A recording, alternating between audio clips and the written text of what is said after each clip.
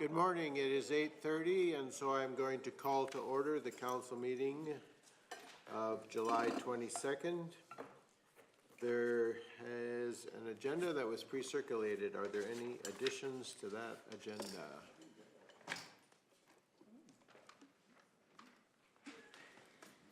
Councillor Cunningham. So I will do a Division 5 update for council and committee reports, please. Division 5 update, all right. Any other additions? That's 9.2, sorry.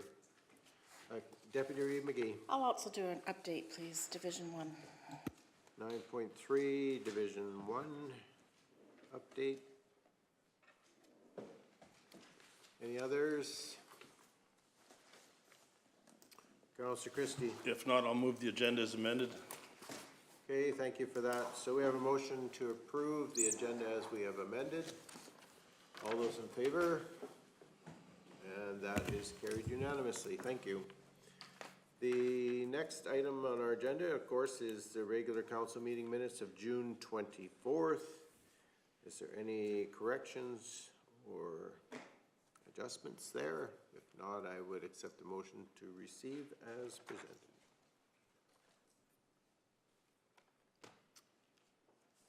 Deputy Reid McGee. I move to adopt the minutes of June 24th, regular meeting of council as presented. Thank you for that. So we have a motion to accept the council meeting minutes from the June 24th, 2025 meeting as presented. All those in favor? And that's also carried unanimously. Thank you.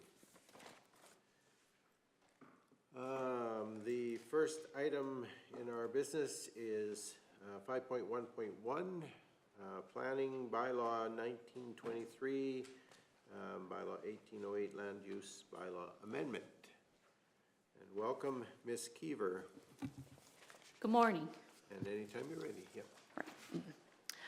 We have an application to amend Land Use Bylaw 1808 by adding a new discretionary use to the country residential district. The applicants wish to add M greenhouse seasonal to the country residential district in which they reside. A new definition has also been drafted to match the use. The applicants were unaware when they purchased the property that a greenhouse which was selling flowers and other products were doing so without any applicable permits.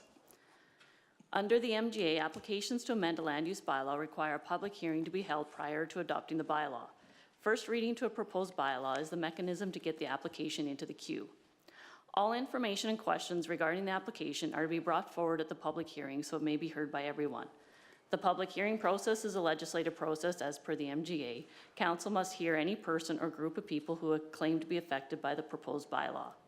Any landowner who feels they will be impacted by a proposed development, either positively or negatively, will have an opportunity to come and speak about the matter directly at the public hearing. Affected parties can also submit their comments in writing. These comments will be included in the public hearing package for council to consider. Notices will also be sent to all residents of land who own land zoned country residential within the county to do with this proposal. Participating in the public hearing is a legislative method to provide your comments to council for consideration. Once a public hearing is closed, no additional information should be considered in the decision-making process.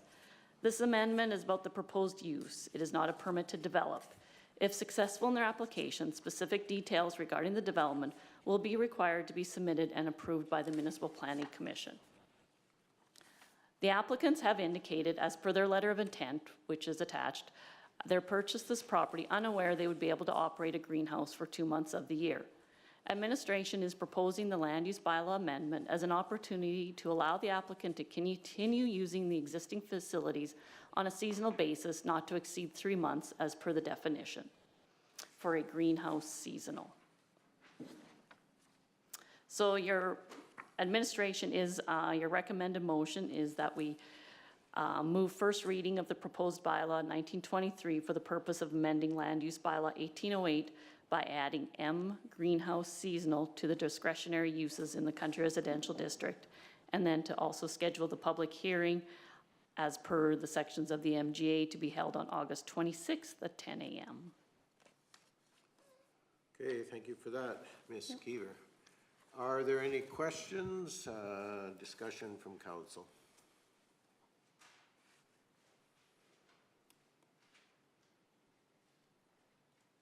Okay, well, Councillor Phobes, please.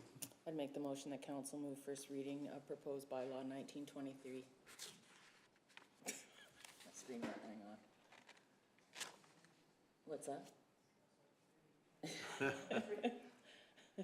It's so good. So, Motion I didn't finish reading the motion because it disappeared off the screen. okay, so Councillor Phobes is making the motion that council move first reading of proposed bylaw 1923 for the purpose of amending land use bylaw 1808 by adding M greenhouse seasonal to the discretionary uses in the county residential district. Thank you. So I guess I had a question, and it's for planning, and so my question is, does the planning department have any concerns with adding an additional classification within that residential district to include the possibility for seasonal greenhouses? We did, like, this got brought to our attention due to a complaint. And so, and then this greenhouse has been running for a number of years by previous owners. We never dug into it at the time because we'd never had any complaints before. So there had been, like, they'd been operating and we just didn't realize that there hadn't been any permits. So this is our way of allowing the new landowners to continue using that property as it has been used. We're hoping that our definition limits and alleviates any worries that any other country residential residents may have, that this isn't going to be, we wouldn't allow any large greenhouses. They have to be under a certain square footage.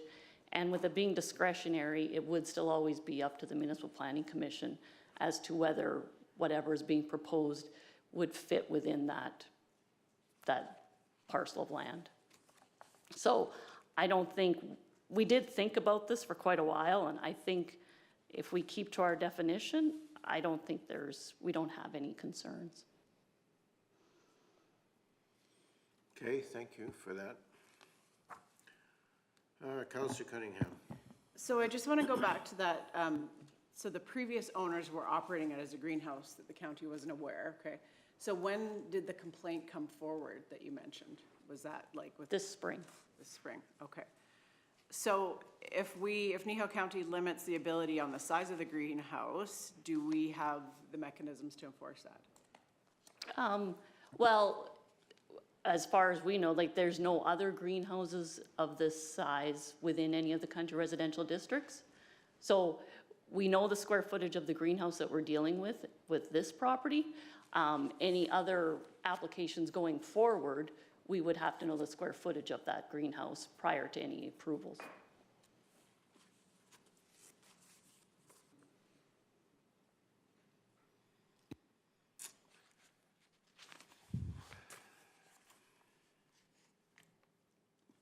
So I guess I'm in a bit of a dilemma here, and I recognize that these individuals bought the property with an existing greenhouse, but there's also some due diligence that's involved in purchasing a property. That was further conversation, but we can't, we wish that they would have called the county and seen, what was in place, what they could or could not do prior to purchasing the property. Unfortunately, we don't. Sometimes we get phone calls from realtors or potential purchasers, and then other times we don't. Yeah. Okay. All right. Well, we do have a motion on the floor, and that motion is that we move first reading of the proposed bylaw 1923 for the purpose of amending land use bylaw 1808 by adding M greenhouse seasonal to the discretionary uses in the country residential district. Is there any further question, comment, or discussion? Deputy Reeve McGee.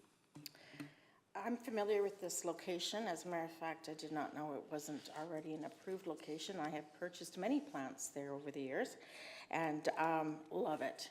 I think the person who is there, if I were to make an assessment, considered it like a home business. It's quite a small greenhouse. Brings in plants just in time to sell them.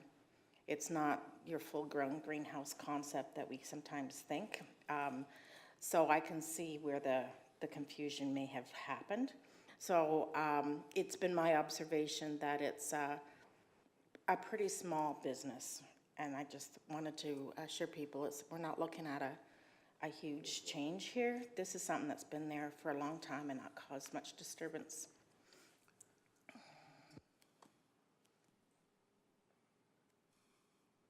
I guess my comment is I'm not so much necessarily concerned with what's existing, but when and I know it would always come to Municipal Planning Commission because it's discretionary, but the concern is about potential future. For me, that's where I'm sitting right now, yeah. Councillor Penner, please. But in saying that, look, I look forward to the public hearing, to hear from the public. Is it a major concern in that? So we got to put this on the floor and get the process moving forward. And so I look forward actually to hearing it. And I'm all for business, you know, if it's done correctly. So I'm looking forward to that public hearing. Okay. If there's no further discussion, the motion is that we move first reading of proposed bylaw 1923 for the purpose of amending land use bylaw 1808 by adding M, which is greenhouse seasonal, to the discretionary uses in the country residential district. I'm going to call the question. All those in favor? Opposed? Motion is carried. I would be looking for a motion to schedule a public hearing then. Councillor Penner. I make the motion that council move to schedule a public hearing as per section 216.4 and 692 of the Municipal Government Act to be held on August 26, 2025 at 10 a.m. Okay, thank you for that. So we have a motion to schedule the public hearing as per section 216.4 and 692 of the Municipal Government Act to be held on August 26, 2025 at 10 a.m. Any discussion? If not, I'm going to ask the question. All those in favor? And that motion is carried unanimously. Thank you for that. And thank you, Ms. Keever. Appreciate you being here. Okay, the next item on our agenda is 5.3.1, which is Fire and Emergency Services Starland Kneehill Mutual Aid Agreement. And welcome, Mr. Gannon. And whenever you're ready.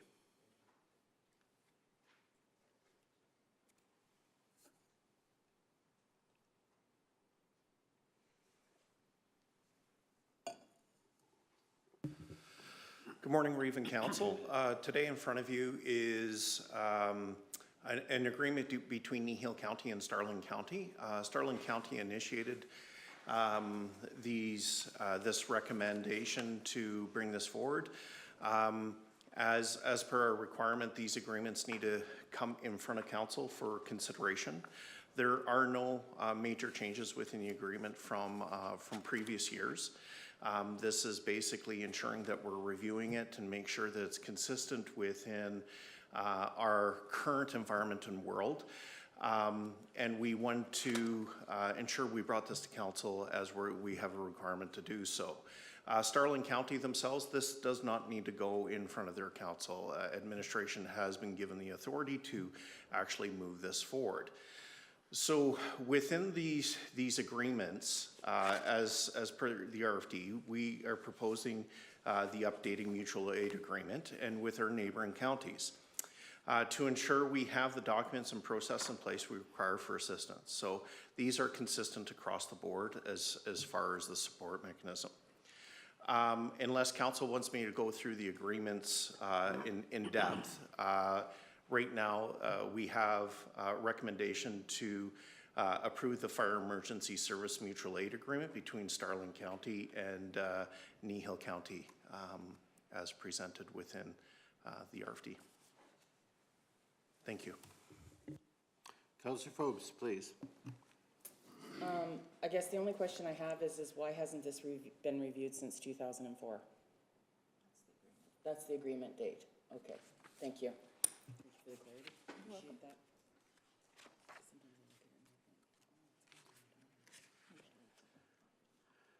Any other questions or discussion related to the request that we approve the emergency and fire agreement, mutual aid? Councillor Woodstock. Well, if there's no more discussion, I would make the motion that council approve the Fire and Emergency Services Mutual Aid Agreement between Starland County and Kneehill County as presented. Okay, thank you for that.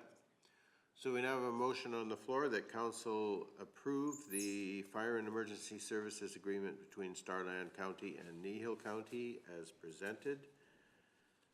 Any further discussion to the motion? Not seeing any, so I'm going to ask the question. All those in favor? And that is carried unanimously. And before you run away, Mr. Gannon, you mentioned in your presentation that at Starland County, there's not a need for this to appear in front of council because they've made it a strictly administrative function. And I guess my question to council is there a desire to see these relatively normal agreements and get council approval, or would there be option to do similar things to what Starland is doing? And if that's so, maybe we could ask administration to bring back a process for how we might do that. I have no problem if they come to council, just Councillor Penner. I have no problem either, and it's just a little reminder, or even out to our ratepayers, that we do have these agreements with our adjoining municipalities, whether they're within the municipality or on the outskirts. So I don't mind them coming forward. They don't take much time, that's for sure. No. Yep. Okay. Thank you, Mr. Gannon. Thank you, Council.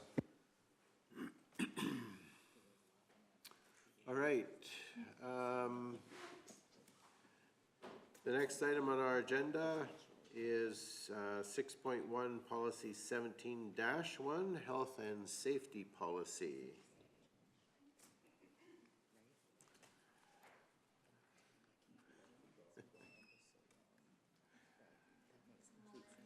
Good morning.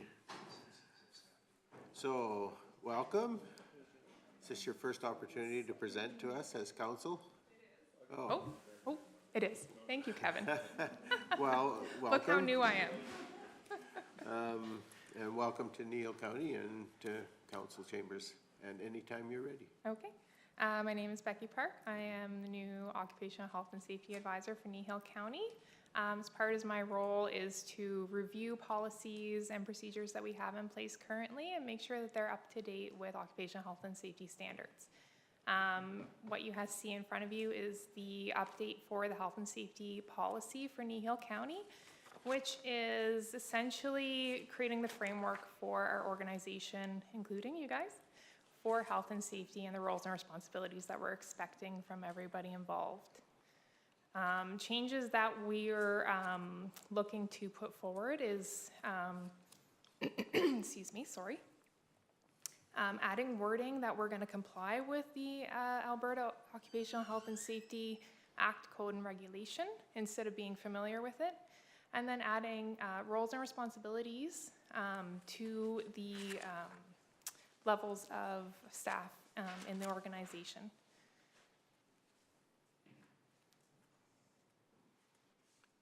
Okay. So we're changing up the wording somewhat, and we're clarifying who's responsible for what. Essentially, yes. What was added is not something that is new to people in their roles. They are familiar with it. It's just making it more concise, having that teamwork thought that everybody is responsible for health and safety across the organization, and it's not just one person who's responsible for everybody. Okay, thank you. So, Ms. Cochran, go ahead. Thank you, through the chair. I know I'm usually pretty quiet, but I think we want to identify also within the policy update that we're now in compliance with the legislation and code. We weren't in compliance, the code had updated. We needed to bring our policy up to date to comply. So that was another reason for the revisions. It wasn't just a couple wording changes, it was compliance with the changes that have happened since 2022. Okay. Correct, Becky? Correct. Thank you. Yeah, thank you for that. For a minute there, I wasn't sure whether I was calling on myself or you, since my name tag sits in front of you this morning. So. You are the Reeve this morning. You upgraded. Actually, Not like if you and I are trading salaries, I get the raise. Yeah, exactly. Anyway, nothing but a little humor, and I appreciate the comment. Are there any questions or discussion to the request that's being made this morning? Any questions for Ms. Park or administration? Okay, I'm not seeing any, so would someone like to make a motion? Councillor Cunningham, please. Thanks for your presentation. I know sometimes the first time it can be tough. I mentioned that the last time we had somebody presenting, but we try not to be intimidating, so thank you. So I will move that council approves the changes to the Kneehill County Safety Policy. Okay, thank you for that. Councillor Cunningham. All right. Any questions to the motion? I'm not seeing any, so the motion is that council approves the changes to policy 17-1, which is the Kneehill County Safety Policy. All those in favor? And that motion is carried unanimously. And thank you, Ms. Park. Welcome to Kneehill County, and hopefully you'll find us to be quite easy to get along with. Thank you very much. You're welcome. And thanks for being here this morning. Okay, the next item in our agenda, I'm just watching the clock too. I know we have a delegation at 9, but 16-19, purchasing and procurement policy, and I assume that's you, Ms. Olson. Welcome here, and whenever you're ready. Thank you. Good morning, Reeve and Council. Today I'm actually bringing forward two policies, so we'll start with the first one, is 1619, the purchasing and procurement policy. So this policy is being brought forward. It was last approved in 2016. This one, in May 2023, Council approved in principle a draft version of this policy that was developed by Brownlee. Since then, with developing some of the administrative directives and procedures to follow that policy, administration has reviewed the draft and made updates to focus more clearly on the high-level principles that guide procurement decisions. So components of that policy have been split between the policy itself and a related administrative directive. Some parts of the policy, such as those dealing with contract signing and procurement authority, have been moved from other policies, or moved into other policies. The procurement authority is going to be part of the signing authority policy that you'll see next. This just helps ensure that the areas are covered more aligned in the right document, and it's a little bit easier for people to find when they're trying to figure out who can authorize purchase versus contract, because sometimes those are often intertwined. The revised policy meets all legal and trade requirements, providing clear guidance for council and staff, and the policy is easy to follow. Some of the changes in this policy will clarify when a purchase order is needed, how many quotes are required, as well as the different spending levels. For purchases under $10,000, direct purchases can be made without a PO. It still needs to go through the proper approval chains. It just means it doesn't need to have the approval ahead, so it can be made on a credit card or what have you. Essentially, this policy is going to allow flexibility for staff to make smaller purchases quickly while keeping control over how money is spent. Continues, as I mentioned before, to meet the legal requirements and trade agreements that the county has to follow. There's no staffing impacts or negative financial or staffing impacts from the changes in this policy. It's actually the opposite. We hope that it's going to reduce time spent on complicated steps and interpretations. Does council have any questions? Okay, thank you for that. Questions? Councillor Phobes, please. There's no mention of how vendor performance is tracked or evaluated after the contracts are awarded. Does the county have a formal process for evaluating vendor performance? And how is that information used in future procurement decisions? Through the chair, that is going to be part of the administrative directive that will come from this policy. That'll have detailed decision guidance for our staff on when to accept or reject bids, and vendor performance is going to be part of that evaluation criteria. So we're essentially not having it be that a vendor is going to get chosen just because they're the lowest price. We are going to take past vendor performance in alignment. So there'll be steps that staff can take if they're having issues with a current vendor to go through our purchasing department, document it, and use that in future evaluations. So follow-up question. Yes, go ahead, Councillor So Phobes. then, if this becomes on the administration and one of the council chooses to want to ask, can I see a copy of how you run that administration portion, would that still be able to be given to council? Yet we have documentation on our evaluation processes, and that could be made available if council wishes to see how we've evaluated a vendor to proceed. Perfect, thank you. Mr. Hogan, did you want to make a comment? To follow up on that, just to add to what Ms. Olson said, I think some of that would be dependent on what exactly was being asked for. So there would be some privacy elements contained within that. If it's basically an overall what is the process, then yes. Okay, thank you for that. So I got a few. Councillor Phobes, yep. Do you want to, I have a few, so do you want to be mindful of the time? Yeah, I am mindful of the time. Okay. Yep. So my next question would be is what procedures are in place for staff to declare and manage conflict of interest in procurement decisions? Ms. Cochran, did you want to handle that one? Yes, thank you through the chair to Councillor Phobes. We are in the process of revising our conflict of interest guidelines in the background, and that'll go along with our donations policy.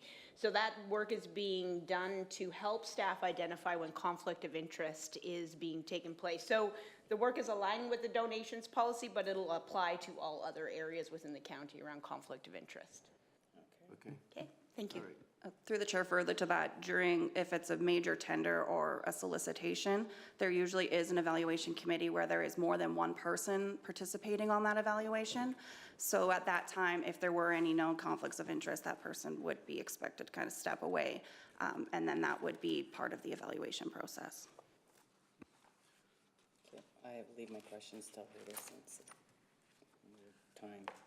Okay, so my suggestion is, because of the time, is that we put this on the table, like we make a motion to table this until after our public hearing, or not public hearing, our delegation. And so somebody care to motion to table this, Councillor Christie? So moved. Okay, so we have a motion to table. All those in favor? And that is carried unanimously. So, Ms. Olson will just put you in waiting. Thank you for your patience. And we'll allow Central Alberta Economic Partnership, Mr. Salvatore, to come forward as a delegation. Welcome here. We'll give you a chance to get set up there and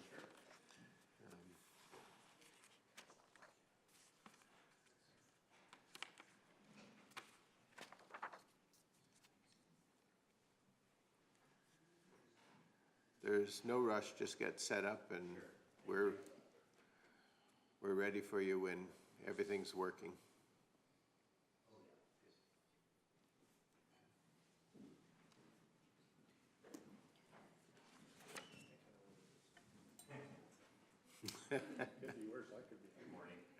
Good morning.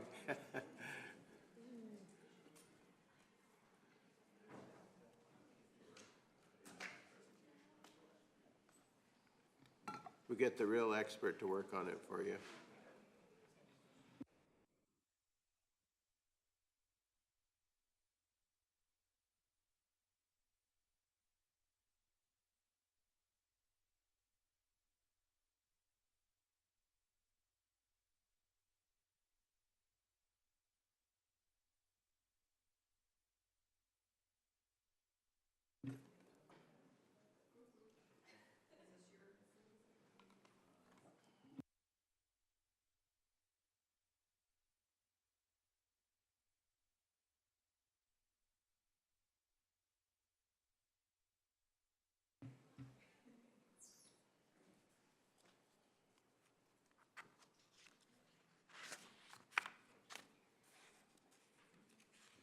Are we good?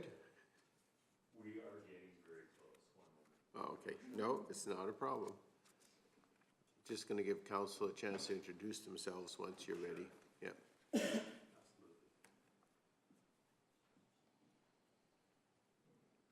Okay.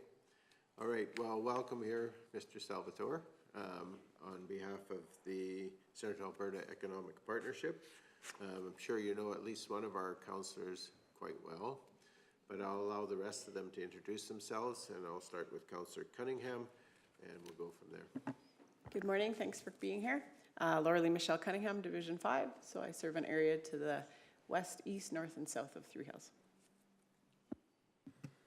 Morning, Paul. Jerry Whitstock, Division 3, so that's the Acme London area, southwest of here. Good morning, Debbie Penner, Division 2, Swalwell down to Carbon. And good morning, I'm Ken King. I represent Division 7, which is basically the northeast portion of Kneehill County, so kind of almost, if you could say, from Trochu north and a bit west. And I'm also have the privilege of serving as Reeve currently, so welcome.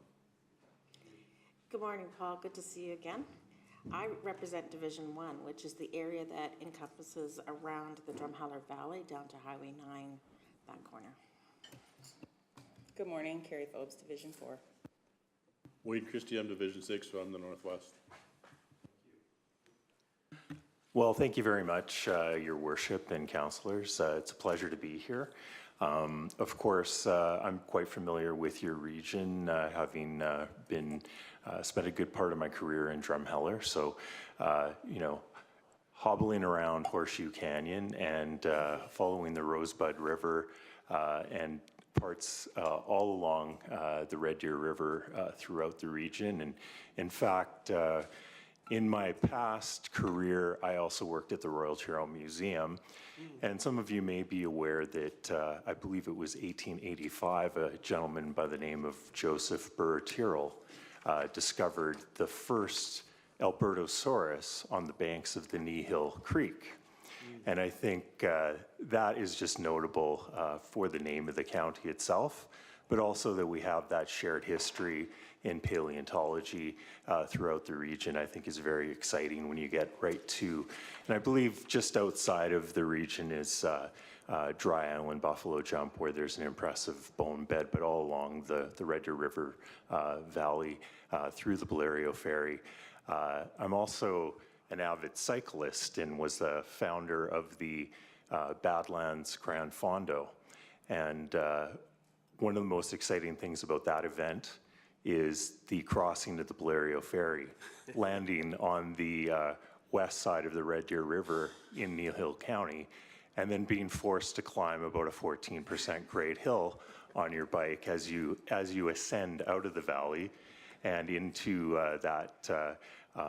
I believe, I'm trying to remember the name of the district just at the top of the hill. Orkney, yes. So great fond memories of riding my bicycle in the area from Carbon to throughout the region in a hailstorm. but a wonderful, wonderful place. So it's a great pleasure for me to be here and share with you my new role after about 2 months in the position with Central Alberta Economic Partnership. Of course, my background in community services with the town of Drumheller, as well as the Royal Tyrrell Museum, the town of Lacombe, gives me, I think, a good appreciation for rural life in Alberta. Certainly have plenty of friends who have backgrounds in agriculture. And today, driving in, certainly, I don't know of many people involved in agriculture that are that upset about the rain. So I'm sure that you're thankful for that. So we're here to talk about Central Alberta Economic Partnership. And I guess what I can say is that CAPE, as we refer to it, is a member organization comprised of about 30 municipal members, all shapes and sizes, ranging from Swalwell, I guess, would be an example within Kneehill County, but also up to the size of the city of Red Deer. It's an organization that was founded in 1998, and at the time, it was determined that it would be of value for people in the region to focus their energy together so that they could attract investment and support each other to develop and diversify economically. Now, what does that mean in practical terms? Well, yesterday afternoon I received an email inquiring whether or not I knew of a location that would be suitable for a $200 million investment. This is the type of value that CAPE can bring to you. What happens in this case is that I will fan out that inquiry to the partners or municipal members that I'm aware of have suitable options to accommodate that request. And by doing that, we are able to put ourselves ahead in terms of future growth and developing a tax base for your region. And that applies anywhere from members that we have in Exshaw all the way to northeast to Camrose County. We have associate members in Brazeau County, and we have, of course, you representing the southeast corner of the area that we cover. So one of the things that we try and focus on is just the term investment readiness. And what is investment readiness, you might ask? Well, I'd put it back to you in municipal terms to consider how you prepare for an emergency. When you talk about emergency preparedness, you're always willing to put the resources required so that you can respond to a situation that you may not be able to predict. When it comes to investment readiness, we're talking about that type of an inquiry where a $200 million project needs to find a place. Are you ready for that? What can you do in order to be more prepared? That's really what it comes down to when we talk about investment readiness. CAPE has gone through, I would say, an impressive transformation in the last couple of years in the sense that there have been, we'll say, peaks and valleys in terms of what types of services have been offered over the course of time. The board of directors, which I will hand off to the deputy chair or vice chair, I guess would be the more proper term, Councillor McGee, to become more prepared through strategic planning, identifying the types of focus that the organization needs to have not try to be everything to everyone, but at the same time listen to the input of the membership so that we can craft the responses that will lead to investment in your backyard. So from that perspective, That is what we're about to do here. That is what CAPE is focused on doing. I'll just kind of, I've kind of got a huge preamble here, but that's why we're here. That's what we offer you as members of Central Alberta Economic Partnership.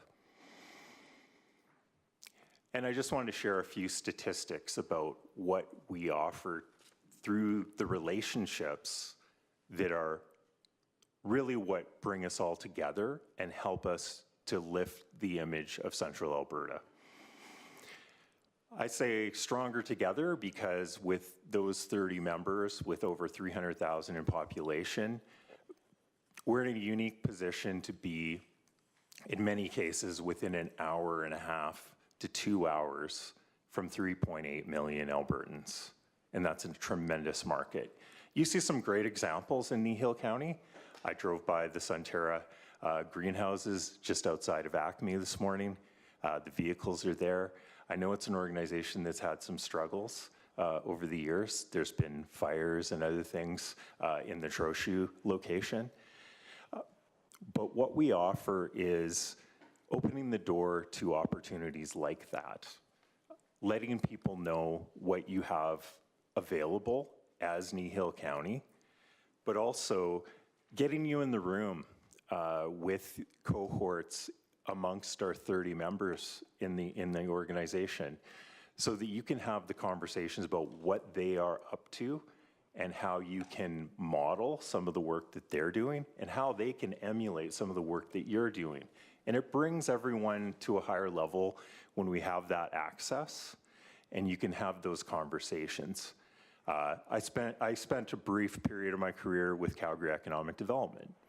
They refer to these things as collisions. When you bump into someone and you have a conversation, and in your case, you may also have these conversations at RMA or Alberta municipalities if you attend those events. You know that attending those events just to go to the sessions is not the whole story.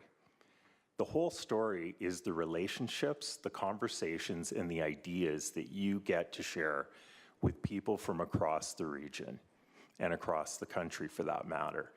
We provide access to those extra provincial and in fact international opportunities that can land here in Kneehill County. And that's really the value that we offer to you. How we do that depends largely on your input, what you think is the best fit for you. I'm not here to tell you what that looks like, but I am here to say, CAPE, our number one rule of thumb is listen to the membership and then offer the programs that make the most sense. So I sort of allude to this. So what's in it for us? It's a question we get from all of our members. They want to know that they're providing value to their ratepayers.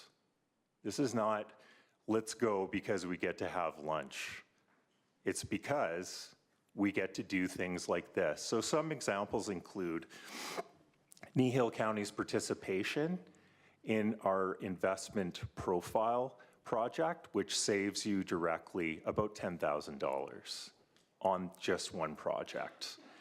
What we do is we apply for these grants through the province or the federal government, and then we offer a reduced rate for some of the services that come from these projects. So you're getting actually more in return for your investment than what you're paying for your membership in a given year. You're also part of a voice for economic policy. So that when you put 30 elected board members in a room, they have a much bigger voice. And when they speak to our leaders at the provincial and federal levels, there's more of a tendency to listen from a voice of 30 than just from one. I alluded to this already in terms of networking and regional connections, so I won't dwell on that. But we also have shared resources. So if you look at the Central Alberta Economic Partnership website, which just relaunched in December of 2024, you've got a good hub where there's data available and opportunities to expand to present yourself better as Kneehill County. It also identifies you in that package of space where we can say Central Alberta is an important label that you have to be attached to. Not everyone in the world will recognize where Kneehill County is. If you say Central Alberta, people will generally know that's somewhere between Calgary and Edmonton, and you're part of that. I'll reinforce the message. You get great value for your membership. So currently your ask, I believe, is 80 cents per person, which is a huge value. We have comparable REDAs, or Regional Economic Development Alliances in Alberta, that are asking currently $1.50 is sort of the push towards that. We haven't gone in that direction. Our strategy in terms of future revenue growth is we want to partner with more industry leaders. So all I would ask from you, so that we don't have to increase membership, is make sure that we know who 10 to 20 of your biggest corporations are, so we can talk to them about being partners and contributing to our budget to relieve you from that burden. In the end, it comes back to working with you and your communities to come up with the programs that make the most sense and give you value. We want investment readiness to have a meaning for you that makes sense. So whatever that may be, and it could be different depending on what part of the county you're in. We have a work group that's focused on diversification relative to export. What does that mean to Kneehill County? Well, we've heard a lot of talk about tariffs, haven't we? Seems to happen pretty regularly. So our response to that is, let's get people access to the resources within the region so that they can respond and feel supported, that they've got a vehicle to respond together to that threat. That's it. I'd love to have 10 or 20 more slides, but I will instead ask if you kindly have any questions. I'd love to hear your feedback again, or any questions that you might have. Okay, thank you for that, Paul. So I'll ask council if there are any questions for Mr. Salvatore with regard to CAPE itself. Councillor Phobes, please.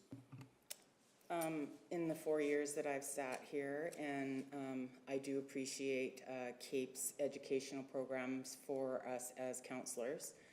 One of the things that I've noticed when we go to events is the conversations that I have with other councillors and them wanting to pull out of CAPE. So I struggle a little bit with how are you going to stay viable if people want to leave? Fair question, Councillor Phobes. Well, I think it's safe to say, like, it's no secret, CAPE has had its share of struggles over the last few years. I represent the third executive director in the last 3 years. I think if you apply that to any situation municipally, if you went through, no offense to Mike, but if you went through 3 CAOs in the span of 3 years, it would destabilize your organization. And I think that's really what's happened to CAPE. I am very committed to making CAPE work.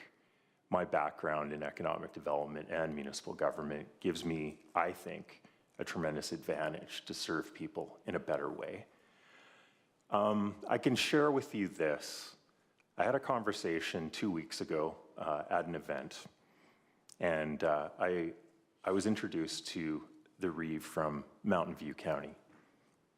They were once a member. In fact, they're their reeve was once the chair of CAPE, a guy you might know by the name of Al Khmer, right?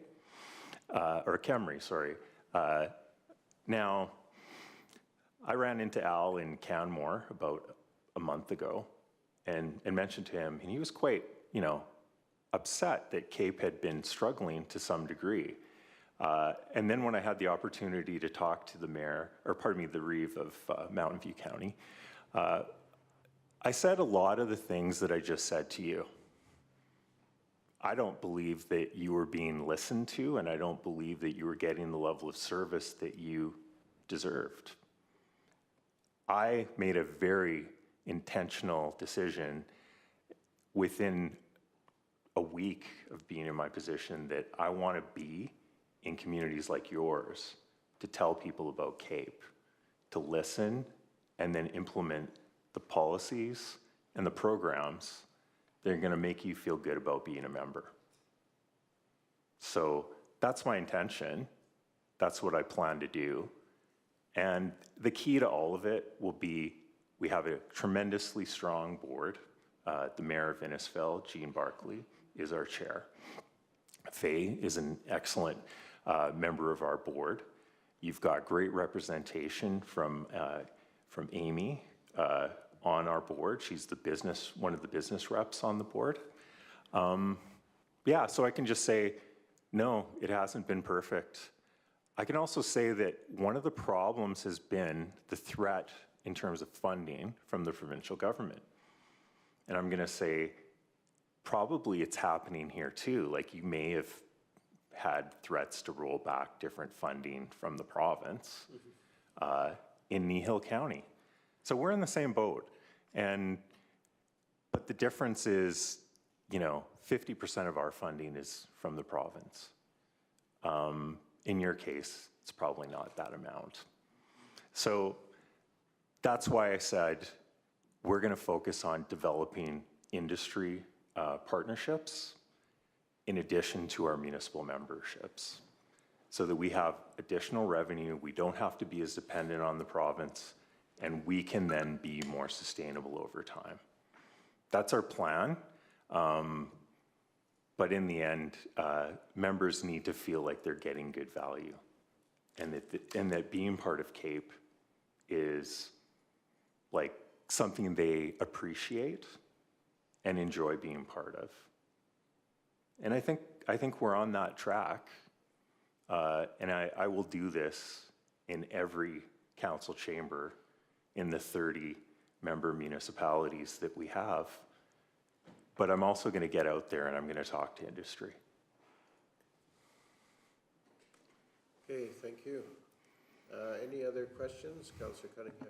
So you mentioned the province, so have they given you assurance that the funding will continue? And if they have they given you a time frame of how long they will continue with it? Yeah, the province has given us notice that, well, first of all, our annual funding from the province is $125,000 in operating funding.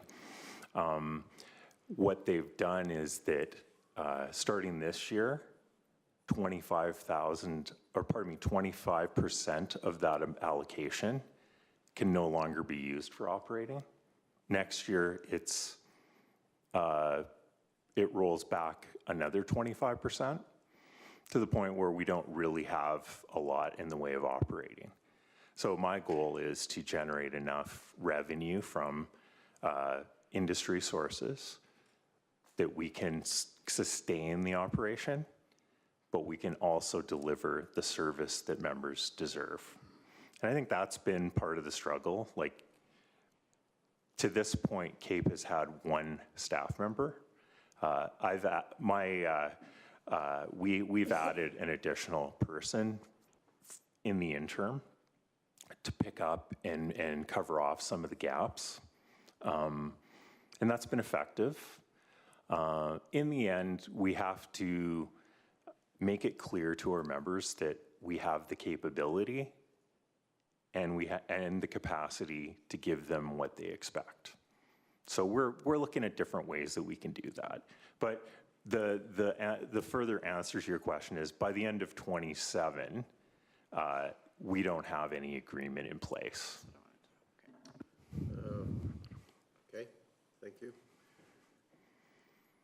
Any further questions? Councilor Cunningham. So you mentioned the investment profile project. Can you just tell me a little more about what that is? And Sure. what that could be, Sure. how that could help Kneehill Yeah, County? so we contracted a company that we've done work with in the past. Their name is McSweeney and Associates. What they do is they do a deep dive through your data, and then they produce a profile that can be used for investment site selectors and prospective investors. So that's one example. Another example is, well, there's a $1,800 fee normally for the SiteLink Investors Conference that's in Red Deer in September. We managed to cover off those costs for one of your staff to attend that conference. So right there, between the two, you have about $12,000 worth of value just this year that you're getting from your CAPE membership. That doesn't include any of the other things that we're doing, like website development and access to different events and investment opportunities. So yeah, I feel like there's an economic multiplier associated with your investment in CAPE, for sure. Your value is much more than what you pay every year. Okay, are there any other questions? Okay, I'm not seeing any. Oh, sorry, Deputy Reeve McGee. Now that there looks like there aren't any questions, I just wanted to make a couple comments to add for it. Thank you, Paul. We really appreciate the thorough explanation you've given for us. I just wanted to reiterate that for me, the passion about CAPE is about the fact that we're working as a region. And so then I do see our other municipalities talking about what's available in Kneehill County and vice versa. And so we're working together to make this entire area greater, which I think is the only way to move forward, is when you work together. So I appreciate that you have taken that forward. And I also want to emphasize how much CAPE does showcase Kneehill County specifically on our website with the data that we have. So we also have a lot of opportunity to showcase ourselves for people who don't know. Let's look up Kneehill County. They don't, but they know to look up economic development portals, and we will be there. And that's a great way to showcase us. And the piece I also want to add, though, is I also wanted to say thank you, Paul. We want people to realize in their membership that some of those struggles of the last 3 years was definitely related to how we went through different leads. And the board themselves saw that the work it takes to be the employer of a person in that role and to teach them what needs to happen has taken a lot of the resources and the time that the board wanted to use. And so this time, Paul is actually a contracted company that we're working with who has all those resources for us. So already, the efficiency in 2 months of what this contract has done compared to what 2 months of work would do had we used the old system is remarkable. And I think that's where I put a lot of faith in seeing that our dollar will even be greater use than ever before. So thank you. That's very kind, and I really appreciate that, Councillor McGee. Okay, thank you for that, and thank you, Paul. Any other questions or comment? If not, I'll say thank you, Mr. Salvatore, for being here today and for updating us on what's happening in CAPE. And we very much appreciate you taking the time to travel out here and to be here. So well, it's a great pleasure, Your Worship, and appreciate all of your time. You've got an incredible region that you should sure be proud of every day, and we share that excitement for you at CAPE. Okay, thank you again, and I wish you safe travels as you return. Yeah. All right, I'm going to suggest we take a 10-minute recess. So we're in recess till, I'm gonna say 9:40. So, and again, so we're in recess.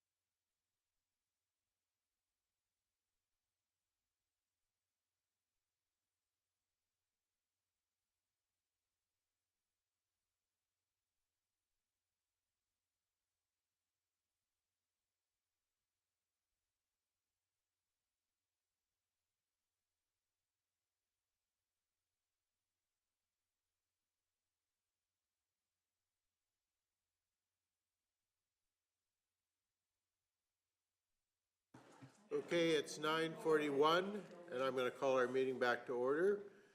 So we are called back to order, and we're going back in our agenda. We tabled 16-19 Purchasing and Procurement Policy. Need a motion to lift from the table.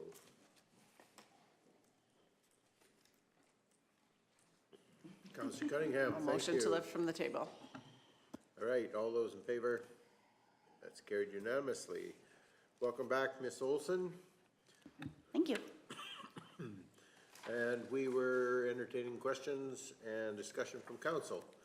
So I will go back to that. Is there any further questions or discussion from council? Councillor Phobes, please. So under 4.3 of special circumstances, it allows the CAO or designate to approve purchases when quotes can't be obtained.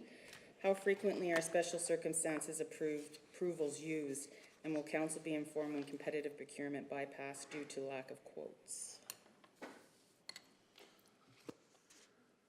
Okay, so the question is on special circumstances.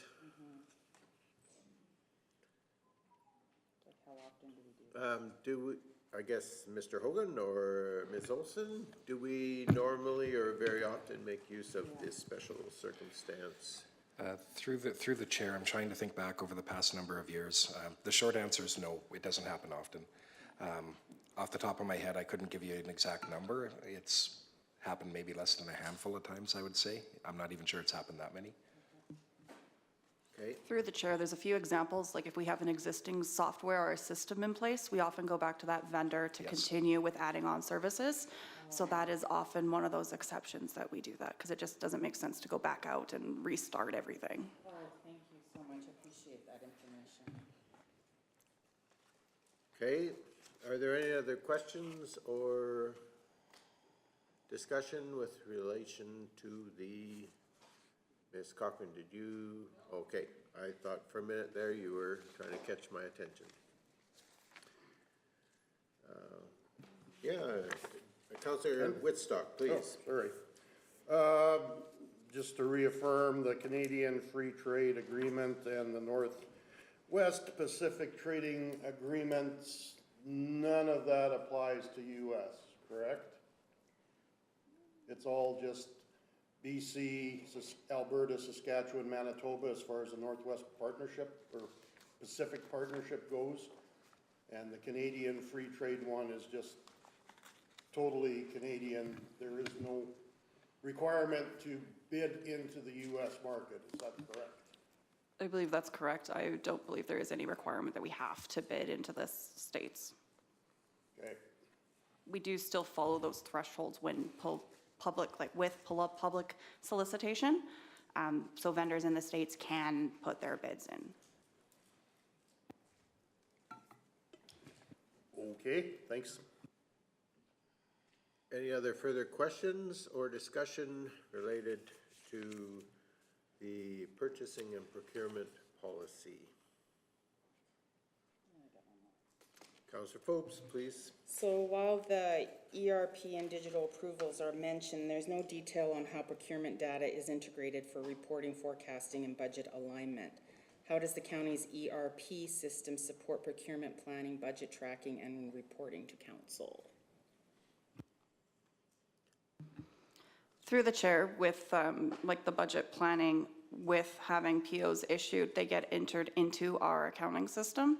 So moving forward with some of the changes we're making with budget, our budget holders will be able to see what they've spent and they'll see the commitments. So if they have any open POs that don't have any invoices applied to it, they'll be able to accurately help with their forecasting to kind of the end of the year. Okay, thank you for that. Any other questions?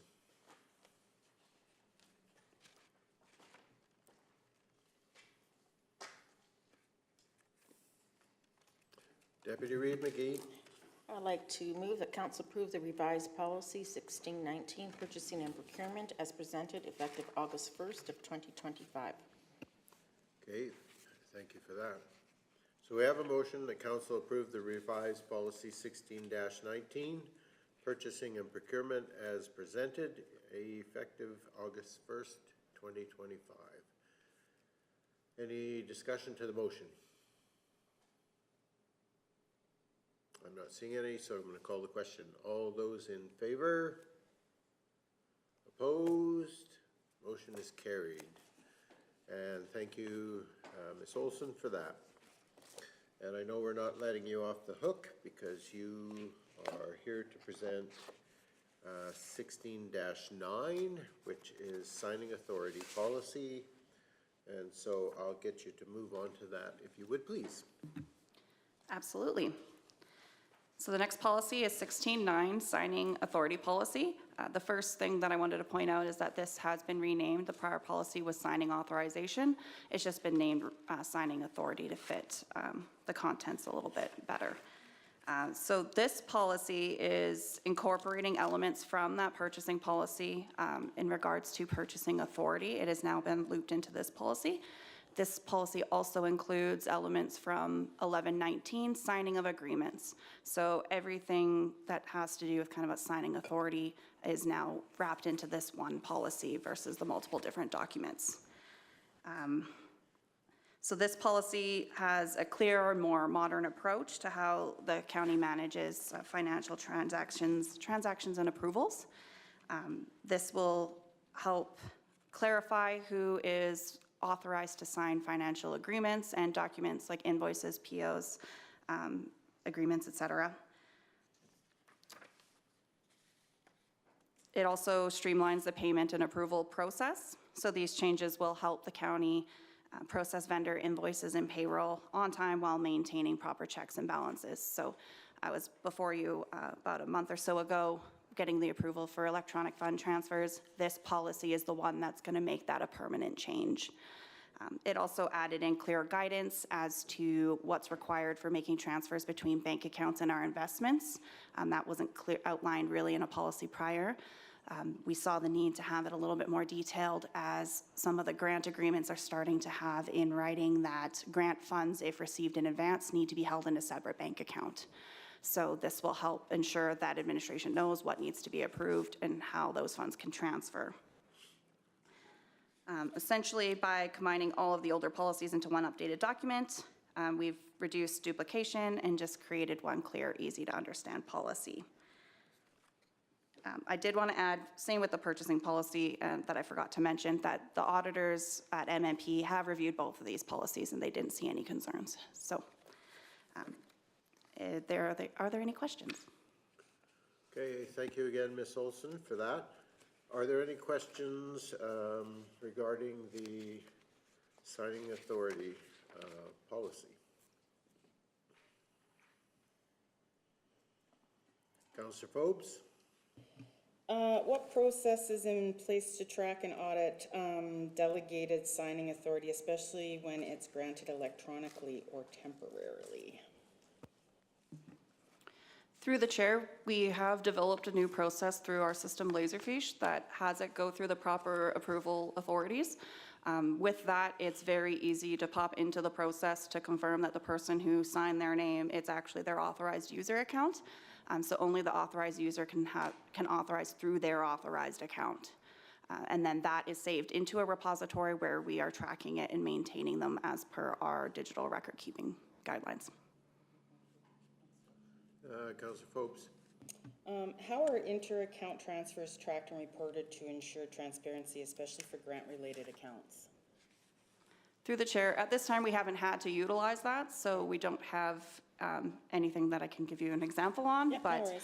It's essentially going to be a form that's going to get signed, and then that'll be kept with the banking documentation and like our bank reconciliations. The auditors do look at that, so we'll make sure all that documentation's in place for when it has to happen. Okay, thank you. And this is, Councillor Forbes? I did get a question from one of the ratepayers that said, why are Interact e-transfers prohibited? Interact e-transfers are very convenient, and especially for some certain smaller business vendors, but they are very not regulated and very hard to kind of manage on both ends. When you're making an e-transfer, you're just sending it to an email, whereas an electronic funds transfer is going specifically to that vendor's bank account. An e-transfer, if it is spelled wrong, the money can so quickly be lost and you don't have much really to kind of get that money back. Same thing on the vendor side, they don't receive any information as to why they're getting that money. Vendors, I've seen it in my prior experience where tuition would be paid by mom and you wouldn't know which account that was supposed to be applied to. So at this time, unless Interact makes some changes to their interface, it's not really feasible. There's also not the option with a dual authorization. You have to give someone bank account access to give that authorization and send that e-transfer out. Councillor Phobes. Under the non-operational agreements, how does the county define strategic agreements and what criteria determines when council involvement is required? Mr. Hogan. So through the chair, basically those are anything related to cost-sharing agreements. So those would be things like your recreation agreements, fire services agreements, things of that nature. One of the items that, from a prior discussion at council today, you talked about mutual aid agreements.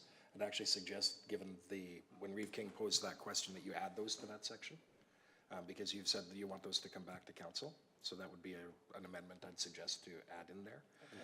So really and I know the definition in the proposed policy is more that if it's not considered an operational, it's this other thing that comes back to council. So part of that is that definition is by what it's not.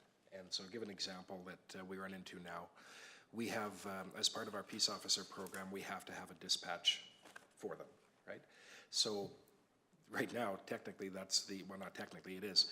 That's Lacombe Dispatch that's doing that for us. Technically, that's an intermunicipal agreement that should come back to council to sign. But it doesn't have to be Lacombe. It could be a private 911. They just happen to win the bid. Okay. And so we're saying that's an operational agreement. We shouldn't why bring that back to council? Because you're saying no to a competitive bid process for something that's purely operational, right? And so we're saying that's the type of agreement that administratively we should just be able to sign off with an action. We have a few of those with the other municipalities that would fall in there that we wouldn't identify as strategic. So as an example, the weed and pest inspection agreements that we have with other municipalities. That's a service we provide. They tell us each year if they want it provided or not. Council said we'll do that. So the updating or the signing of that agreement, we can handle more efficiently just doing that ourselves rather than bringing it back to council. Whereas something like a recreation assistance agreement, you're talking large funding dollars, you're talking there's a negotiation of what services are provided for those dollars, et cetera. So that, we would say, no, that's a strategic one that should come back to council as part of that. So, like I said, I know it's not entirely clear, but that part of that definition is defined by what it's not. Okay, thank you, Mr. Hogan. Appreciate that. All right, any other questions? One more. Councillor Phobes.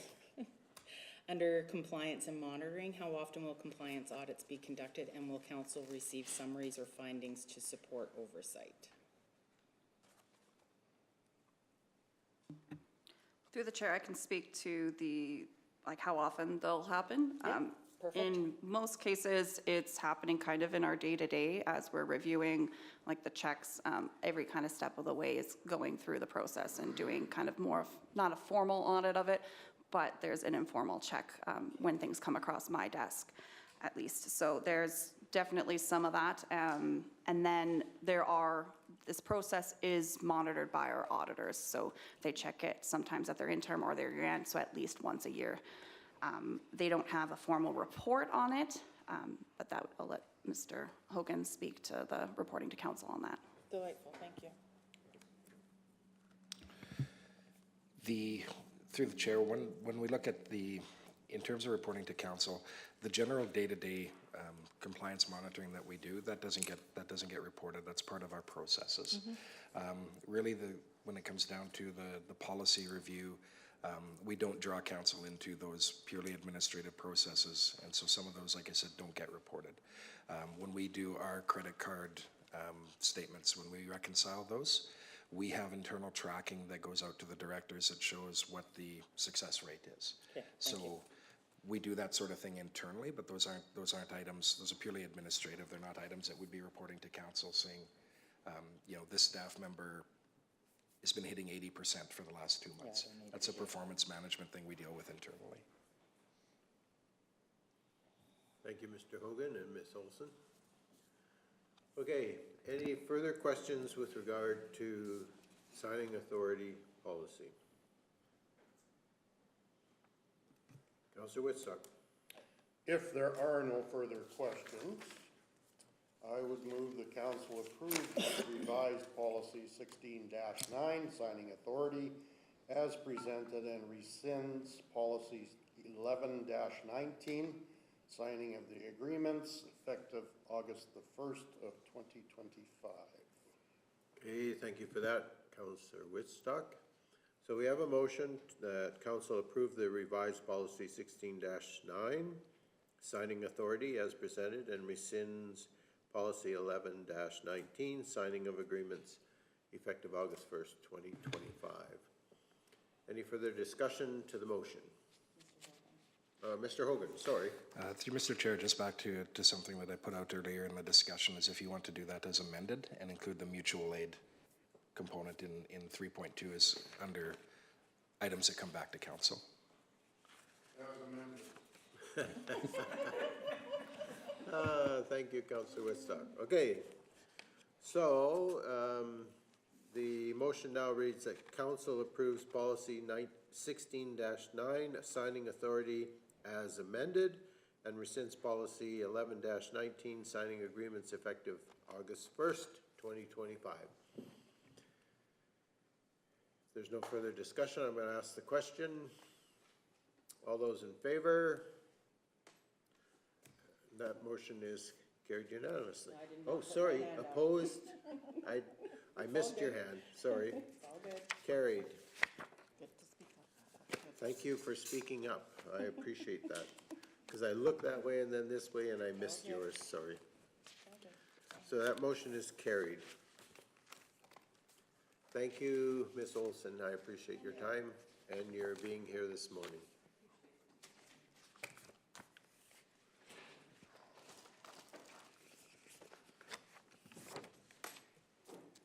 Okay, we are at the point now where we have a public hearing. So I would look for a motion to go into public hearing. Councillor Whitstock. Move to go into public hearing. Okay, thank you for that. So we have a motion that the public hearing for Bylaw 1922, redesignation Hamlet residential to Hamlet commercial, be opened at 10 a.m. All those in favor? And that is carried unanimously.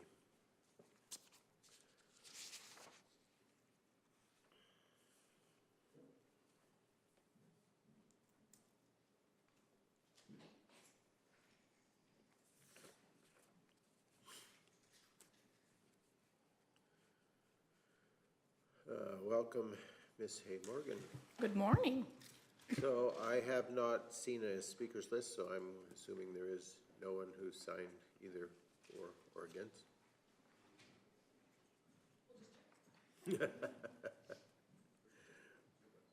Since there's no one here, I'm assuming that there's no one wishing to speak either for or against. Just to note, the applicant has a family emergency today, so the applicant will not be presenting.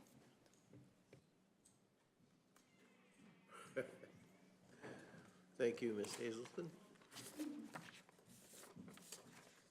My guess was correct. Okay, since we don't have public here and since no one's registered their name on the speakers list, I don't think it's also necessary for us to introduce members of council since we don't. Okay. At Ms. Hay Morgan's request. Today's public hearing procedures will be followed according to procedural bylaw 1919. A copy of that is attached to the package. And additional copies, of course, can be found at the recording secretary's desk.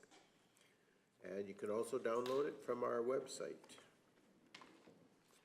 I will now ask Ms. Hay Morgan of our Planning and Development Department to make their presentation.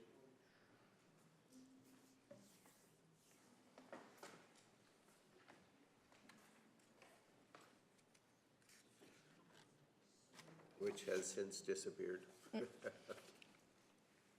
There we go, okay. All right, so this is for the Torrington Tourism and Action Society, also known as the Torrington Gopher Hole Museum. They are the current landowners of the Northeast 34, 32, 26, west of the 4th, plan number 6820GY, Block 8, Lot 8. And they are applying to redesignate the entire parcel, which is a total of 392.48 square meters, on which the museum currently sits. The property's current zoning is Hamlet Residential. To facilitate a new building, the parcel must be redesignated to Hamlet Commercial for a museum, which would be section 95, letter U. The proposed site is located at 202 First Street South in the hamlet of Torrington, which is accessed via First Street South. The applicants are working towards securing a new building for the world-famous Gopher Hole Museum, but due to the parcel's current zoning, a new building cannot be permitted for this use. The purpose of the Hamlet Commercial District is to provide a range of commercial uses within the hamlets that cater to the needs of residents and the surrounding area. The applicants want to align the current use of the land with what's happening. They're trying to secure the new building, and it does require the land to be redesignated to the Hamlet Commercial District. The Planning and Development Department intends to complete a blanket rezoning of the properties in our hamlets when the Land Use Bylaw 1808 is reviewed to ensure zoning aligns with the current uses. However, due to the applicant's timeline, the redesignation must be addressed prior to our land use bylaw review beginning. And so I'll draw your attention to the PowerPoint. So again, as stated, this is the purpose to redesignate to the Hamlet Commercial District. We did put ads in the Three Hills Capital on July 2nd, 9th, and 16th. Notices were sent to adjacent landowners within 1 mile and referral agencies, and this was also placed on our Kneehill County website. The proposed site is on the corner of 2nd Ave and 1st Street South in the hamlet of Torrington. The legal access is off the 1st Street South. The Gopher Hole Museum opened in June of 1996 when Torrington was still its own municipality. The non-profit organization was formed shortly after the opening of the museum. And just for history's sake, the village of Torrington became part of Kneehill County on December 31st, 1997. And parts of the municipal development plan that this does apply to is the hamlets, policy number 6. Kneehill County will recognize that each of our hamlets is a unique community and the focus needs to be specific to each community. Another part of our MDP is the economic, goal number 2, to create opportunities that will provide a variety of development options that will diversify and strengthen the county's economy. Goal number 3, to encourage tourism as one of the thriving business opportunities within Kneehill County. And then we also have objective number 5, to attract visitors, investors, and investment to the county through the development of tourism and recreational destinations, attractions, and services. Growth management is also another part of our municipal development plan this applies to, goal number 2, to allow for a variety of opportunities for residents and landowners. And then recreation and tourism of our MDP is goal number 1, to promote recreational opportunities that are accessible and affordable. And finally, goal number 2, to provide recreational opportunities for residents and non-residents alike. This is the Hamlet Commercial District. So you have your permitted uses and your discretionary uses. Letter U is a discretionary use. So then you would see this application come to the Municipal Planning Commission for approval when they did apply for a new building. Other planning considerations that we took into account are the type and scale of the proposed use, suitability of the site for proposed use, compatibility with surrounding existing and future land uses, municipal service availability, emergency access, adequacy of parcel size, consistency with the statutory and non-statutory plans and land use bylaw, and the need and benefit of development in the community. And here are some site photos. On the left, this is the current zoning as it sits today. So the red is Hamlet Residential, light blue is Hamlet General. And then the photo on the right just shows the property in the surrounding area. Here we are looking down 2nd Ave in Torrington. Then on the right, we're looking at the Torrington Gopher Hole Museum. And then looking east on First Street South, and then we are looking south on Second Ave Torrington at the rear of the Gopher Home Museum. And then this is the front entrance of the Gopher Hole off First Ave South. Deanna Keever was my model. Just laughing at her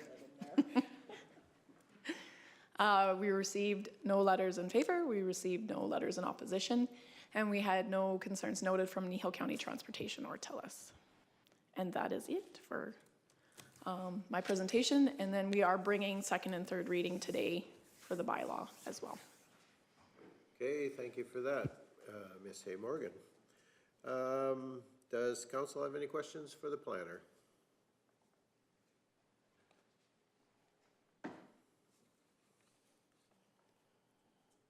Okay, I'm going to ask one more time. Does council have any questions for the planner? Councillor Probst, please. Only because this is in my area. Is traffic parking going to be an issue? Because I will say this museum has been super busy the last month that I've been watching, the amount of people coming in and walking around the town as well. So is parking going to be an issue when the new building would be put on there, or would that become Municipal Planning Commission? It would be part of the development permit for parking. However, with the other things that have been going on, there is parking. But yeah, when we were out there for that site inspection, there was 8 cars that we were there, so. It's crazy. They're very popular. They are. Okay. It's crazy. All right, I'm going to ask one more time if there are any questions for administration and the planning department.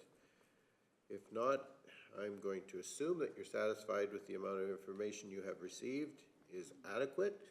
Before I close this hearing, I will remind you that once the public hearing is adjourned, no further information on the matter shall be received by council. And I am now going to declare the public hearing closed at 10:09 a.m. And I'm going to ask for a motion to go back into the regular council meeting. Councilor Penner? Okay, so we have a motion to return to the regular council meeting. All those in favor? And that is carried unanimously. Thank you. And thank you, Ms. Hay Morgan. And I will put that there.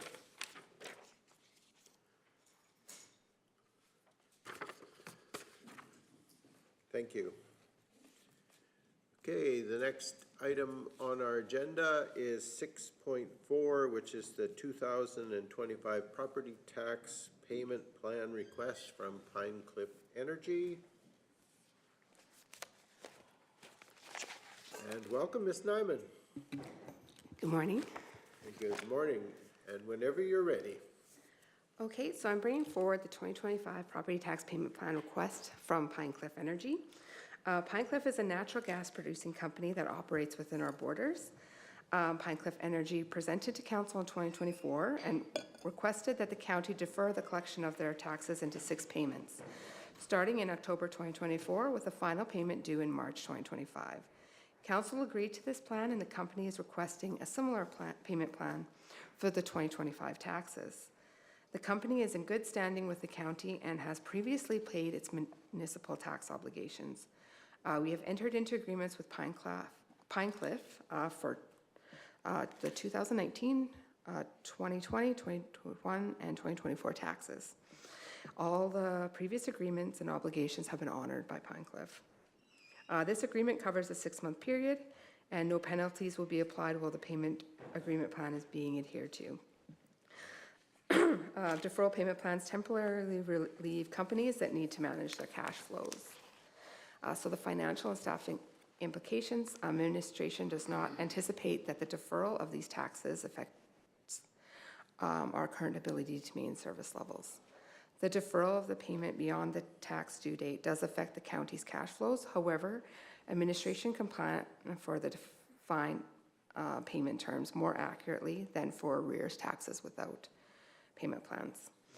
Payments made in 2025 will cover the requisition portions that we are obligated to make to the province. So I've attached the agreement, and council options today are to accept the requested tax deferral agreement, deny the requested tax deferral agreement, request further information.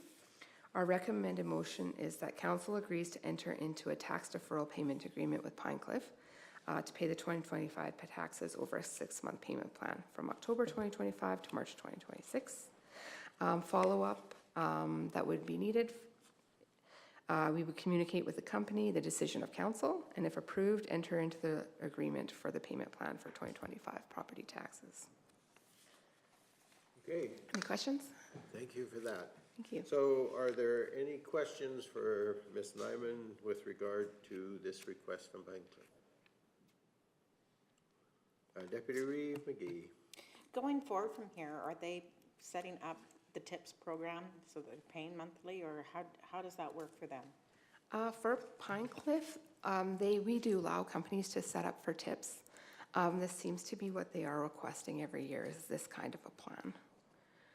So I don't, they haven't said that they were going to join the TIPS program, but because they've been asking for 4 years, I'm assuming that they're kind of wanting this type of agreement going forward.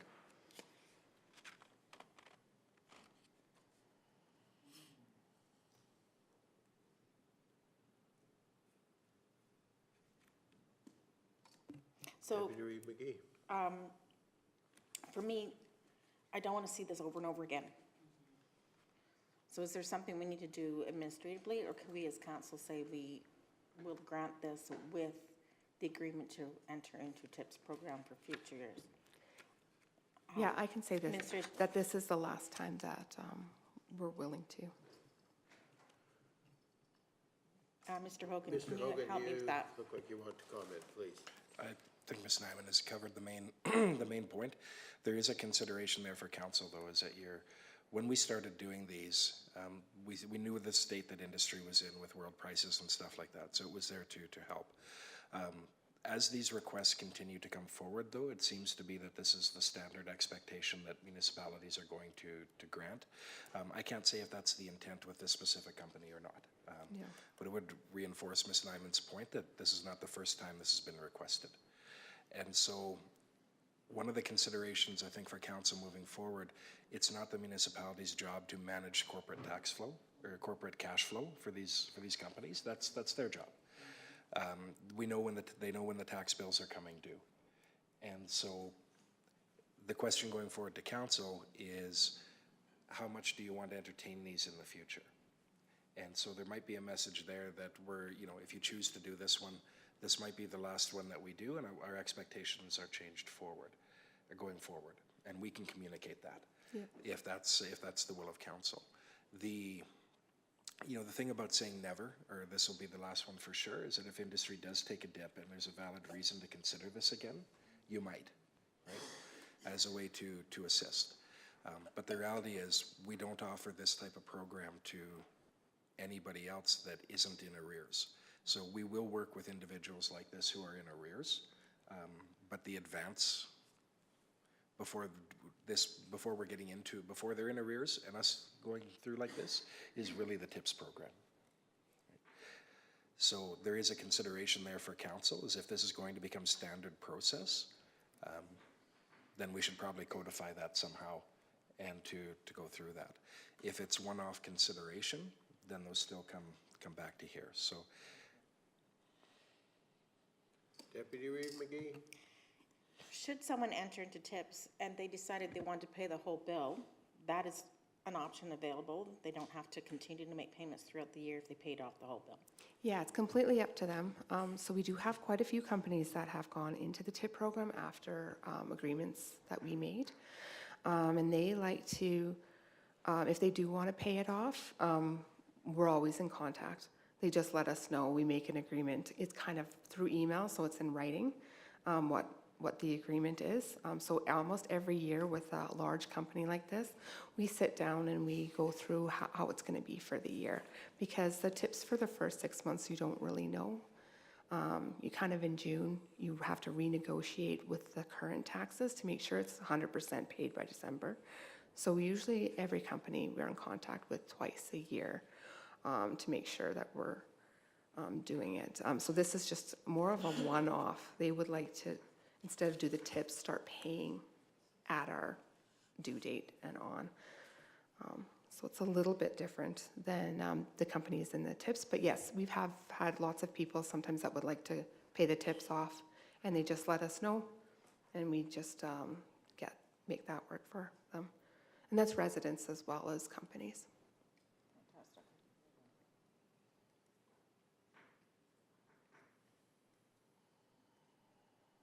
Okay, any other questions?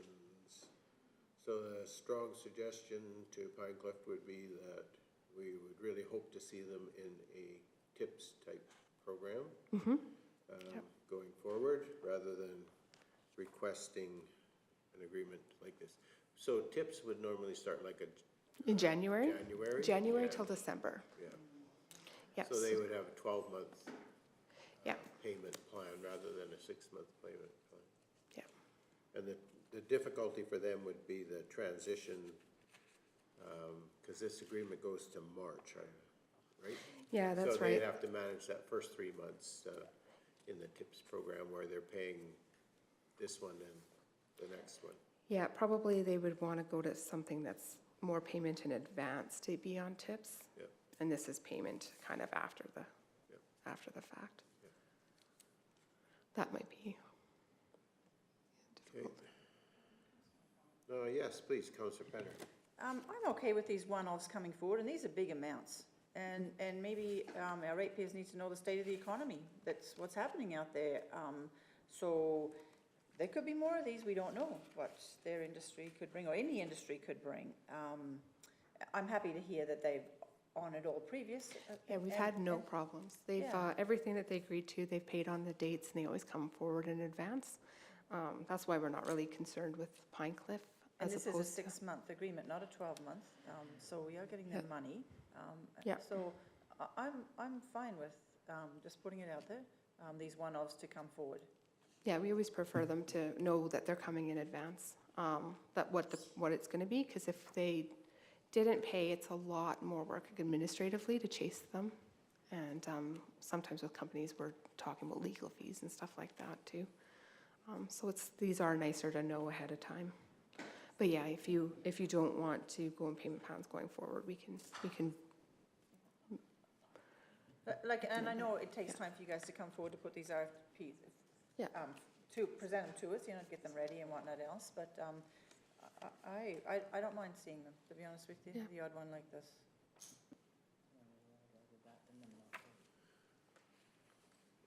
I think we're all in agreement that any company that's more than willing to pay their bills and work out an arrangement with us, we're very happy to cooperate and work with them. I actually read through kind of the agreement and stuff, and there's references to things like facsimiles and whatever, and Oh, yeah. I go, man, Our legal team covers all their bases. I thought the facsimile had gone long since extinct, but not necessarily, right? So We still get a few faxes, which is always Yeah. surprising, yeah. I had quite a chuckle when I read that, just because of the way things have gone in the world in which we live now, so. I'm always shocked when I get a fax. Yeah. Like, it goes to my email now, but Yeah. I'm like, what? Is this still a thing? Yeah. Anyway, all right, is there any other questions or comment? If not, I would be looking, Councillor Cunningham? So I think this company, as mentioned, has honored their past agreements, and they are in good standing with the county, so I really appreciate that, and appreciate the fact that we don't have to spend money chasing them and on legal fees and such. So, I mean, to me, if administration wants to encourage them to be involved in the TIPS program, that would be an administrative decision, but I will make the motion that council agrees to enter into a tax deferral payment agreement with Pine Cliff Energy Limited to pay 2025 taxes over a 6-month payment plan from October 2025 to March 2026. Okay, thank you for that, Councillor Cunningham.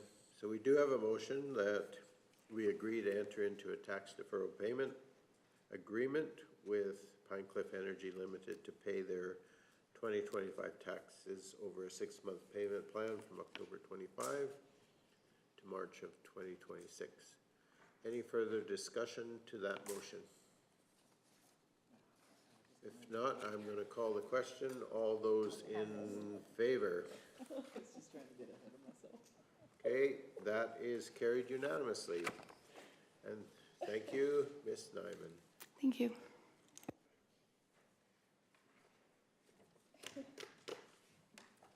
Okay, the next item in our agenda is 7.1, 2024 to 2025 Municipal Intern Update.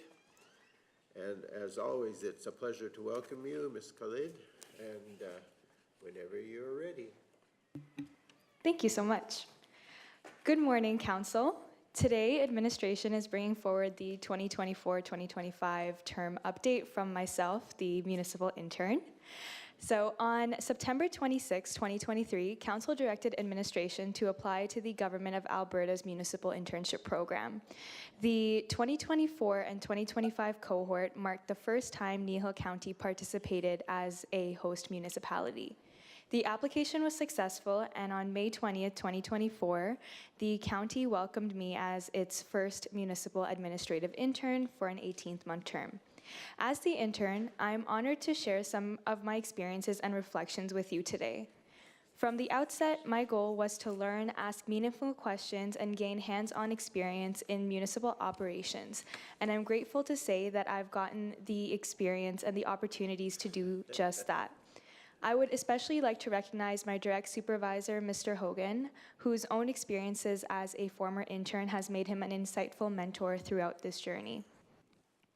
While I began my role in May of last year, I did not expect that within the first few weeks, I'd be out in the field checking traps for Bertha Army worms or shadowing the roads team to learn how culverts were installed.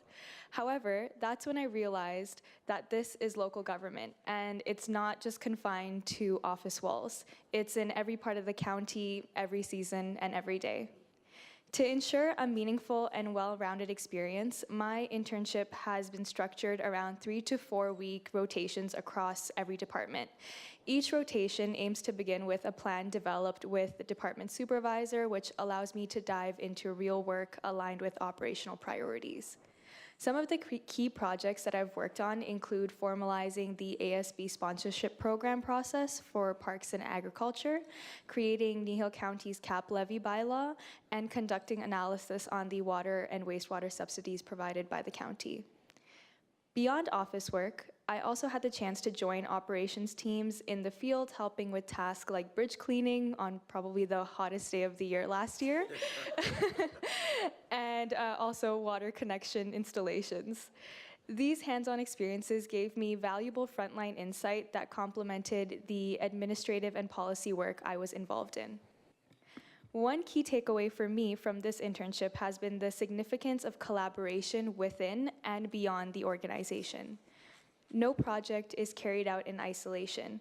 It requires the input and effort of multiple departments to move from just an idea to the implementation. Equally important is the intermunicipal collaboration, which I witnessed firsthand during my time with Kneehill Regional FCSS, my site visit to the town of Three Hills, and my current rotation with the Kneehill County Peace Officers. It is clear that while some services are delivered by the county, regional collaboration enhances the value we provide to all ratepayers. Another observation is the relationship between council and administration. This is a partnership built on mutual respect and a shared purpose of serving the residents of Kneehill County. In several cases, I had the opportunity to present my work directly to council, just as I'm doing today. These presentations have supported council in making informed decisions on their initiatives. Delivering on council direction involves coordination and dedication across multiple departments. Through this program, I've had the chance to see both frontline service, like ratepayer interactions at the front desk, and internal operations that keep the county running smoothly. This comprehensive view has deepened my understanding of what it takes to maintain a resilient, responsive, and financially sustainable municipality. In closing, I would like to thank Council for approving the county's participation in this program, which made this opportunity possible for me. I'm grateful to have been welcomed into an environment so rich in learning, support, and collaboration. Thank you also to Mr. Hogan, the senior leadership team, and every staff member who took the time to mentor me, share their expertise, and help shape the start of my journey into municipal administration. Thank you. No, thank you. So, always is a joy to have you here in this room.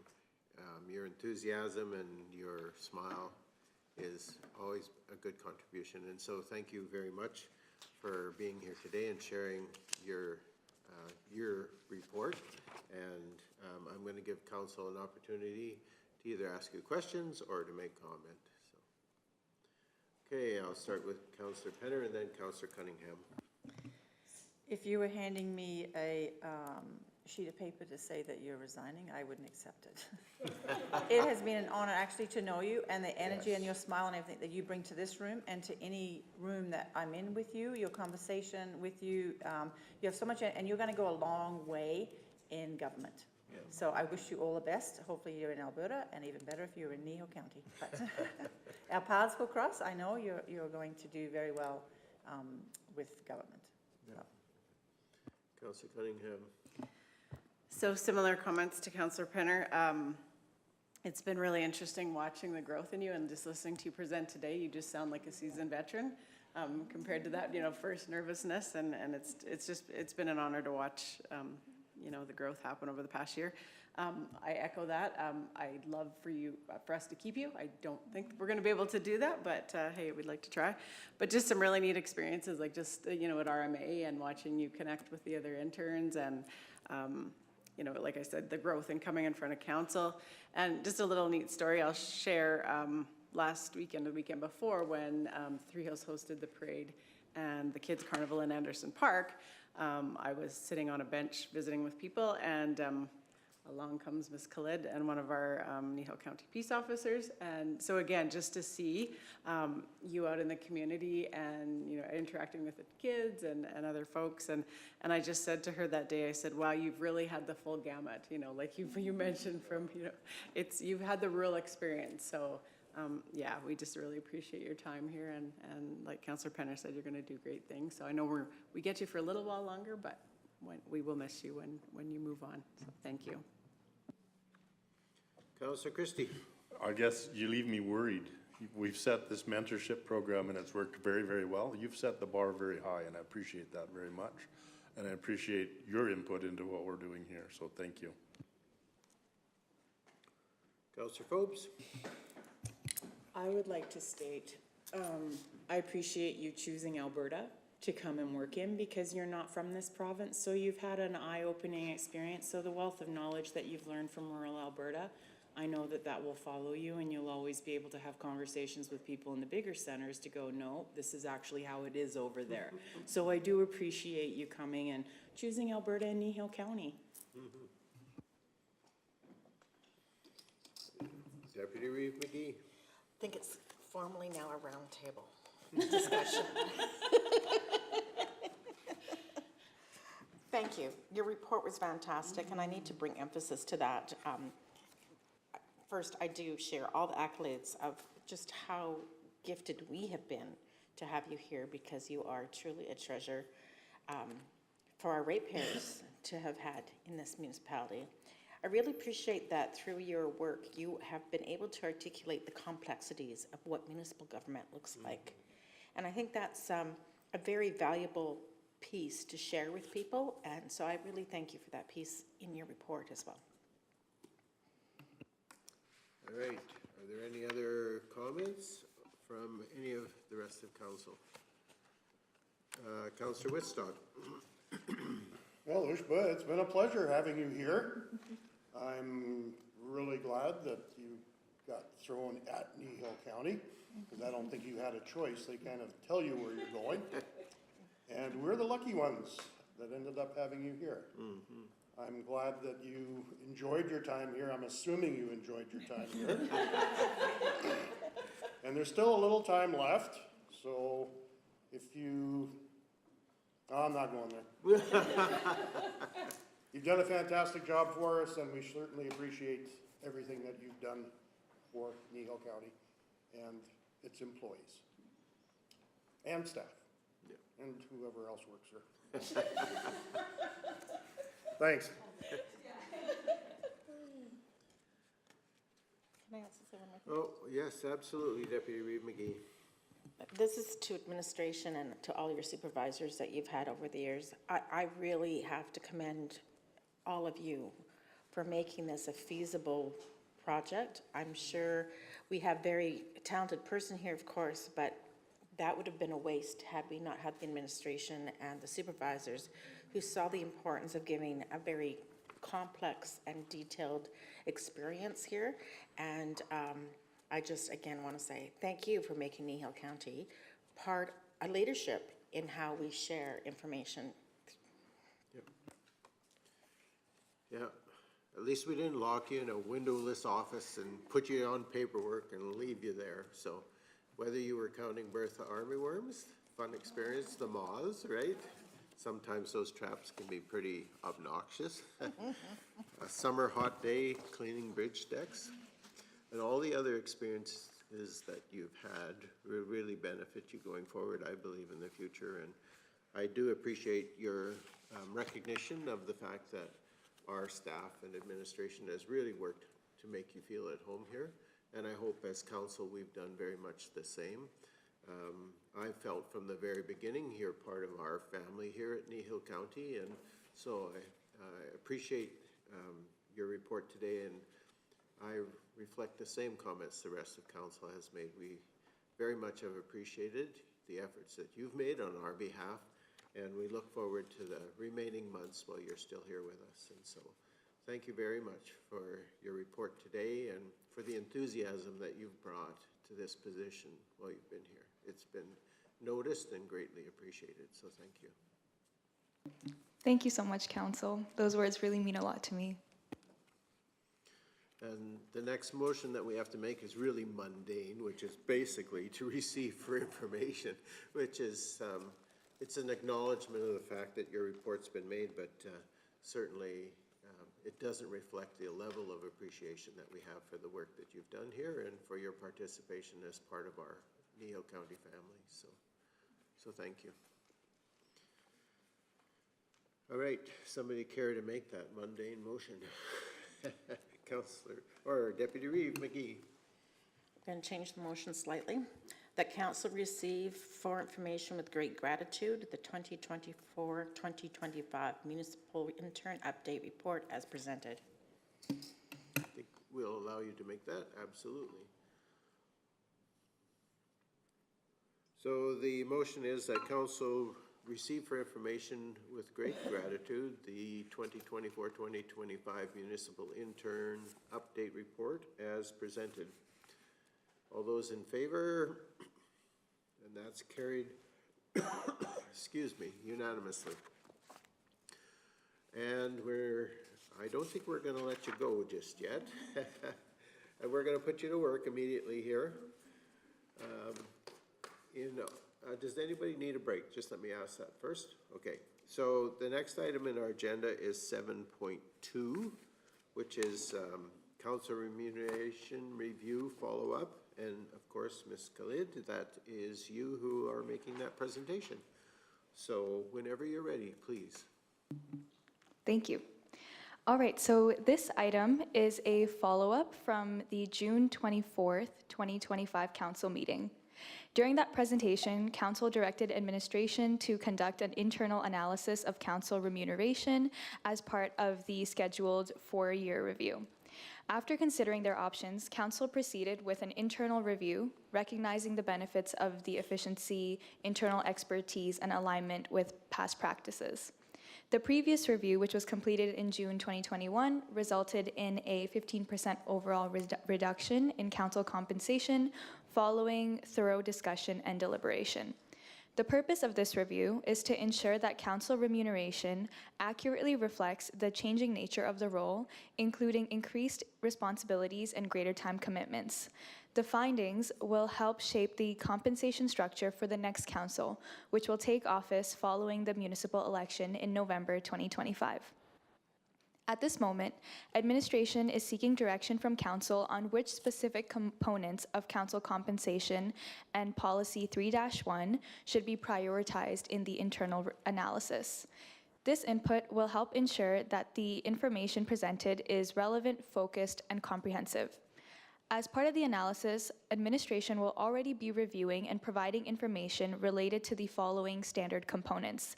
So this would be monthly salaries for the reeve, deputy reeve, and councillors, per diem rates for full and half days, mileage rates, meal allowance amounts, communication allowance amounts, and divisional meeting allowance amounts.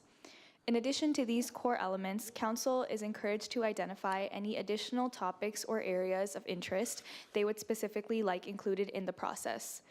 These could include the effectiveness of the current hybrid model, monthly salary plus per diem, compared to a simplified salary only or a per diem only approach, whether the monthly salary adequately reflects all core responsibilities and recurring duties, potential adjustments to the types of activities or meetings eligible for the per diem compensation.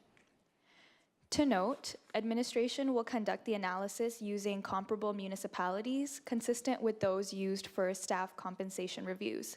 These municipalities are selected based on similar size, service levels, and geography to ensure relevant benchmarking. And with that, I'm happy to turn it over to council for discussion. Thank you. Okay, and thank you again. All right.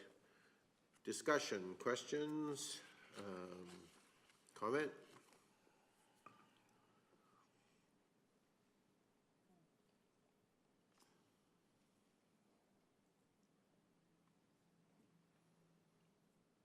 Everyone is quiet.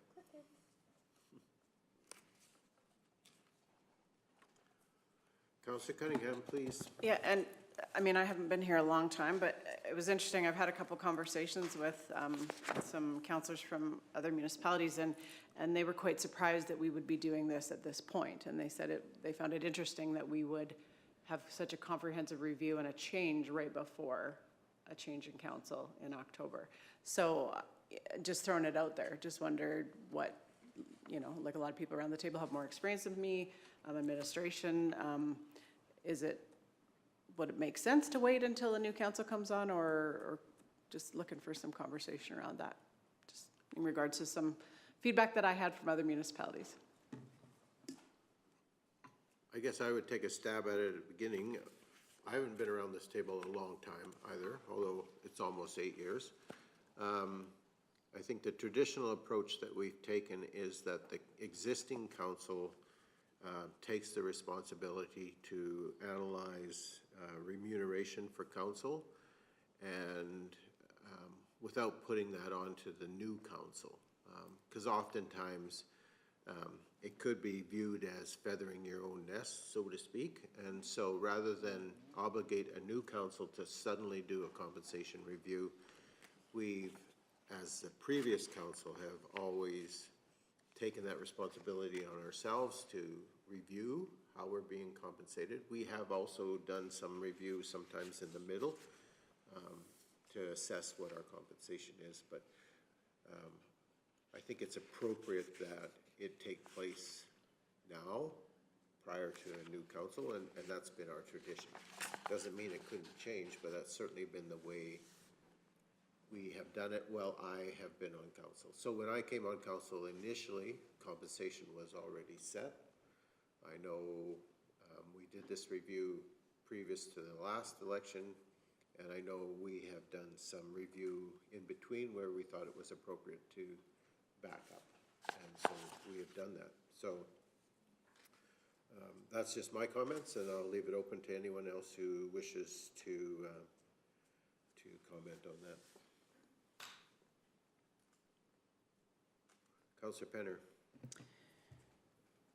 I don't think it matters if you've sat here 1 term, 2 terms, 5 terms, whatever. You never know what's going to be thrown at you. And if you're just sitting in this chair for the first time and you think, you know, yep, we should discuss it, you really don't know what could be thrown at you, or understand that things can be thrown at you to try and justify what you should put in there for acceptable or a decent way for yourself if we put it on, if we reviewed it after the election. So I think it's important to review this in depth before the election, because we have sat here for multiple terms, for some of us, and so I want to discuss it now. Okay, thank you for that. Deputy Reed McGee. Since we have council discussing it and not a third-party group, I find it really important that it's now, because it makes me much more comfortable in knowing that I'm not talking about me, but I'm talking about the position in general. And it also gives that message to the people, to our ratepayers. We have a non-bias here. We are suggesting that the next person doing this job deserves this. Sometimes it might end up being one or two or four of us again, but it may not. And I think that unbiased opportunity is best done at this time of the year.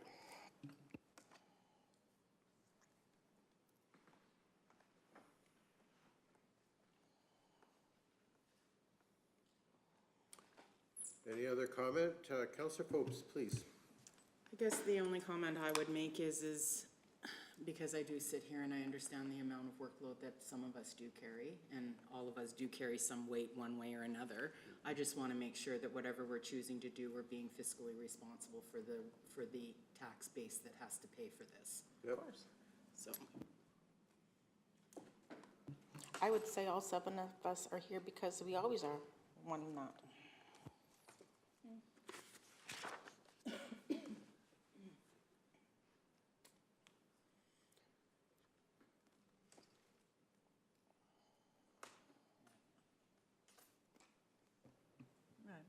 Okay, Councillor Penner, sure, please. I'm looking forward to the comparatives with other municipalities, even though it's not really a true comparative, because we all, each municipality is different. And so it's great to bring that information forward and then for us to have a good discussion about it. In some of them it looked like we're paid very well and others not. But we must take into consideration that every municipality is different, and when it does come forward again, we really need to think about what is being presented to us. And also I wanted to throw out there, there's some good people out there that would like to sit in this job, that sit in these chairs, I should say, that have other jobs. And so we've got to make sure this is competitive, so that those good people will sit in these jobs and not actually take a pay cut.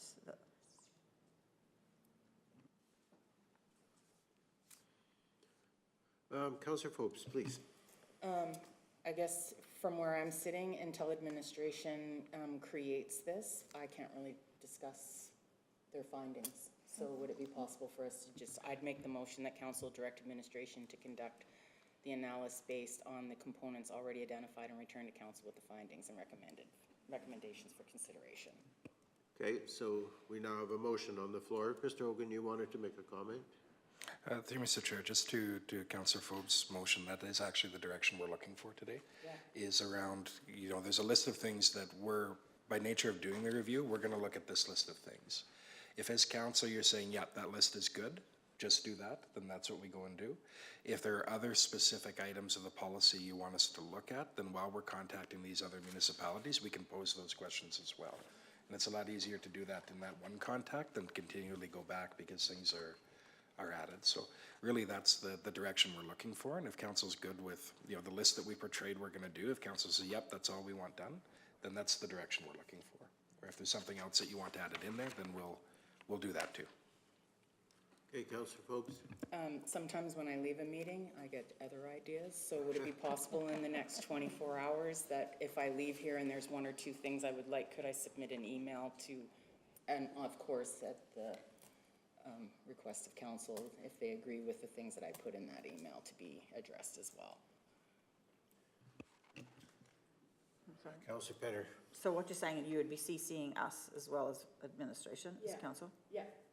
In the next 24 hours, if I had thought, oh, could this be included as well? So it would be for your consideration. Do you agree as council in the email that, yeah, no, I'd like to see that as well? And if not, then you would just tell me and I'd move on. Okay, Mr. Hogan? Through you, Mr. Chair, I think I'd have to recommend that council not go that direction. One of the principles or one of the ideas behind good governance is that your business is conducted in a formal meeting around this table. So if you're making those decisions by email behind the scenes, then you're not making if you listen, if you heard George Cuff say it, I think Ian McCormick said it's a prima facie of the council table. So this is where the business occurs. So if you're approving those things by council decision in email afterwards, then you're moving away from that business at this table. Now, that does limit some of the flexibility of doing that, because if you come up with those things afterwards, then would have been good to include it. It doesn't mean, if something else comes up, it doesn't mean we can't go back and do it. So we come back in August and you say, could you find out this as well? Those sorts of things, we can go back. It's not that we can't. It's just easier to do it during the initial contact. So once we make that initial contact, the door isn't closed after that. Okay, Deputy Reeve McGee, and then Councillor Phobes, I'll come back to you. Okay, so having said that, the one thing I would like to suggest that we add as ideas is if, when you do your research, you come across any unique, out-of-the-box, extraordinary thing that is new to what we've seen in the past, I would love to hear about that, just because I think sometimes we can come up with another neat idea that isn't in this formal of what we know already, and I'd love to hear just what those would be. If they're already in the people you're already contacting, don't go searching for them, but I'd like to hear anything that's unique.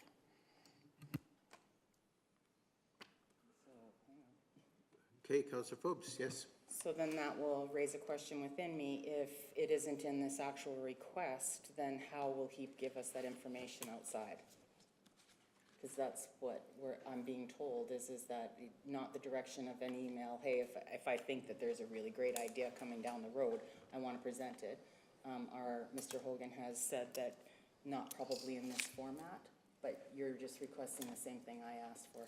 Or maybe you're not, just an explanation. Sorry, I'm not. I'm looking to see if there's, when they contact municipalities, if that municipality has found a new, unique way that has not been exercised before dealing with remuneration, I'd like to hear that story. But only if it's the municipalities they already have on their list to do. I don't want them to search out those unique ideas. But who's to say that one of the ones that's on their list has decided, you know what? We decided, I can't even think of it because it'd be so unique. There probably isn't anything, but sometimes out of the box neat ideas come up, and I would love to hear about them. Okay, I'm just going to make a comment, then I'll come to you, Mr. Hogan. I think we could adjust the motion to read that direct administration to conduct an analysis and return to council with findings and recommendations, with the understanding that administration is going to use basically the things we've identified and keeping an eye open for potential other possibilities. So if we take out the portion of the motion that says based on the components already identified, then that allows some flexibility in terms of the things that they look for or discuss when they're talking to the other comparable municipalities.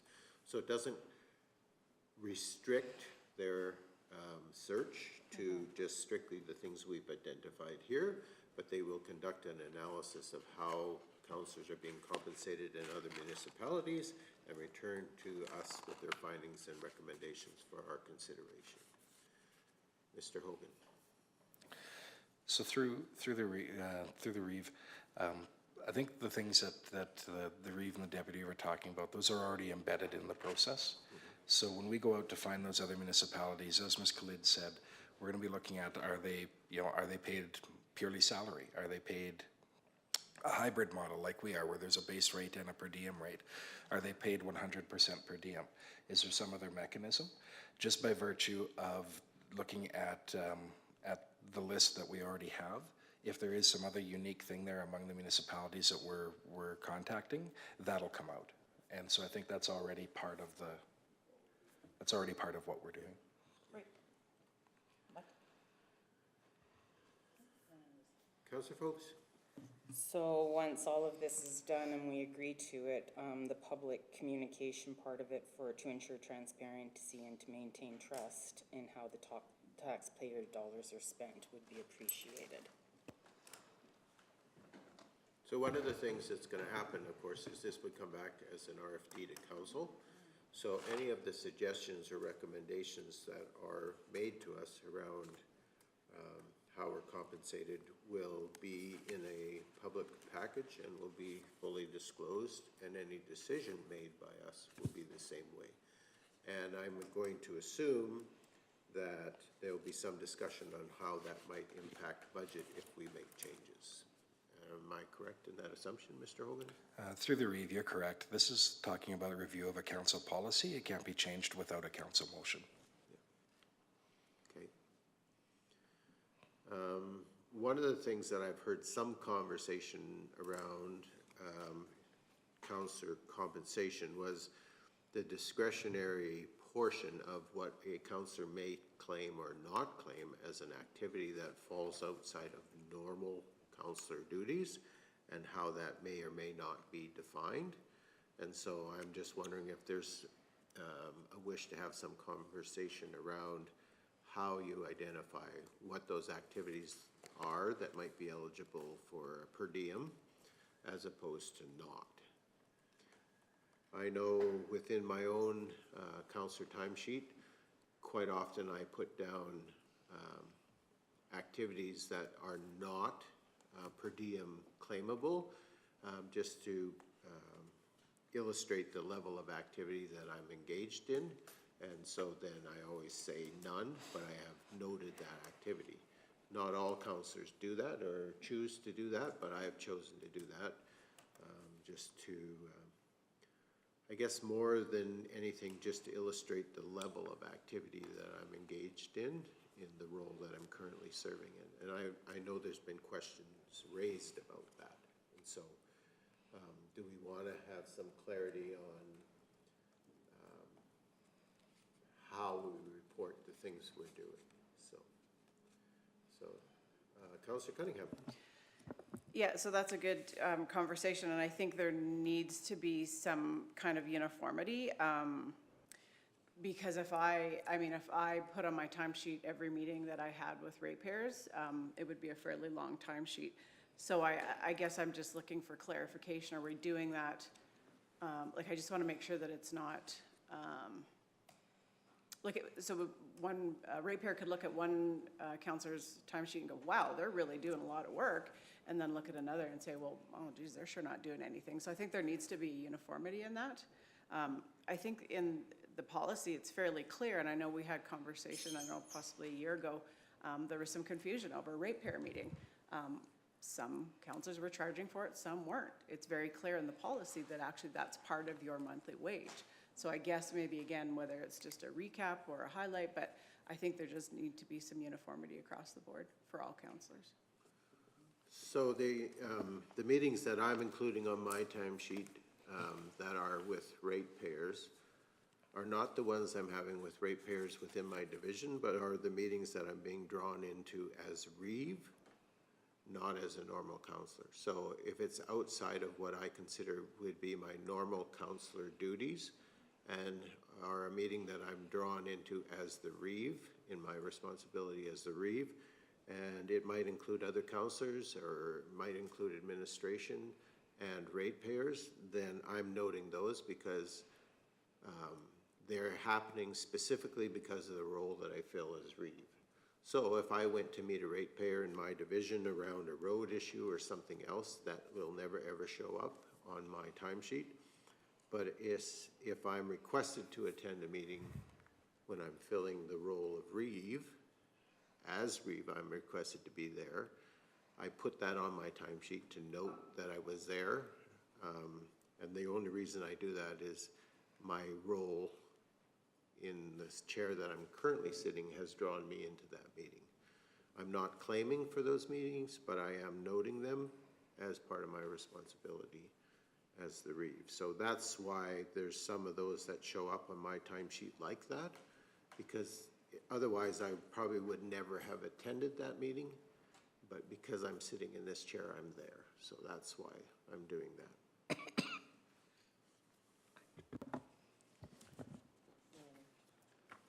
Oh, sorry, Laura Lee? No problem. So again, I think just that uniformity, there is a meeting that I attended, I believe as well, Reeve King, that I was there as well. It wasn't ratepayer within my division, but that ratepayer specifically asked me to be involved. So do I include that on my timesheet? Like, I guess it's just, to me, it's very discretionary, and I would just like to see a bit more uniformity across the board on that. So Councillor Phillips, and maybe this will help, I know when you asked about, if you could add something later. For example, the last meeting we discussed this, I was pretty open about my wanting to have the public's input on council compensation. So I think maybe what Mr. Hogan would be alluding to is, wouldn't be able to email tonight and say, we want to add ratepayer input to that. So, yeah, if that just maybe a little bit of clarity on that, but yeah, if I'm understanding that correctly. Councillor Phillips, please. Because I guess what I'm going to ask is it possible that this conversation around what we put in stuff would come back to, say, a COW meeting for us? Because when I got on this council, it was difficult for me to determine what I was supposed to charge for and what I wasn't supposed to charge for. And I went in and looked, not because I was creeping anyone's page, because I was not, but what I was doing was trying to determine whether or not I should or I shouldn't. Half of you did, half of you didn't, which left me in a gray area going, what do I do? So clarity would be very lovely if there is a new council going to be sitting around this table on how they do things moving forward, so that this isn't a problem. Yeah. Councillor Penner, please. Great to have that conversation beforehand, but also as new council, part of orientation or something, there's just, this is this policy, and just to give everybody that heads up right off the bat. Yeah, we were no different, 2 terms ago, just the unsure. For me, I have never looked at anybody's payslip, I'll be honest with you. For me, if I can justify what I put on my payslip, I'm happy with it. If a ratepayer asks me, why did you put that on there? I'll put it on there, no problem. But I think each of us just have to be able to justify if somebody does want to look, and they've got the right to look them up. Like, it's public information, and go right ahead. And I guess that's one of the reasons why our time sheets and pay is posted on the website, is to A, allow ratepayers to see what's happening, and B, to keep us accountable for what we are doing as councillors. And we should never be afraid of that, for sure. So, Councillor Cunningham, then I'll come to you, Councillor Whitstock, please. Well, just to go back to my earlier comment, I mean, it's not, again, looking at other timesheets, but it's that discretionary piece. And if you look to the policy, which we are guided by, it clearly states, for example, ratepayer meetings are not to be included as pay. So if we're going to follow policy, then we have to make sure that it's understanding for everybody. So we are all doing the same. That's not discretionary. Like, I understand what you're saying, Councillor Penner. You can determine if you think you need to be paid for it, but if we're going to follow policy, it's clearly stated in policy what's included and what isn't. Councillor Whitstock, please. Well, I do have concerns on what should be covered, what should not be covered. I mean, we do have a policy on it, but I don't look at the policy every time I decide whether or not that should be included or not. And I think maybe that's the problem. I know years ago, the policy was, I think it was a written policy, but it might not have been. But the policy was, is if you were not a member of council, would you be attending that meeting? So if you're on council, you're requested to attend a meeting, you were compensated for it. But I know that policy is now changed, and we've taken some stuff out and what have you. And there is, responsibilities as part of the monthly wage that you do. But I think a lot of those responsibilities are man, if I had to write down every phone call that I got, or every interaction that I had got into whenever I went to town or wherever I went anyplace, I don't do that, because as far as I'm concerned, yeah, that is part of my counselor position. But if I'm required to attend a meeting, I'm looking to be compensated for it. And whether that's council's philosophy or not, I mean, I guess that's why we come up with policies. I guess your time sheet could look like the longest ballot committee with multiple entries. Yeah. All right, any further discussion? Hopefully, Mr. Hogan and Ms. Khalid, this has been helpful and beneficial to have the conversation that we're having. We did have a motion earlier, and that was that I would accept your friendly amendment to my motion.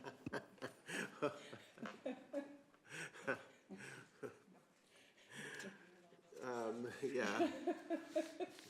So, the motion was that council direct administration to conduct analysis of councillor compensation and return to council with findings and recommendations for consideration.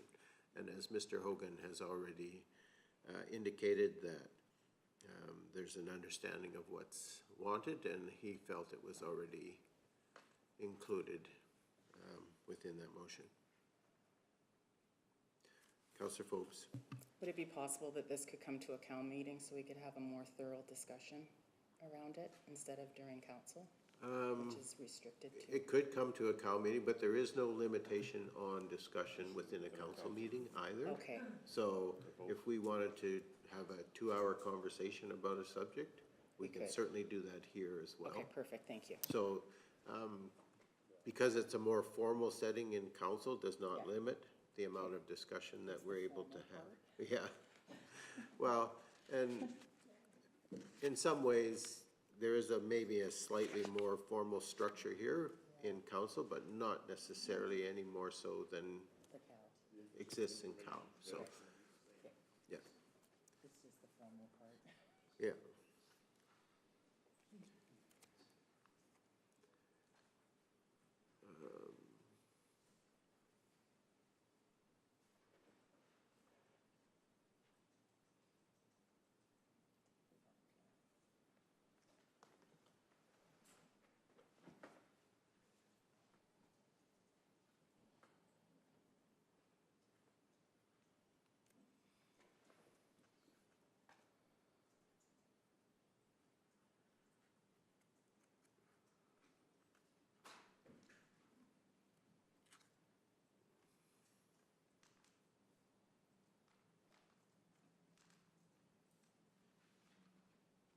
I guess my question, Mr. Hogan, is do we need to include all of those things in the motion? Or?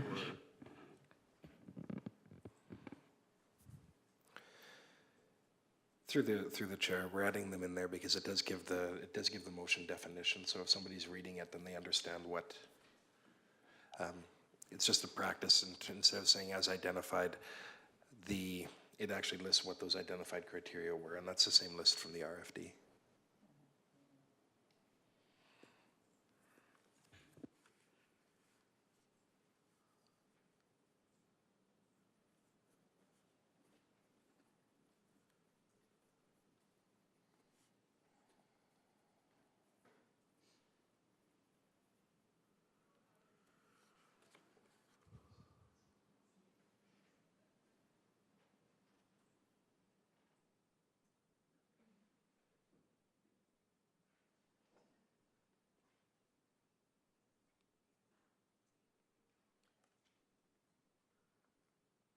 Councillor Forbes.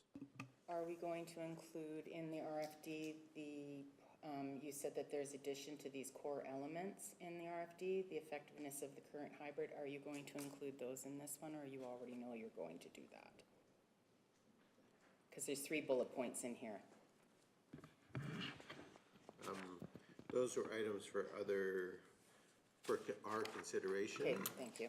So unless we're going to include those, then the answer would be probably not.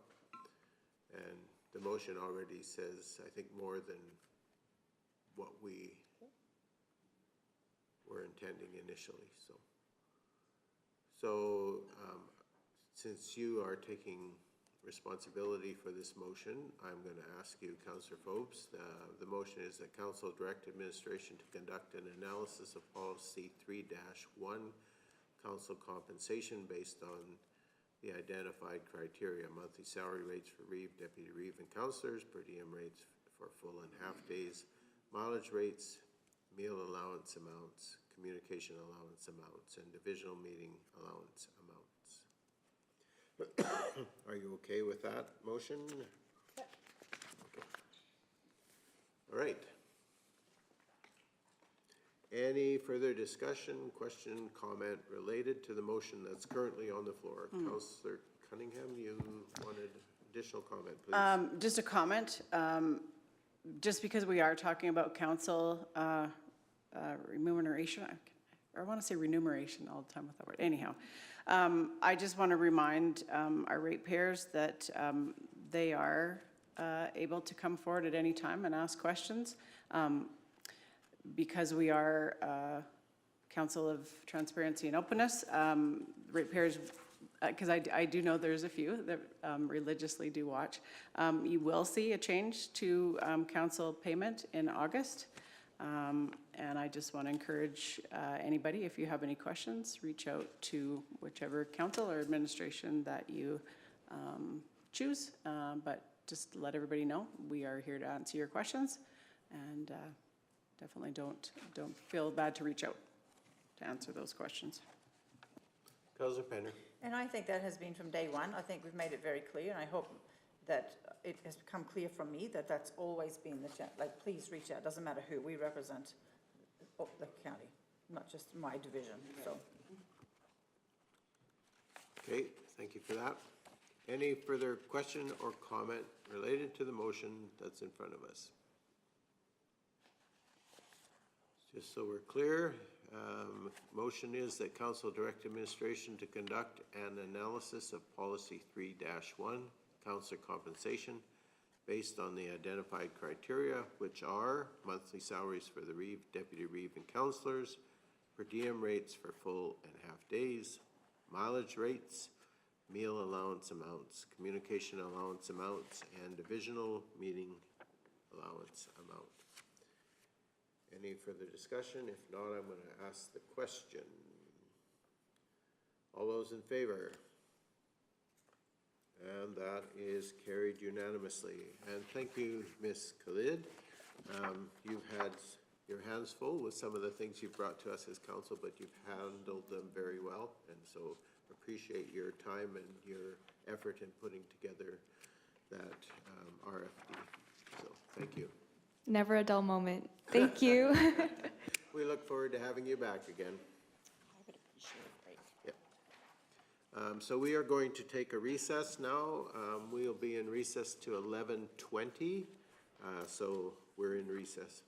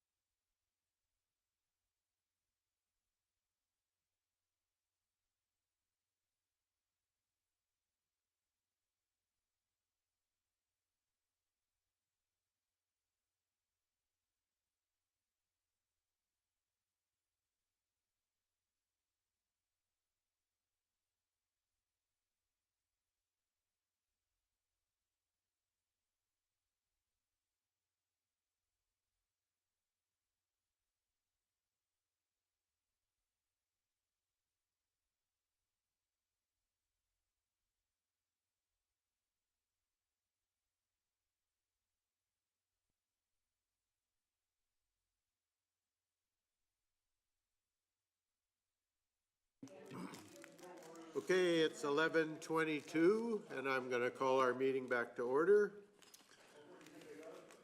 And the next item on our agenda is 7.3, which is the 2025 Kneehill County Scholarship Applications. And as always, Ms. Vanderkool, this one is yours. Yes, thank you, Mr. Reeve. So anytime you are ready. Thank you. Today I am pleased to present the 2025 Kneehill County Scholarships. As you may know, each year Kneehill County awards 2 scholarships of $2,000 each to residents enrolled in post-secondary institutions. The deadline for this application was June 30th. This year we received 7 eligible applications from students across most high schools in the region, with the Acme school submitting the highest number of applications. For comparison, we also received 7 applications last year, and the year before that we received 6 applications. So every year we come up with a new essay question on the application. This year the essay question posed to the applicants was, what initiatives do you think a rural municipality like Kneehill County could take to foster youth entrepreneurship and career opportunities within the region? So as we are now ready to go into the evaluation process of this program, I will review the process with you. My mouse is not working. There we go. Okay. So each council member should have already read all the applicants' essays and reference letters and review their contributions to school and community leadership activities, as well as personal achievements. I'd also like to add that administration has redacted names to minimize any unconscious biases.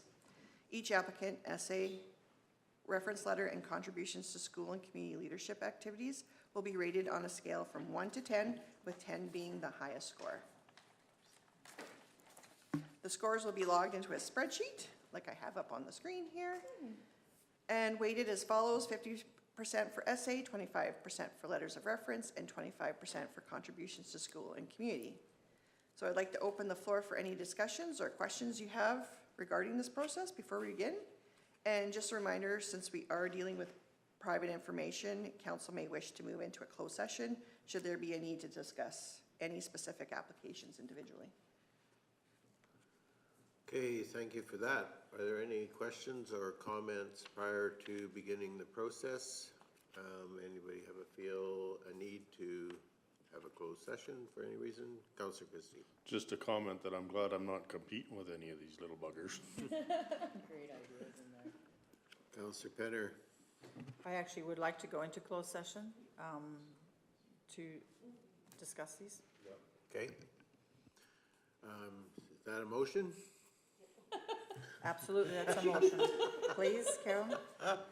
So we have a motion to go into closed session. All those in favor? And that is carried, and the reason is probably section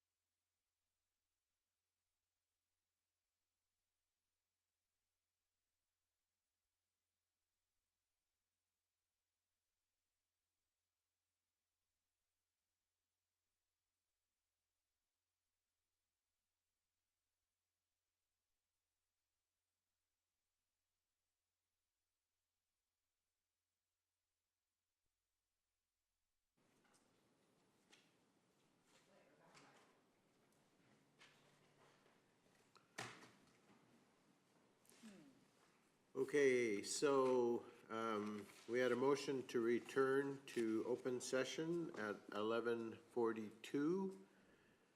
It's now 11:44, and I am going to call our meeting back to order. So in our closed session, we did the ratings on the 2025 Kneehill County Scholarship applications. And I guess Ms. Vanderkool, I'll give you the floor to tell us how the ratings turned out and who the winners were. Thank you, Ms. Reeve. So the two highest applicants that scored today were Kate Rice from the Acme School and Chandel Fawcett, and she graduated from a virtual school. Okay, thank you for that. So the order of business on our table at this point in time is to make the motion to award the 2025 Kneehill County Scholarships in the amount of $2,000 to Katie Rice and Chandel Fawcett. And so I need a counselor who's Counselor Cunningham. I'll move that council award the 2025 Kneehill County Scholarship in the amount of $2,000 each to Kate Rice and Chandel Fawcett. Okay, thank you for that. Is there any further discussion? Councillor Penner and then Deputy Reeve McGee. Once again, I think I say this every year, it's not an easy job here, and I want to thank all of them, the 7 applicants, that's great. And thank you all for putting it in. This was a very tough decision, and congratulations to the 2. Deputy Reeve McGee. I agree. Some outstanding students here. I tell every year that this is my favorite task to do on council, even though it's probably one of the hardest. I really appreciate the great ideas that came out of it, and we want to be sure that we are utilizing the information we got through this process as well. I also just want to bring a conversation piece that I will probably bring up again once we take care of the motion, but we do want future people to recognize that we are seeing that AI is used. I think it's a great tool, but I also think we have to find some parameters to be sure that we're not that we're being fair in how that we evaluate that. So after this motion is dealt with, I will be bringing forward a second motion. Okay, any other comments? Councillor Phopes, please. I'm not sure if this is the form or not, but I would also like to see the scholarship winners actually be interviewed for our podcast for the county. One, to just explain to anyone who's listening the process that they have to go through in order to apply and how the value they find in it. So I would like to see a podcast done with our winners. Okay. Any other questions or comments? I think the only comment that I would make is to the 7 applicants who applied that we very much appreciate the application from each and every one of them. And it'd be wonderful if we could give out 7 awards, but we cannot. Our policy says 2. And so whether you won or not, certainly my thanks to each one who applied. I appreciate the effort. I noted a number of unique ideas in there around how we might help youth that are looking to be either entrepreneurs or be in business. And one of the comments I wanted to make was,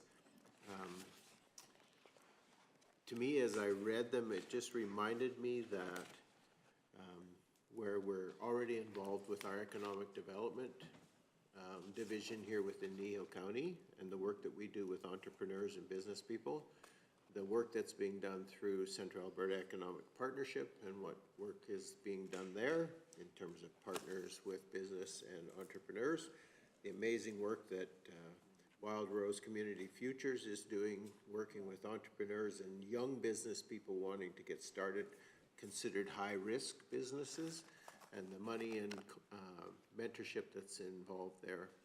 that there is a lot of opportunities currently available, and maybe the shortfall on our part in some ways is just somehow getting that information from this table to their minds. And so somehow we perhaps need to work on that. But anyway, congratulations to Kate Rice and Chandel Fawcett. And we have a motion eventually to vote on. So Councillor Phobes, you want to comment? I just also want to acknowledge everyone who wrote the letters of reference for the students, because their words are one thing, but you interact with them on a daily basis. So I appreciate the insight of who they are as people in your eyes. So I just want to acknowledge the people that do these reference letters. Okay, thank you for that. Deputy Reed McGee. Yeah, I just have to put my 2 bits in with that too. I fully agree, and I think it's really important to say that what was really encouraging for me going through both the letters and the essays is how much we really do have a great bunch of people living in our community and working in our community who really understand what municipal government is, what we're about, what it takes to be sustainable. And I loved the comments that were like values and action, or comprehensive approach to community engagement.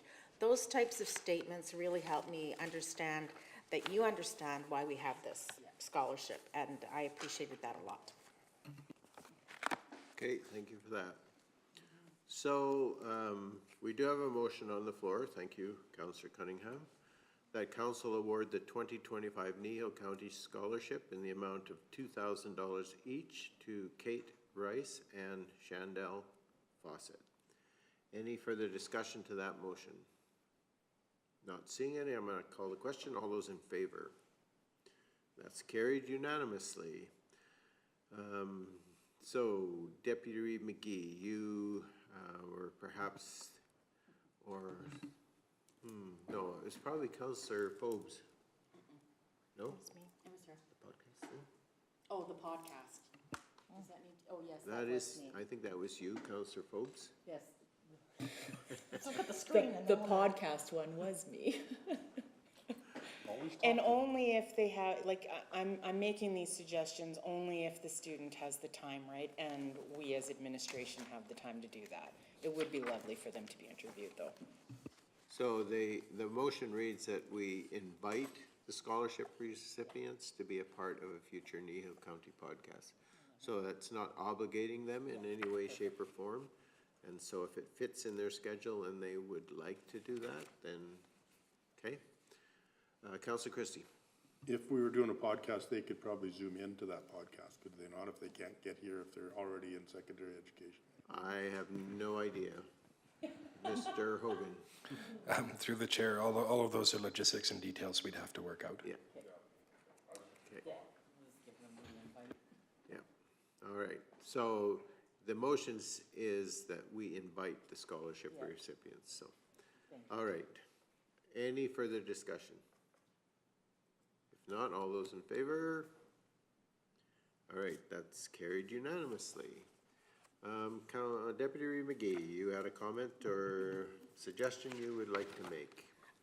Yeah, I'm not sure if there should be a motion or a notice of motion, but I would really like us to bring back the policy to relook at it and update it according to how times have changed. Possibly it might be how we look at how essays are asked. So what are we asking in the questions? So they're less technical, or I don't know, but we could explore ways to work with acknowledging AI will play a role, and in a way that keeps the integrity of essay writing being authentic. So I'm looking to our CAO to tell me whether I can make that a motion, or how would he like that to happen to be constructive? Mr. Hogan, would you take that as direction, or do you want to action it? And I think your answer is going to be you would like us to action it. Through you, Mr. Reeve, essentially it's your choice. If you make a formal motion and action it, then you'll see it as a trackable item on the follow-up action item list. We just checked this policy is due for review next year as well anyway, and it's a normal review process. Okay. Well, seeing as the policy is already for review, I don't need an emotion. Okay. Go ahead, Or Councillor would you Perry. like to see it brought early on in the year so that, it is reviewed, there's no use reviewing it before, you know what I mean? So they've got time, we've got time, the administration's got time to update it so it gets to the schools and, so I'm not sure if you want that in there or if you just, administration realizes the priority. Yeah, and through the chair, what that does is if you have that formal action or that formal motion there, it's putting a bit more emphasis on it, right? This is a higher priority, make sure this one gets done, because there are times too, depending on what goes on or what gets busy, sometimes those reviews get pushed back, right? Right. So I'm going to assume that the motion would be that council direct administration to bring back the Kneehill County Scholarship Program for review. Yes, please. I'm putting words. I make that motion. I'm putting words in the mouth of the Deputy Reeve, but What you put those are the words that I had in my mind anyhow, so it's like you read my mind. and that suits what you need, right, Mr. Hogan? Through Mr. Chair, it will, yes. Okay, thank you. So the motion is that council direct administration to bring back policy 15-5 Kneehill County Scholarship for review. And the disclaimer is prior to the next scholarship application. Okay, any further discussion? That was Deputy Reeve McGee's motion.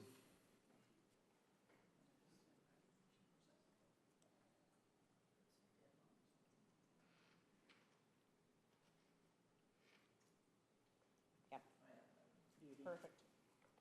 Okay, so we all know what we're voting on. That council direct administration to bring back policy 15-5, Kneehill County Scholarship for review prior to the next scholarship application process. Deputy Reeve McGee, you're good with that? Very. All right. Any further discussion? If not, I'm going to ask the question. All those in favor? And that is carried unanimously. I think what I would like to do is we'll deal with this next one while we're waiting to see if lunch appears. Is it here? Okay, well then let's not. Let's say that we are in recess. How long do we want? 45 minutes? Yes, please. Okay, so we're in recess till 12:40. 12:40. We're in recess.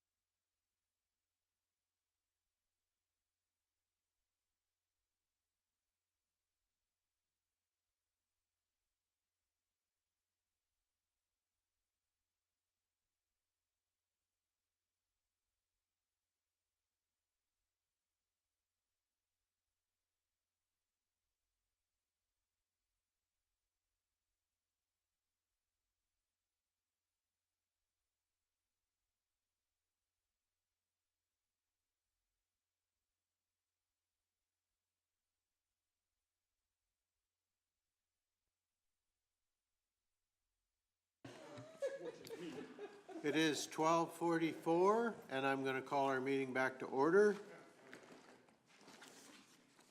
The next item in our agenda is 7.4, which is a request from Kneehill Area Recreational Hockey Association. And this is being presented by you, Ms. Vanderkool. Yes, thank you. So I bring you today a request from the Kneehill Area Recreational Hockey Association. We were in contact with this group earlier this year as they were wondering how to apply for a community grant. After conversation with them, it was determined that they were not eligible for a community grant because no project proposed can enhance a fully owned municipal asset, and the project they were proposing would enhance the Torrington Arena, which is a Kneehill County owned asset.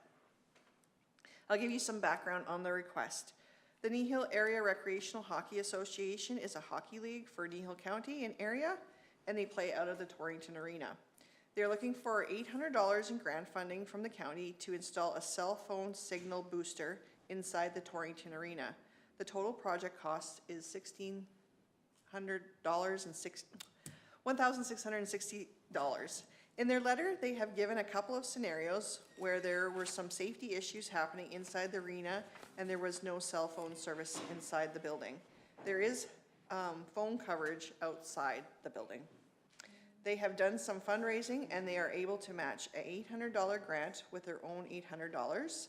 They have also stated that they have a volunteer parent who is an electrician who is willing to donate their time to install the boosters. Funding for this project could come from the Community Enrichment Support Program, as this is a grant program that is not covered by other grants.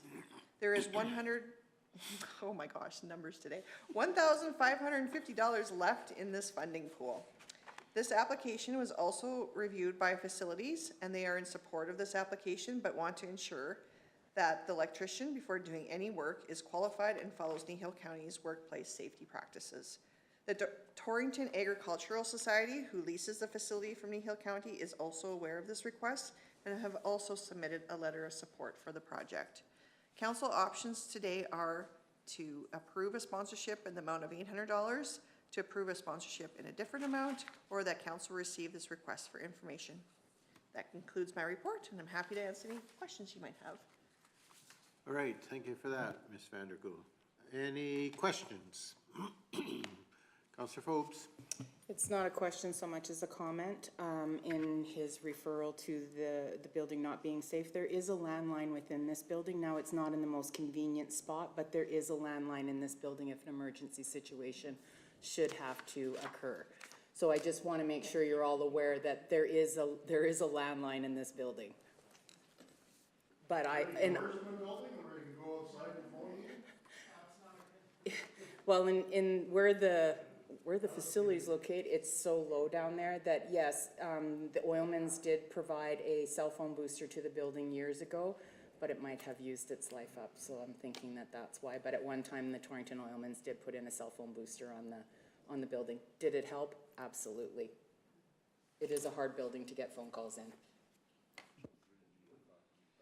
Yeah. So I mean, I'd be in favor of doing it. Councillor Cunningham. So again, I guess, I mean, it's the Kneehill Area Recreation Hockey Association that's putting in the application, but it would serve the purpose for anybody that would be in that facility, correct? Right, it wouldn't, obviously not just for them, so to me, it's a building improvement that, you know, that might even be help with the renting of it when, you know, you're able to have cell phones. And you know, Torrington isn't great at the best of times, so yeah, no, I could see, and the safety piece of it, yeah, if you have a injury on the ice to, you know, one of the coaches pull out their phone right there, it's pretty important. How long's the cord on the landline? From here to here. Yeah. I have one of those 200-foot stretchable ones, you know?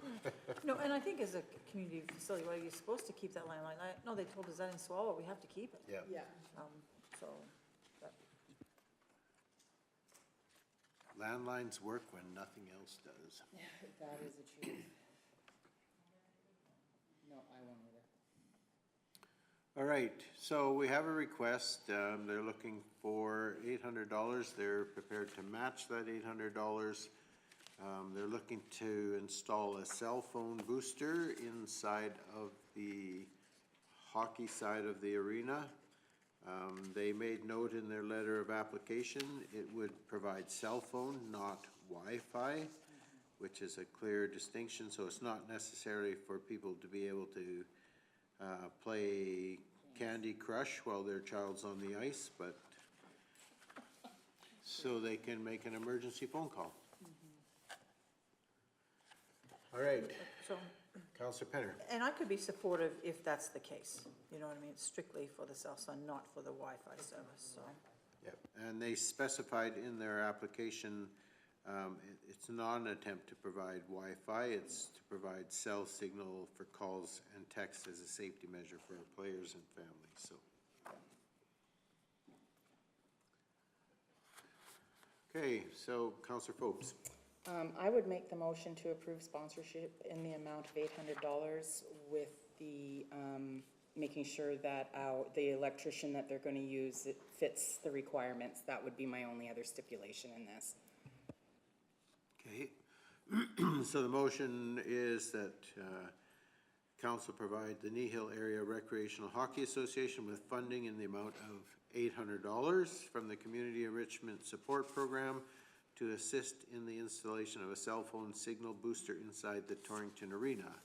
And the qualifier is that prior to any work being performed, the electrician contracted for the installation must notify Kneehill County Facilities to confirm qualifications and to ensure appropriate workplace safety practices are followed. There you go, putting words in your mouth again. That's a good word. Councillor Cunningham, please. So just to clarify, when facilities is asking for somebody qualified, what's your definition of qualified? Like somebody that's done a lot of electrical, do you want a journeyman, do you want a master electrician? I think just some little bit of clarity on what they're actually looking for would be helpful. So the person who's volunteered, I happen to know who it is, and he's a qualified journeyman electrician. Perfect. And I don't know if he's a master electrician or not, but he does tons and tons of electrical. Any other discussion, question, or comment?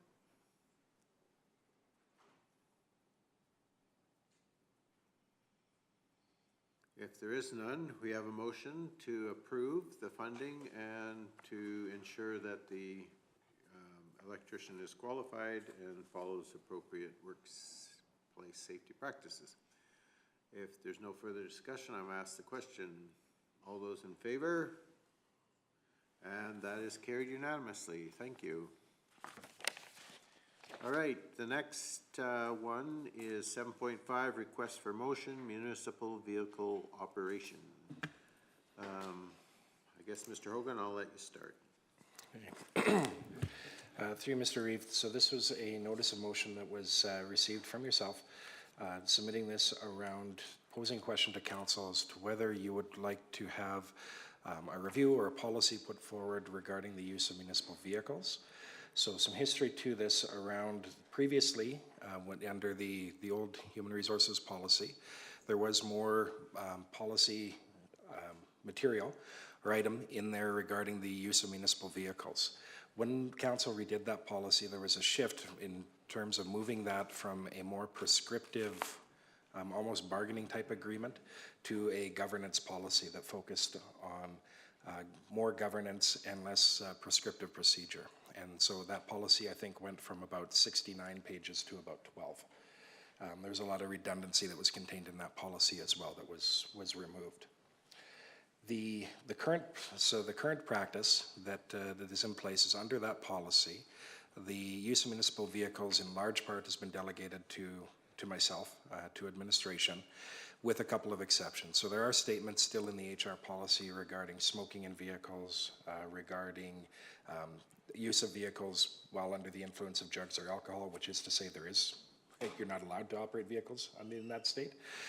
So those are still policy statements that are contained in there.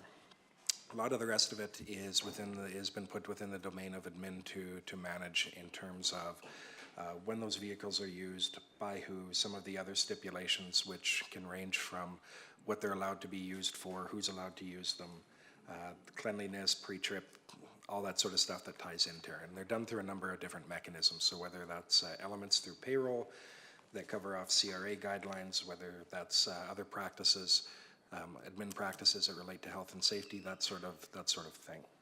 So the question, Reeve King, if I can go this far, is, I believe you're putting forward, is the posing to council whether you want to maintain the status quo, or if council would like to craft a policy governing some of the elements of this usage.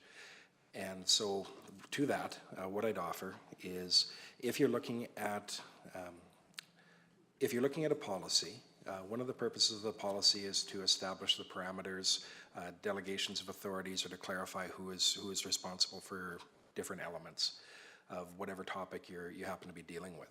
And so council always has the ability or decision to make a policy with wide parameters or narrow parameters or very scoped ones. So as an example, you may set the parameters a mile wide and say, administration CA will figure it out within these fences.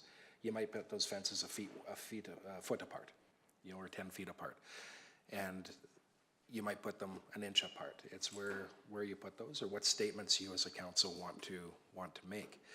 So to take that to this specific case, if you're looking at putting a policy in place, or council wants to consider that, then I think the question before you would be, what are the statements that council wants to make that take that delegation away from myself or away from administration, that you want to act as policy statements. So you have some already around smoking, impaired use, those sorts of elements.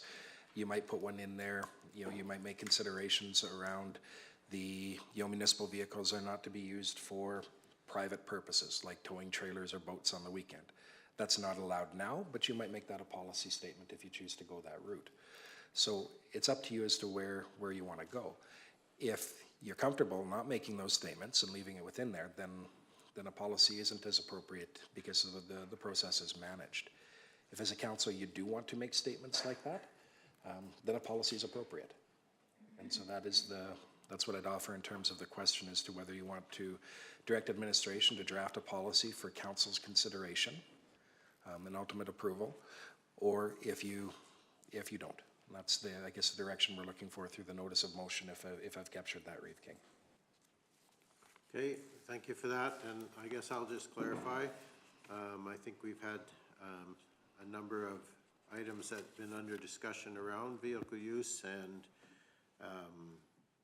who decides what's appropriate and inappropriate.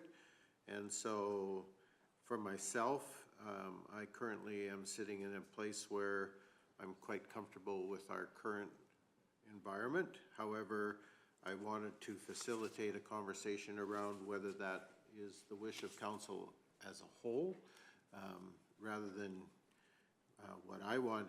It needs to be council directive. And so that's why I asked for this discussion to be facilitated. And the only other comment I would add is, if we were considering doing a council policy on county vehicle usage, it would need to remain at that higher, more governance level of policy.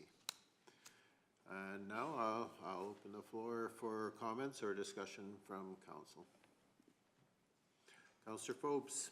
So when I looked at, here's the three things I've got from the email exchanged between us and the CAO.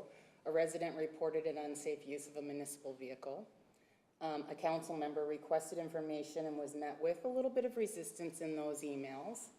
And the CAO stated that the matter was dealt with without providing operational transparency. So you can say that you've dealt with it, but the resident doesn't understand how your procedures work on how you deal with those issues. Go ahead, Deputy Reeve McGee. Clarify why they need to. Well, I'll clarify from this. I'm sorry, I don't know the exact date, July the 12th, I want to say, 2021. This council, before Councillor Cunningham and I sat here, had a review over this and allowed administration to run with that.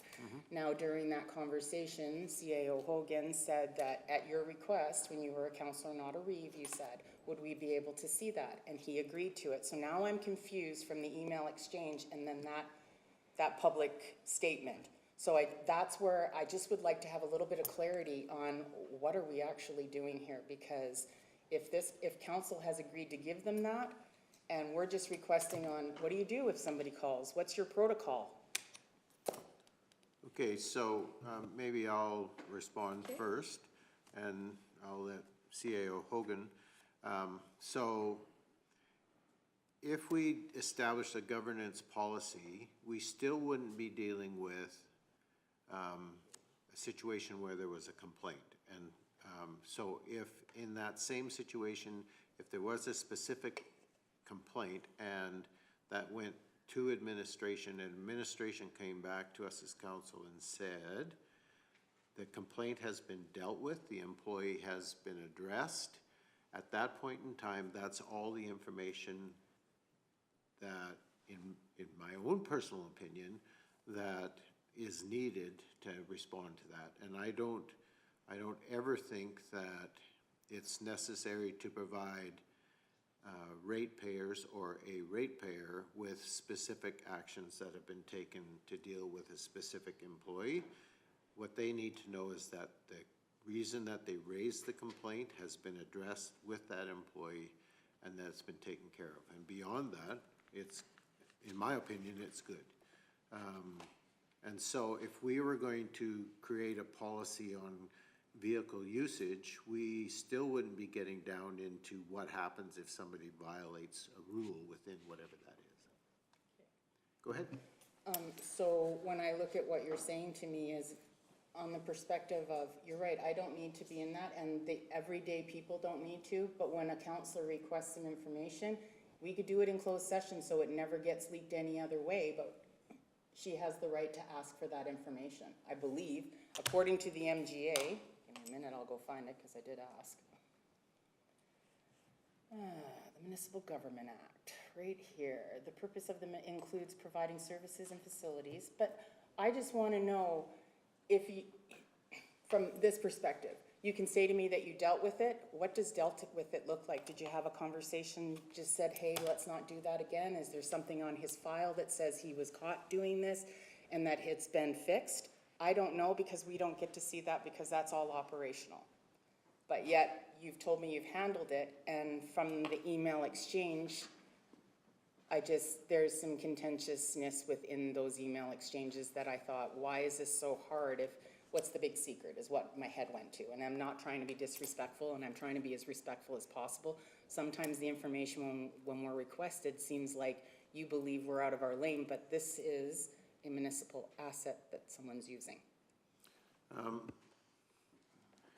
I don't know, I guess, Mr. Hogan, if you want to address that, but I guess from my point of view is, like, once it goes to administration and administration provides me as a counselor the response that they've addressed and taken care of the issue, that's all we, as far as I'm concerned, that's all I am entitled to. And if you want more information than that, then all of a sudden we're into access for information and we're into stuff that is potentially harmful to an individual or an employee. And that's the kind of stuff that cannot be. And so in my mind, the question would be is, why do we need to go into a closed session to learn something that we've already been told has been taken care of? So why do I need that level of detail? So when you get the thing that it has been closed without the response from the resident who put it in, I believe that you believe that you've made the proper protocol, but the resident doesn't feel that. So how do we address that disconnect between the resident and us? So I guess the disconnect is dealt with by saying it's been taken care of and the detail is not available to you, and you're going to have to live with that. At some point in time, we are going to have ratepayers who are not going to be happy with the answer because they want more than what we can give them. And so at what point in time is the ratepayers' desire for information and an individual employee's right to protection, where does that line get crossed? And I think as long as the complaint has been brought forward and we've been told that it's been dealt with, then the ratepayer or the concerned person is going to have to live with that answer. Sometimes there's not going to be an answer that's going to make them happy, and that's really unfortunate. Anyway, did you want to weigh in, Deputy McGee? I'm very curious about what more does the resident want? Because if it's been dealt with, no different than when I tell the teacher I've dealt with my kid who misbehaved in class, I'm not giving the teacher explanation, it's dealt with. And they trust me with that and vice versa, and I see this very, like, if they want more than that, for what purpose is, I guess, why, I'm trying to see what you're after. I haven't quite found it. Well, I can't speak on behalf of Councillor Cunningham. All I can say is the exchange that took place seems a little, it raised a red flag within me is all. So I guess I'm going to ask the question of Councillor Cunningham. Can you give us clarification in terms of why that resident would or would not need more information than what was provided at the time, and at what level of information would they have eventually been satisfied? So no, I'm not going to do that, but I will go back to what came from that when I had questions from the ratepayer.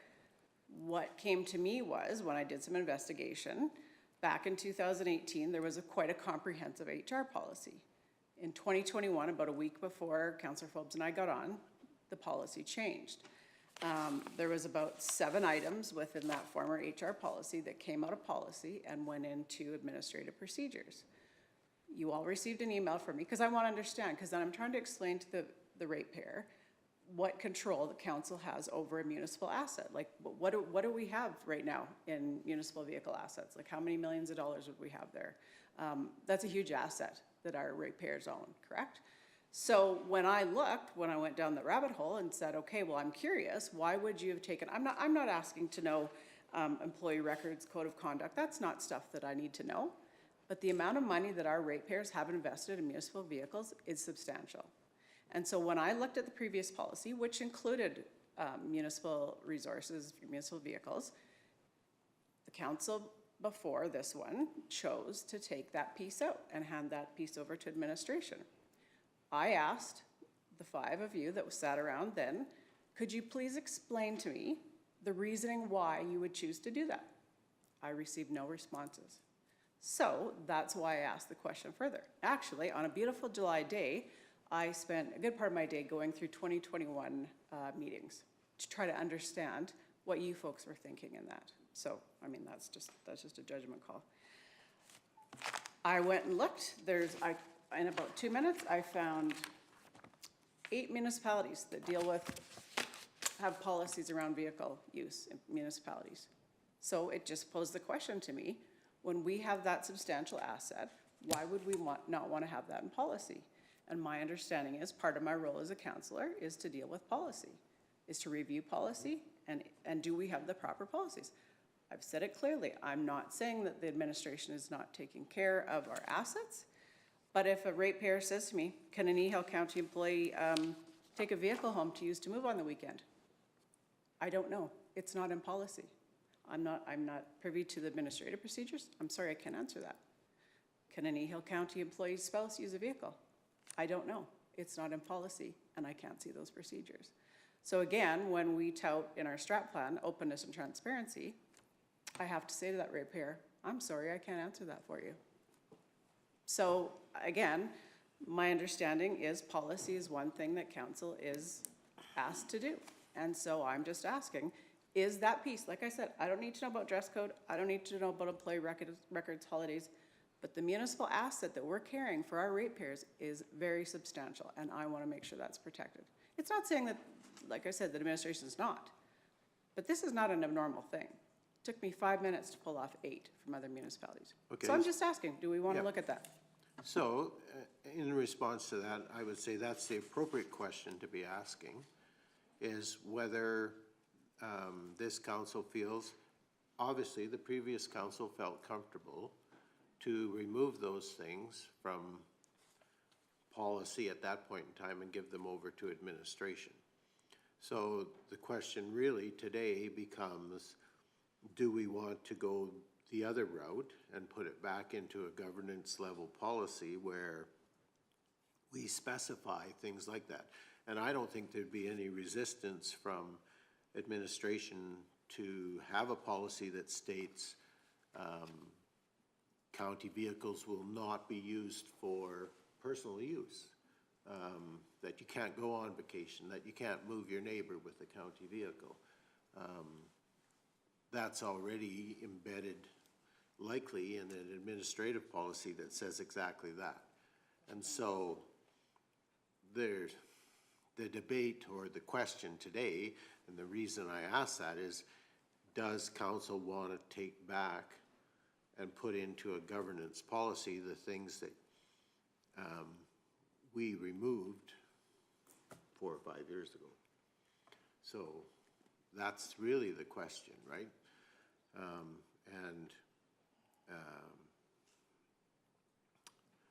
So in order for anything to happen and move in that direction, Mr.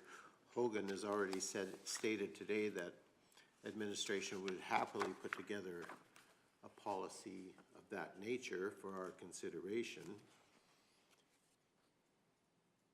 if we ask for it. So I guess my question was, in this email exchange, I can't adequately and in an educational way determine what needs to be in the policy if I don't understand what's in that administrative procedure. Maybe it's covered off in that administrative procedure, but I don't know because I'm not allowed to have access to that information.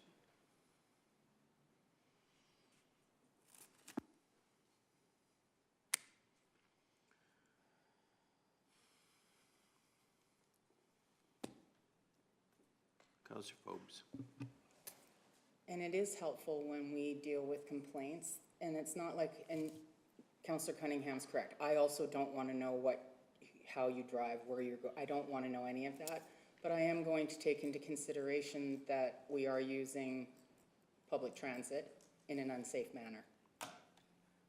Like sorry, not public transit, you're using public vehicles that are purchased as an asset for this county in an unsafe manner.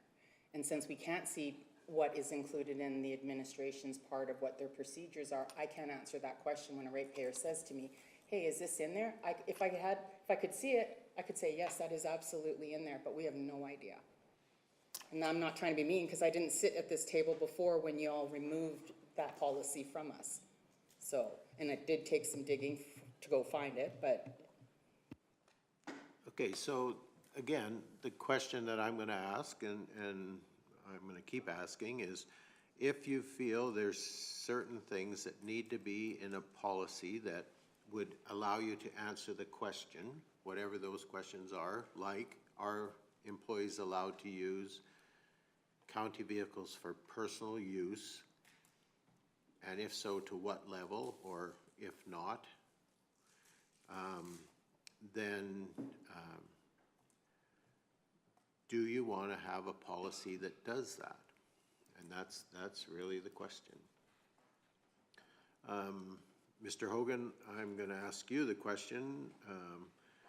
I'm assuming that your administrative policies address all of those issues. Through the Reeve, they do. That doesn't prohibit, I guess I'll go back to, in answering that, I don't believe access to that is needed to determine whether council wants a policy or not. The question is, does council want a policy? Administrative procedure fills in the gaps from that policy. It flows from it.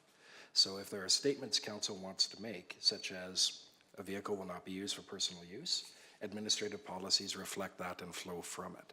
So when a council wants to get into saying, well, if this administrative directive or if this administrative practices, we want to know what that is so we can determine this other thing, what you're starting to do is to manage that practice. and that's where that door opens or that slope starts, right? And that's the concern that we've raised. So when we go through that, because you're saying if I agree with it, I'm not push for a policy. If I don't agree with it, I'm going to push for a policy. Well, now you're managing or approving or disapproving that what is purely an administrative document as part of our health and safety system. The question about the policy is if council wants to make certain statements that lessen the parameters within which administration has authority to make decisions, or that you want to make those statements clearly for the public, then a policy is appropriate. And that's the starting decision. Administrative policy and practices will flow, I shouldn't say admin policy, we don't have admin policy, but admin procedure and directives and those documents will flow from that policy within the realm that council's allowed us to, within the parameters that council has set. So that's the concern. In terms of the policy, if council wants to go that route and say, here are statements we as a council want to make that set those parameters a mile apart or 500 feet apart or a foot apart, then as council you make those. And we flow from, our material flows from there.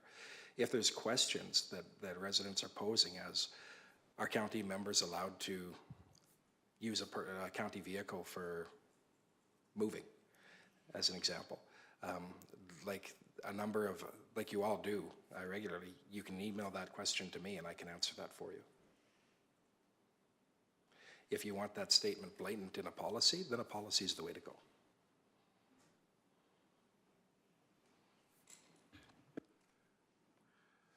So are there gaps in terms of what we have currently as a governance policy that has given administration much more authority in terms of county vehicle use that we want to fill or close or perceive to close or change? I have a question. Sure, Deputy Reeve McGee. I really hear you. And it is a true conversation piece wherever you go. I'm still trying to sort in my head, how is this different than, let's say, we have a few different groups where we are leasing the building that we are property management of. I don't need to see the conditions of the lease and how that works. How you get a staff to have a vehicle is according to their agreement under staff. I see them as similar, and so help me find where they're not, if you could. Assuming that was for me, I can't answer that. Deputy McGee, all I can tell you is somebody explained to me why 8 other municipalities in 5 minutes came up with policies that address that. There has to be a reason. And I think it's because of the substantial money that's invested in those assets. And we are in charge of the budget at the county, unless I'm not right, but I understand as council we are. So for protection of that substantial municipal asset, I want something in policy that states that. Like I said, I don't need to know the dress code, but I do want to know that the equipment is being used in a proper manner. And that I can say to that ratepayer, if you go to policy 13-2, that would answer that question just like that. It's covered. We have it covered in policy. But we don't have that in policy right now. Okay. Thank you. Councillor Forbes? So my question will be to council. When you removed it, did you think that this would be one of the things by removing it and giving it to administration? Did you see that this could become an issue later on with the county vehicles? No, and that's why I'm bringing it up, because I don't think you would have. Councillor Whitstock? Let's bring this back to the specific issue.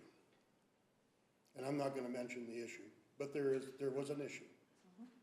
So whether we have a policy, and whatever that policy states, regardless of, or whether we have it in the administrative side, the answer would be the same.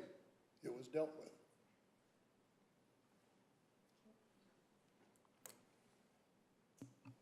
Well, that being said, all I want to do is to ensure, we're not talking about vehicles that are $40,000 anymore. We're talking $80,000, $90,000.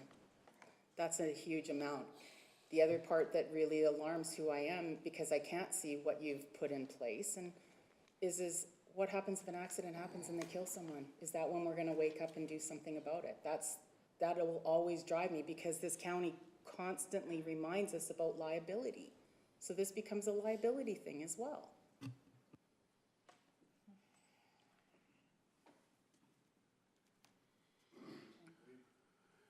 Councillor Christie. I don't think that that's where we're headed, because I'm pretty confident with occupational health and safety policies we have in the house. Directors and the responsibility of insurance and following that liability stuff, whether we have a policy or whether we leave it with administration, either way our liability is covered, I believe. Those vehicles are insured. Staff has to be given the mandate to act responsibly. If they aren't, they're dealt with. Whether it's a policy or whether it's in-house, I don't care either way, but I'm confident that it's being looked after. I don't believe we're at risk because we don't have a policy or do have a policy. I think, for me, I'm quite happy to have the status quo that we've had, because it's working, I believe, and it gives administration the ability to deal with individual staff, because you've got 100 people and 100 different views of how to deal with whatever each one does. I think giving the administration the direction to deal with it is more efficient than having a policy and having an administration still having to do the same thing. So on that note, I would make the motion to direct staff to maintain the status quo regarding municipal vehicle use, because I believe that's as efficient as we can be, and I don't think there's any gaps. Okay, Councillor Cunningham. So just one of the points I'd want to make, and I've said this, and I said this in the email exchange, I do have confidence in our current administration that it's being taken care of, even though I'm not privy to that information. I could be, I guess if I wanted to. FOIP no longer exists, but I could go to the Office of the Information and Privacy Commission if I wanted to go that far. But anyhow, I won't. But I am confident currently. What if Mr. Hogan decides tomorrow that he's going to move to Hawaii? And we have an interim CEO. We don't know anything about them. Well, we would know something about them. So what I'm saying is, do you want that huge municipal asset to sit with procedure, or would you want it to come back to policy, which is then guided by council? Because we have full confidence in our current administration. Administration could change tomorrow. We don't know that. And that's why I'm asking that maybe this piece, not the whole HR policy, this piece, one of the 7 that were taken out of the 2018, to come back to policy. Only that one, not the other stuff. For me, we have one CEO, but we have an extremely talented senior staff. They're not all leaving. I mean, if there's a change of senior staff, then we look at policy. But at this point, why would we change it?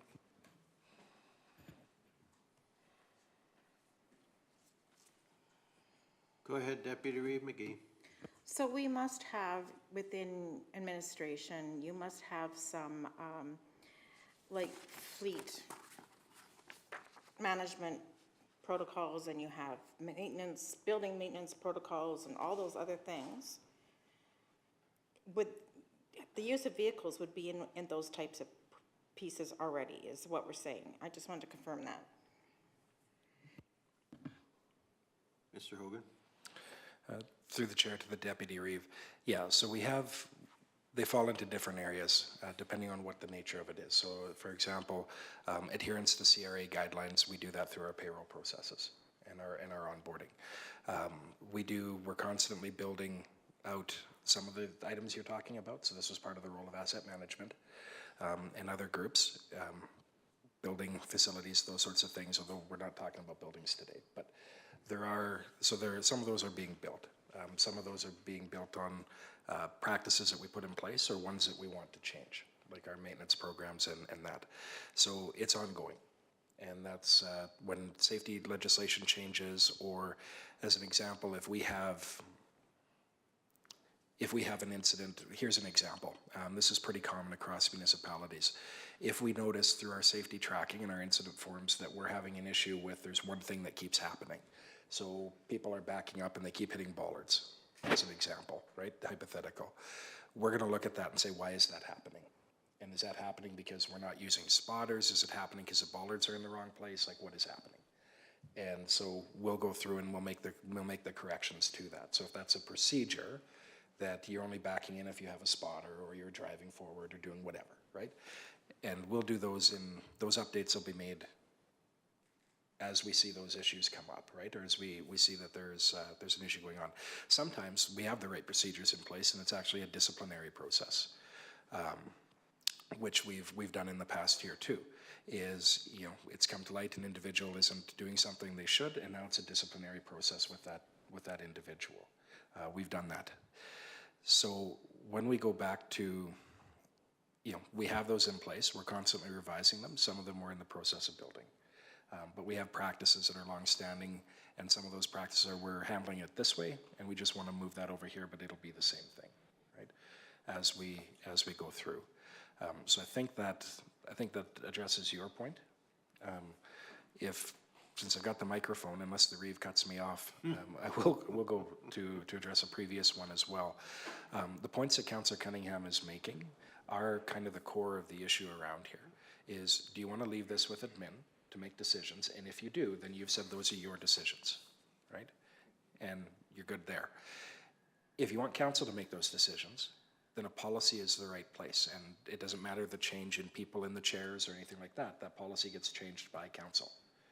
So a new CAO coming in couldn't just make a different decision, right? And go that route. And that's what policy would do. So there is a point there if you want to go that route. That being said, there are instances that we can do, you know, right now you're putting that in administration's court that we're going to make decisions, and you're saying, okay, we trust you to make those decisions, and we're going to be fine with, you know, there are times when you do that administration is going to make a decision that maybe you on a personal level don't agree with, but you've tasked administration with making that decision, so you kind of live with it. You've given us the power to do that. But that's really the core issue is, do you want those policy statements, right? Because your policy is not going to get into this is how you do a pre-trip inspection, yada, yada, yada. It's not touching that. What are those policy statements you're going to make? Or are you going to live with the decisions that your admin, whoever that is in the moment, makes regarding those uses and leave it to them to manage those sorts of things? Having a policy in place or not will have no impact on our insurance. It'll have no impact in that liability. That's going to come down to some of those other things that are going to live with administration, like the safe work procedures, supervision, all those sorts of things. But your core dynamic is, do you want council to make those statements? Or are you going to say, no, admin make those statements and we're going to be fine? Okay, thank you for that. So we currently have a motion from Councillor Christie that council directs staff to administration to maintain the status quo regarding municipal vehicle use, which means that the administrative policies related to safe use of vehicles and whatever, who gets to use vehicles to go on business use or who has a vehicle that they may take home, whether or not they're used for personal use, which I understand is no. It's basically saying that we're leaving it in the hands of administration. So if there's any further discussion to that, Councillor Forbes. There is no more further to that, but I did raise a question earlier around a statement that CAO Hogan made to you as a councillor that you could have access to it. So that's where my confusion is lying. I hear yes you can, but the email thread says no you can't. So I just want clarity. There's a gray area there that I don't even think is a gray area. That's where I'm sitting in this seat, and yes, I believe that you as council did agree to that, but I don't think when you agree to some things, when you're removing something, that you're understanding what you're agreeing to 120%. And yes, we do trust administration to do those things, but when a councillor requests some information that we've all listened to and heard, yes, you can have access, and being told in an email, no, you can't, that's outside your jurisdiction. So that's why I'm confused.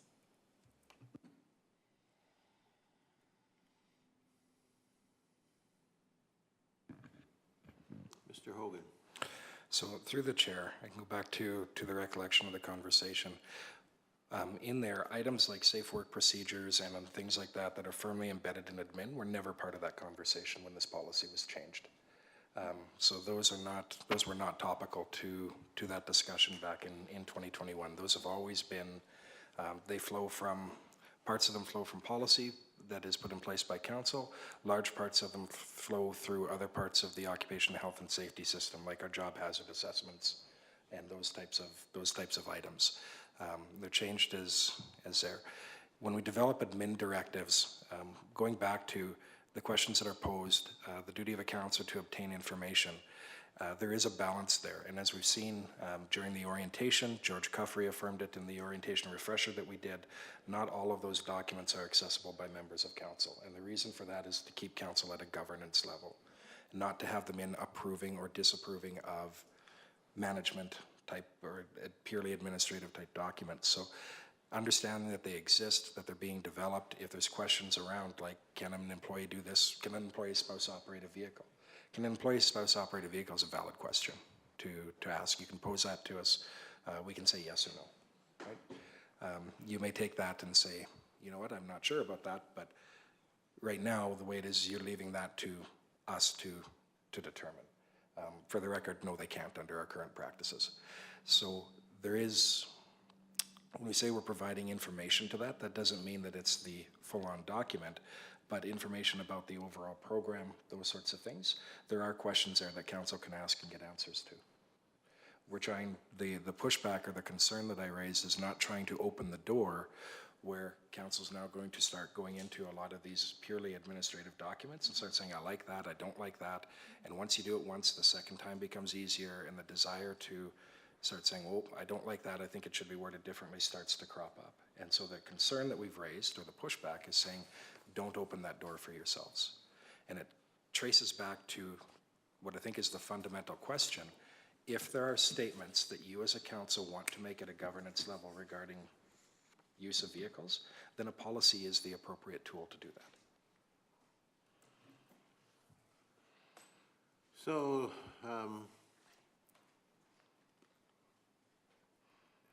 just help me, I guess, to make sure I understand what you just said, Mr. Hogan. So if a councillor or council itself had questions like, can an employee's spouse drive a county vehicle? And we were to ask that specific question, we would get a very specific answer. Yes, no, no, in this case, no. And so if we have specific questions around vehicle operation and how that is regulated, you could provide us with answers to that, although you wouldn't necessarily provide us with the administrative policy that dictates those things. Am I correct? Through the chair, broadly, I think yes. So part of the reason for that is balancing that good governance principle around the role, the separation of roles. So if we start providing the admin directives and those types of things, then the natural inclination for the entity we're providing them to, i.e. council, is to start amending them or to start reviewing them and approving them or not, whether that's explicit or not. So that's why we don't do it, because it promotes that role creep.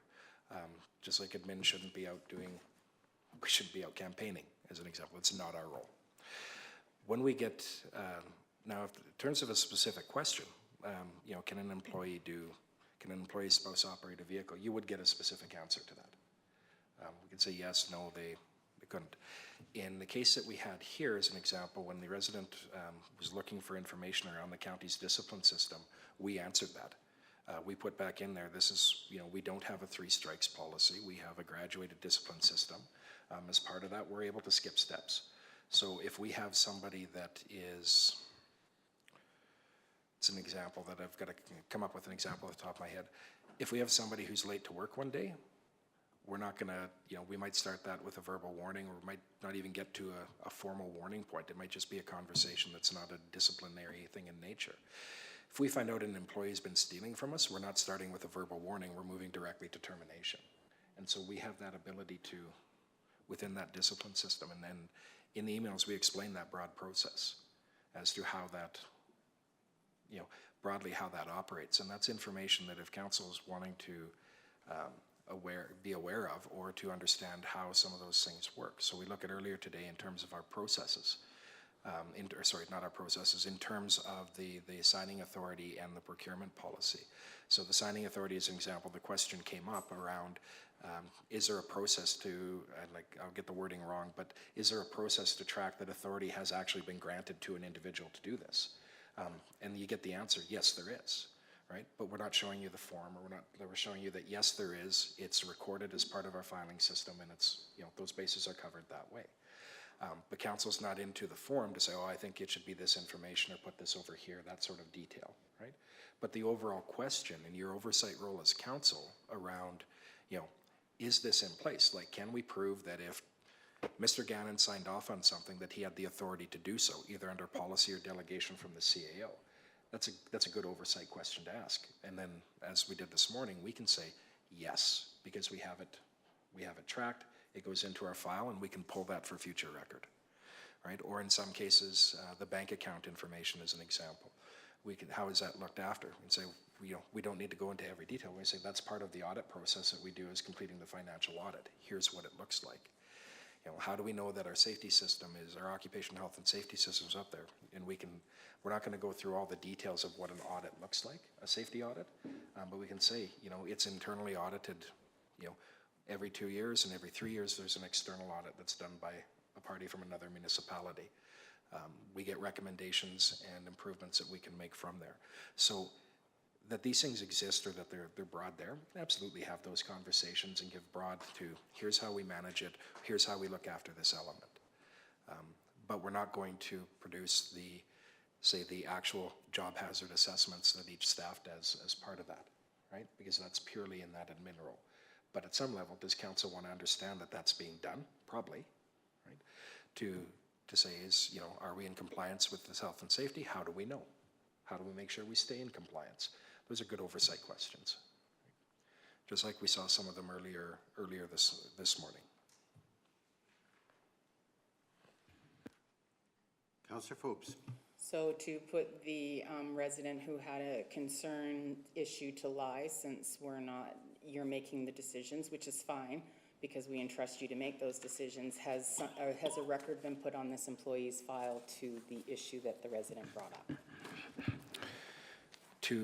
I guess in answering that question, that's not information that's going to be shared. That's private to that employee, and we don't even share that with other employees. That's even if you FOIP that, we would not provide that.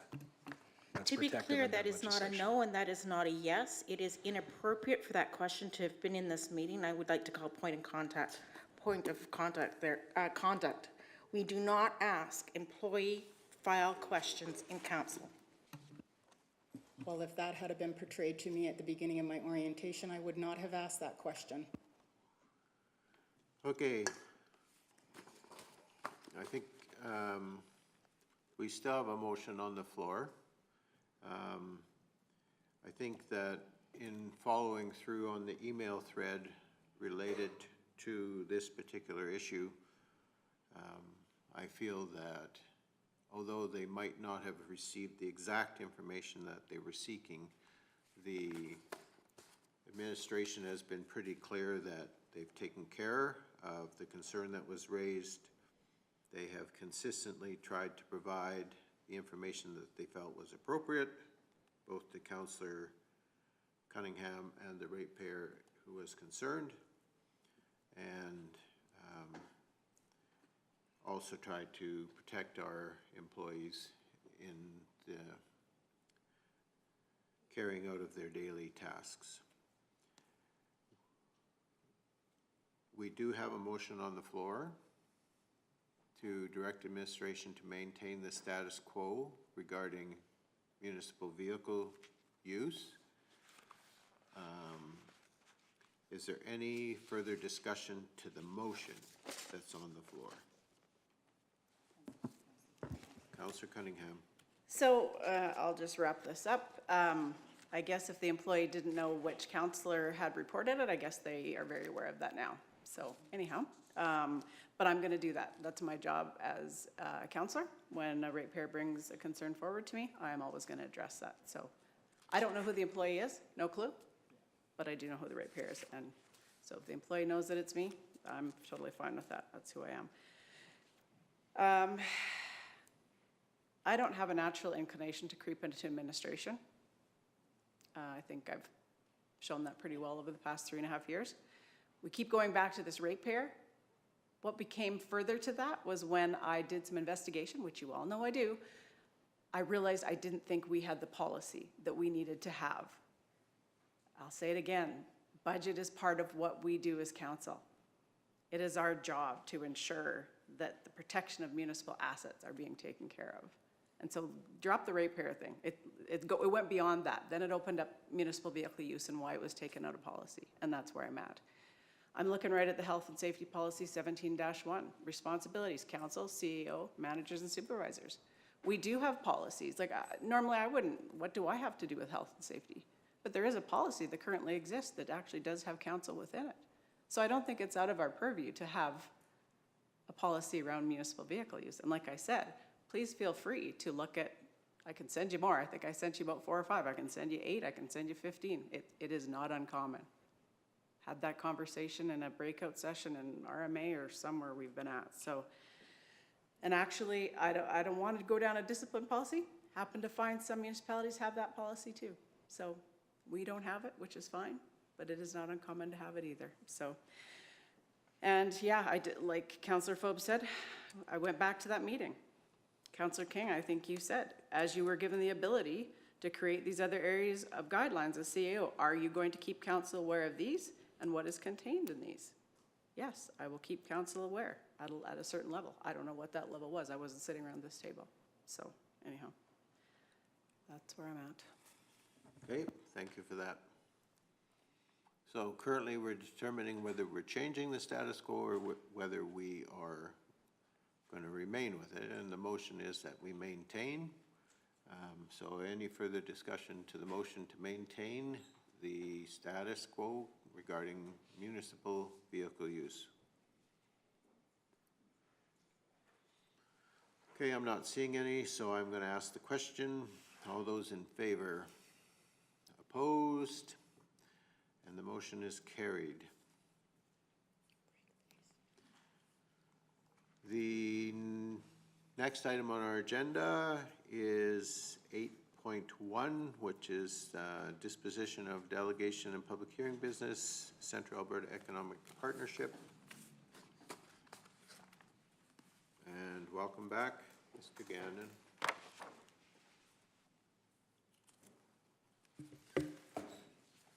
Good afternoon again, Reeve and Council.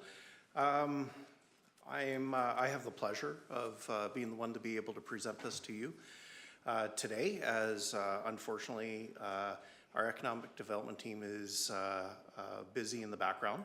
So as the delegation came forward today with regards to CAPE and their level of efforts and changes within the organization, now comes the time of deciding should council want to renew that membership.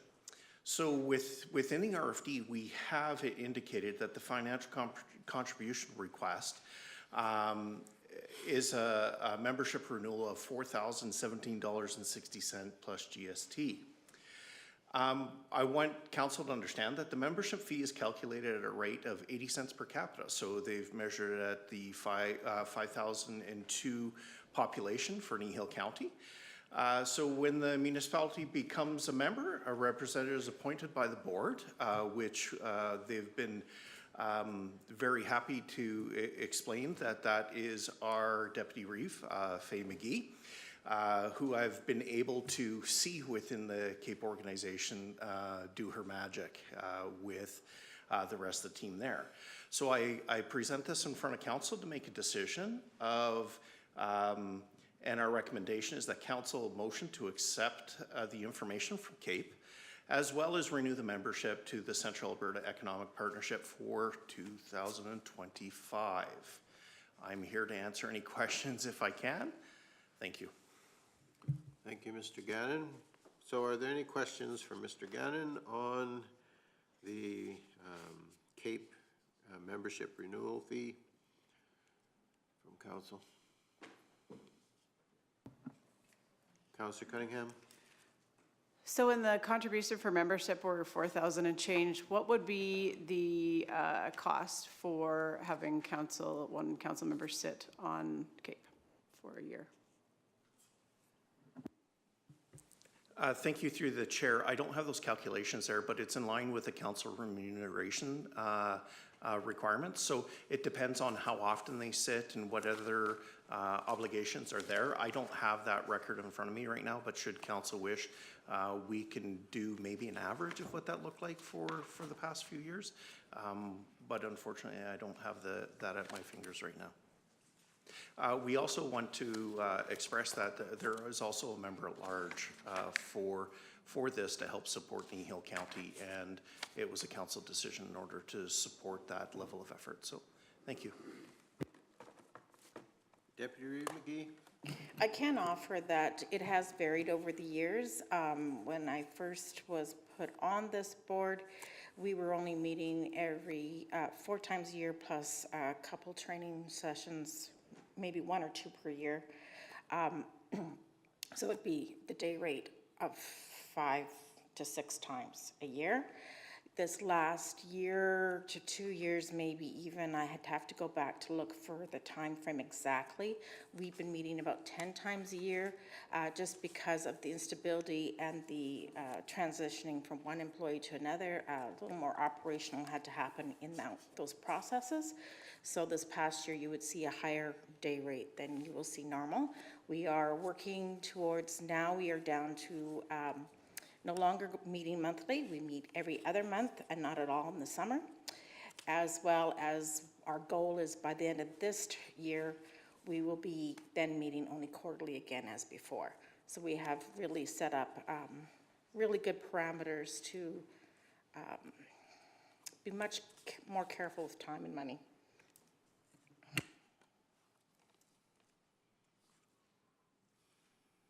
Okay, so if you had a quarterly meeting, calculating per diems and mileage, you might be spending, might cost a couple of grand a year. Yeah. For mileage and yeah. About $12.50 for per diems and then mileage on top of that. That's rough math.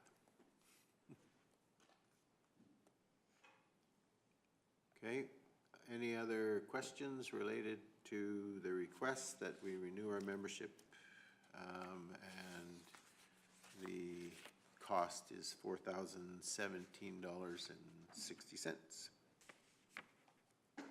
plus GST, of course. I'll make the motion. Deputy Reeve McGee. I'd like to move that we, excuse me, I might find the words here, move to accept the information from CAPE as presented and to renew the membership to Central Alberta Economic Partnership for 2025 as requisitioned. Okay, thank you for that. So the motion is that we accept the information from CAPE as presented and renew the membership to the Central Alberta Economic Partnership for 2025 as requisitioned. Any further discussion to that motion? Councillor Cunningham, please. Sorry, this is a question I should have asked Mr. Salvador this morning, but just for my understanding, are there services that CAPE offers that would be provided to Kneehill County businesses that are open, I guess, open to our business owners in Kneehill County? It's just one thing I've never totally had my head wrapped around. Deputy Reeve McGee. CAPE has invited the chambers of all of our communities, our community, our municipal staff, as well as all the businesses to various learning opportunities we've had. Site selecting event is also open to anyone and everybody. Most activities that are outside of meetings are open to memberships and their businesses when it's about a business. So absolutely, there's been good uptake in some cases, but we have more work to do at getting those attached to some of our businesses. Mr. Gannon. Thank you through the chair. Trying to address Councillor Cunningham's question as well. Our economic development team works as closely as they can to all those partners to understand there's a lot of different facets. For example, CAPE has been really good in the past for providing data sets which help with our abilities to understand the central region as a whole and be able to use these unilaterally. So we try to encompass all these different organizations that are out there, should it be our wonderful partners with Wild Rose, Community Futures, and other regional economic partners. So we use that data set or those relationships for the betterment of developing programs ourselves as well. The other aspect is we've seen CAPE come with different events, and we try to promote them outwards for other businesses for that opportunity so they can apply.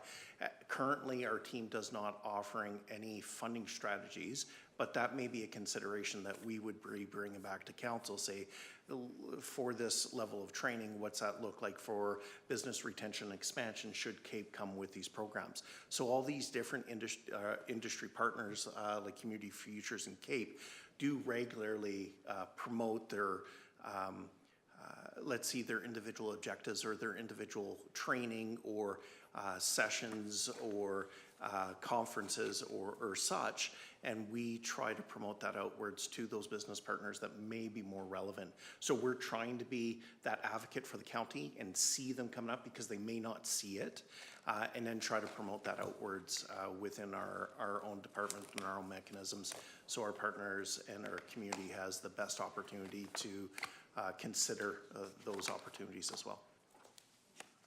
Go ahead, Councillor Cunningham. Yeah, and just, Mr. Salvador mentioned the investment profile that's available to Kneehill County. We currently have that on the docket with our Economic Development Department, is that correct? Mr. Gannon.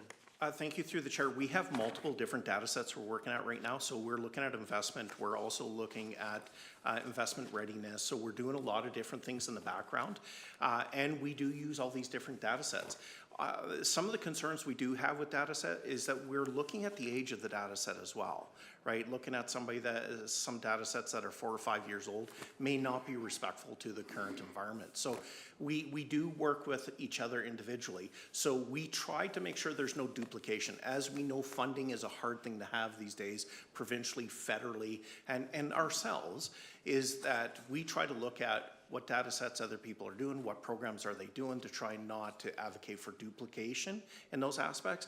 But sometimes duplication is needed because they're not concentrating on our region strong enough. So we are evaluating those things with those individual partners and trying to see if you're doing this, could you do this and what would that cost? So we're really trying to take a proactive approach of trying to find out what everybody's doing and then seeing, okay, where do we go from here versus everybody duplicating everybody's efforts and they're all coming back to the table and saying, I don't know how we came back with this finding, right? So it's really a partnership method within the region, and CAPE is one of those partnerships that have all these community voices attached to it, which really help put that message out and help communicate through those areas. And we're hoping with the new revitalization with Mr. Salvador in there that we'll be able to incorporate a lot more information sharing than unfortunately the hiccups have provided last little bit.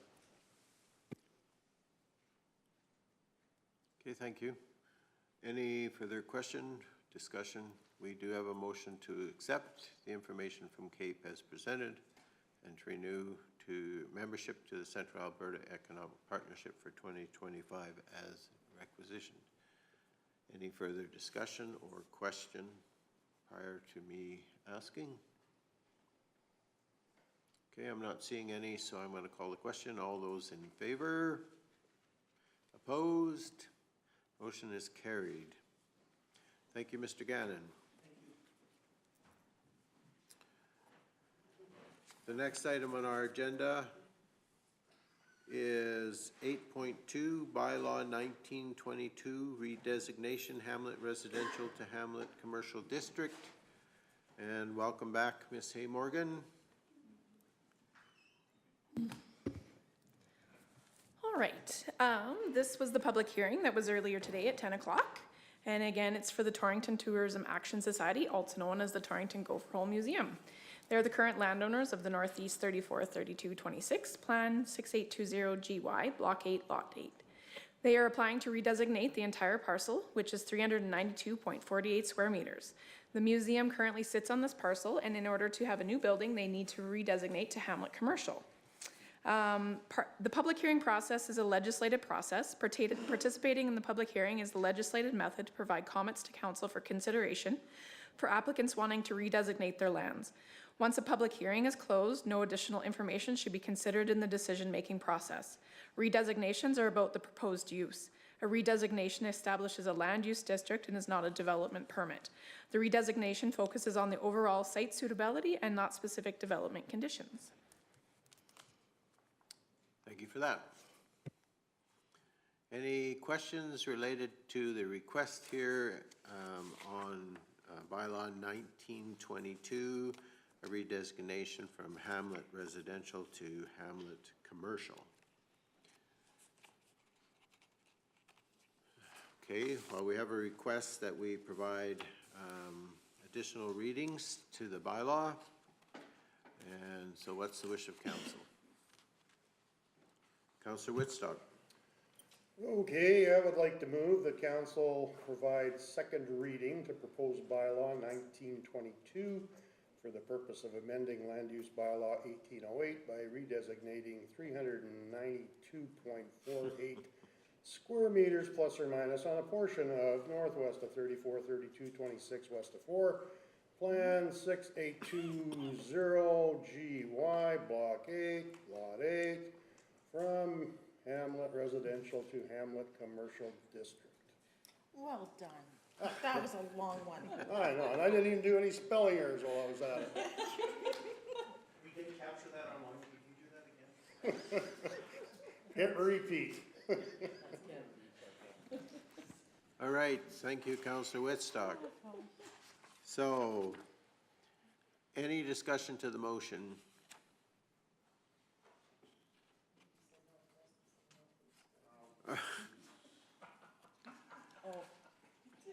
All right.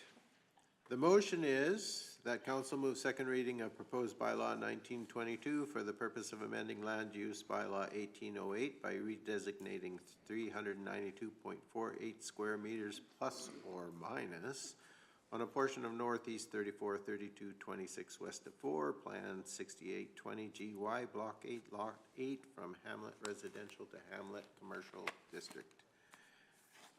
All right. Any further discussion? If not, I'm going to call the question. All those in favor? And that is carried unanimously. So, would someone care to move third reading? Councillor Phobes. So moved. Okay, thank you. All right, so we now have a motion for third reading of the proposed bylaw 1922, and I'll leave all the rest of that data and details to your imagination. Well, I thought she might, but she chose not to. So we know that we're redesignating for the Trochu Gopher Museum? Torrington, right. Sorry, I'm losing it, yeah. So, Councillor Phobes' motion was third reading of proposed bylaw 1922. I'll read it for you. For the purpose of amending land use bylaw 1808 by redesignating the said 392.48 square meters plus or minus on a portion of northeast 343226 west of 4, Plan 6820GY, Block 8, Lot 8, from Hamlet Residential to Hamlet Commercial District. And I'm trying to compete with Miss Hay Morgan in terms of speed of reading. With one breath. And trust me, I lose every time. All right, any questions? If not, all those in favor? And that is carried unanimously. Thank you, Ms. Hay Morgan. I thought you were going to take a deep breath like she does at the end. Suck on oxygen. Okay, moving on in our agenda, the next item on our agenda is 9.1, Community Futures Wild Rose. And of course, this is you, Counselor Christie. There you go. I've attached the annual report for last year. That one, a couple of highlights I wanted to point out is one of the first things is Community Futures Wild Rose in Strathmore was named the #1 office in Alberta. We're one of the largest areas, smallest staff, highest loans. So they're doing their job and then a little bit more. The other thing is we have a couple of youth things after the youth essays we're reading today, where we have a Yeti program that's a youth entrepreneur program through the summer that goes the whole year. The other one is a youth entrepreneur program where we lend up to $25,000 to youth to start businesses. It's been reasonably successful. The other one is the Heart of the Community nominations are still open to the end of August for Zone 3, which our west side of our county is involved in. So nominate some business. What else? I think that's all I had for Community Futures, if there's any question. Right, I've got one for you. Go ahead, Councillor Penner. When it comes to those youth ones, are they at zero interest to pay back? No, they still have interest involved, but they have more training that they have to do. Okay. So that they basically get business training and stuff as part of that. We're mandated to be 2% over bank interest or we can't lend money. Okay, that's, okay.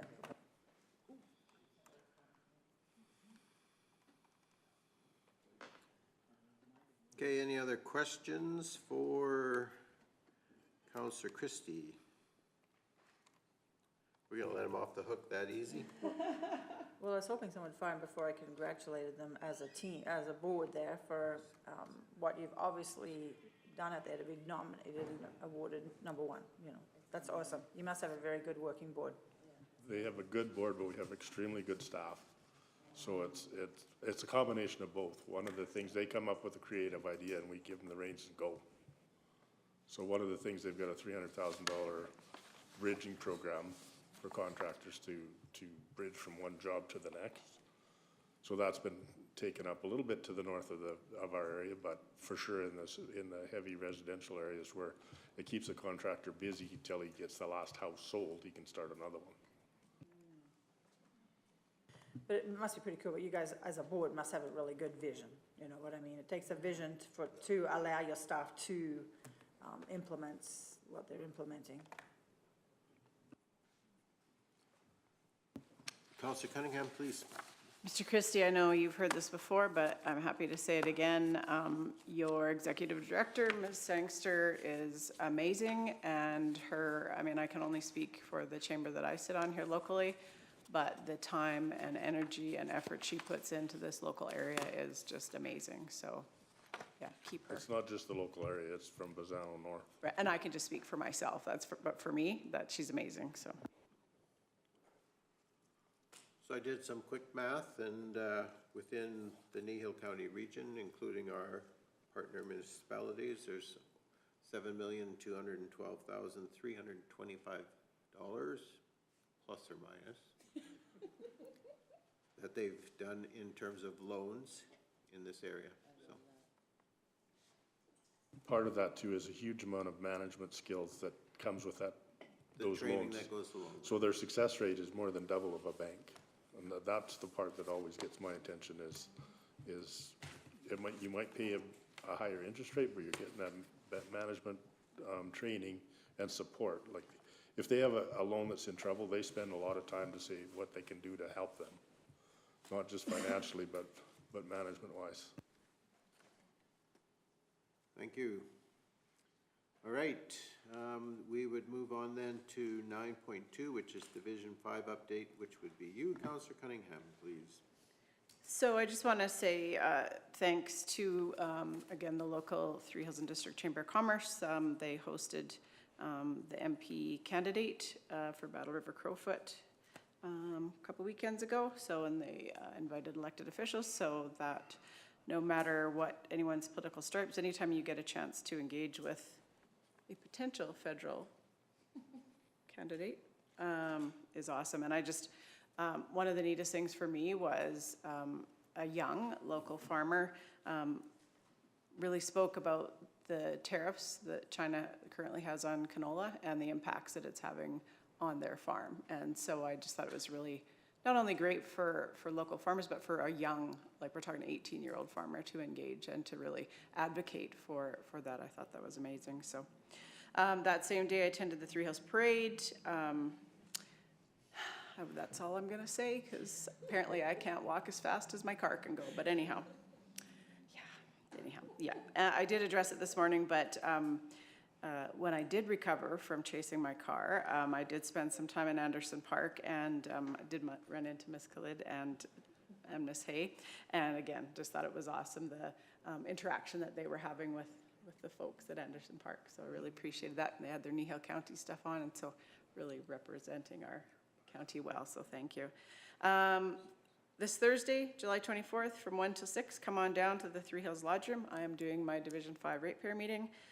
Everybody's welcome. I'll take all divisions, doesn't matter. Don't have to show your membership card or anything at the door. I'm coffee, conversation, and cookies. That's where I'm going. So yeah, just everyone's welcome. Come on down. Thank you. Okay, thank you for that. Any questions for Councillor Cunningham? Okay, then we're on to 9.3, which is the Division 1 update, and that's you, Deputy Reeve McGee. Thank you. I forgot to write down the date, but we had a Kneehill Regional Partnership meeting at the end of June that I haven't reported to you about yet, I don't think. And the annual report is just finishing up its last few amendments and will be out circulating to you shortly. And we've had a great and easy year. The partnership does have plans undergoing for information if you wanted to, if you're considering running Information Day, and then also we will be working on orientation as a region as well for training. So both those are the upcoming activities, which we're excited to have. I attended the Drumheller Parade, and I found that probably for me, it's the best parade I've attended since I've been elected as a councillor. It was extremely well attended, enormous number of Kneehill County people along the parade route, and it was just a very positive, great, exciting event to be, and very long. And I just want to take note that I think there's some missed opportunity, particularly at this parade, because it's so big, that maybe we might want to elevate how we attend this parade by being a little bit more visible, or but it's just something to consider in the future. I took it upon myself because Canada was the theme. I bought some Canada flags and put them all over the car and did just great. Accolades out to Mayor Kohlberg. She did a lot of work to be sure to contact all the municipalities in the region to come and be part of the parade. So she had cars available for each and everyone who wanted to. We were the only municipality that did not use one of their convertibles to sit on the back and wave like beautiful. I had to drive my own. Throw and drive. I had two volunteers who happened to be related to me who handed out the candy, because you are not allowed to throw candy at this event. So that's another way we can elevate it. I'd like to see that if we do go to this parade again, it will always be you have to hand out items. I'd like to see them in shirts that recognize them as Kneehill County, so that when they hand the candy out, people know that it was Kneehill County who gave it to them. Because they get lost in the crowd doing that. But back to Mayor Kohlberg, she also, she invited all the different mayors and raves of the area because she really wanted to highlight how important this region is. And she had also Pierre Poilievre there, our MP and our ML, also at the parade. She then hosted a lunch afterwards, and we all had a chance to make a connection that way. She was very gracious in making this about the region, and really made sure that those people from those levels of government saw how important we are and what a great area we are. So accolades again to Mayor Kohlberg for making us part of that. And that included Three Hills, Acme Mayor, many of us were there. So that was really fun to be part of as well.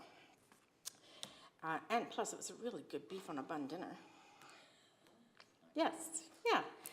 And then the last thing is, I've been to a CAPE meeting and a subcommittee meeting, nothing really big to report other than what you've already heard, other than highlight that we do have the big cycling activity coming up September 3rd to 5th. It's really huge, massive event that will really put a lot of highlight internationally on our region. We won't have as big a role as some of the bigger, more ready, I would guess, would be the right words. Municipalities, we're not as ready as we need to be as big, active in that, as active in it as some of them others. But it will be, well, it's an international site link where investors are coming to see where they could place their business. And it's a great way for us to get better connected to increasing our tax base. So that's just one example. That's everything I have. Okay, thank you for that. The only comment I'll make on your report is that when I participated in the Trochu Parade, I was actually chauffeuring a local celebrity who got way more attention than I did. And that's my wife, who was in the back seat, and all the school children were, "Hi, Mrs. King, hi, Mrs. King, Mrs. King, Mrs. King." I should have just had a uniform and a cap on, and anyway, I'm glad you have more recognition for that in Drumheller. So, not that I mind, I recognize that that wife of mine sometimes is of much greater desirability than I am, so. Very popular, which is good. So- Okay, Oh, can I just, sorry. Councillor Cunningham, go Just for it. Yes, this- please. Thank you, Deputy Reed McGee, for making the parade thing tweak with me. I'll just give Mr. Hogan a heads up, and maybe you can give me some guidance. A couple months ago, or when we talked about parades, I said I was gonna make myself the most unpopular councillor around the table. I really wanna see us come back with a comprehensive parade float that can go to all the parades and perhaps even beyond. So whether you want me to bring that forward and notice a motion, I know I kind of teased Ms. Cochran about putting it in the budget, so I'll just be looking for some guidance. I'm looking for quotes. Just looking for quotes, okay. We're gonna do it in-house. Okay, so yeah, just that's something that I will want to look for, because I think it really could be an economic piece, and like Deputy McGee said, I think it's good to get us out there and to other municipalities as well, beyond our borders, so look forward to that. Okay, Mr. Hogan. Just to follow up on that, one of the easiest ways is that something council wants to see on the next agenda for consideration? And really what I'd see the question being there, we're sort of doing an informal notice of motion if we go this route, but really, if you want that discussion on the next agenda, what we can do and the decision there can be whether you want to direct us to propose that as part of the upcoming budget or not, right? Okay, so we'll take that as informal notice of motion. Yeah, if we see, if council is wanting that, if council is generally in agreement, we can put that on the next agenda. Is that a reasonable discussion for council to have? I'm just looking for okay. I don't think there's any strong opposition to having that conversation, so. All right. So then I would be looking for a motion to accept the council and committee reports as presented. So moved. Councillor Christie, thank you. All those in favor? And that's also carried unanimously. I think I would like to do the council follow-up action list, and then we'll take a brief recess and come back to closed session.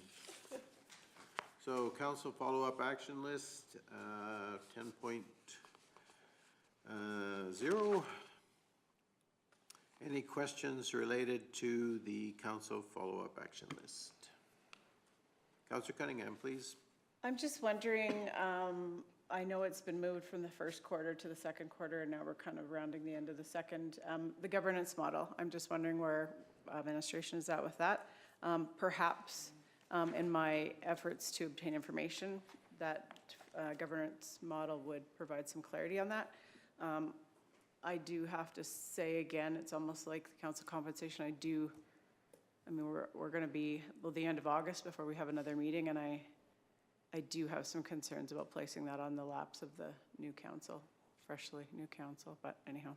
So just looking for an update where that governance model is at. Mr. Hogan, please.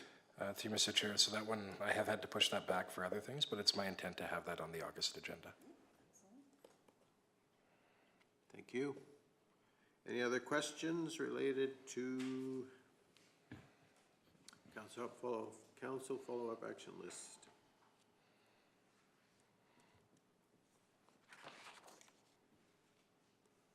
Mr. Hogan. One update I can provide council that's not in the wording there, it's on that first, the one at the top around the airport. We did provide an update there that we are going to meet with, or met with grant administrators, and there may be a possibility of conducting a different project. We've now proposed that to, so I guess what I'll do is I'll back up a little bit. We were looking, council's aware of the background to this and what we were trying to do. That one wasn't going to go forward. And so our ECDev team came into my office and said, we're going to take this.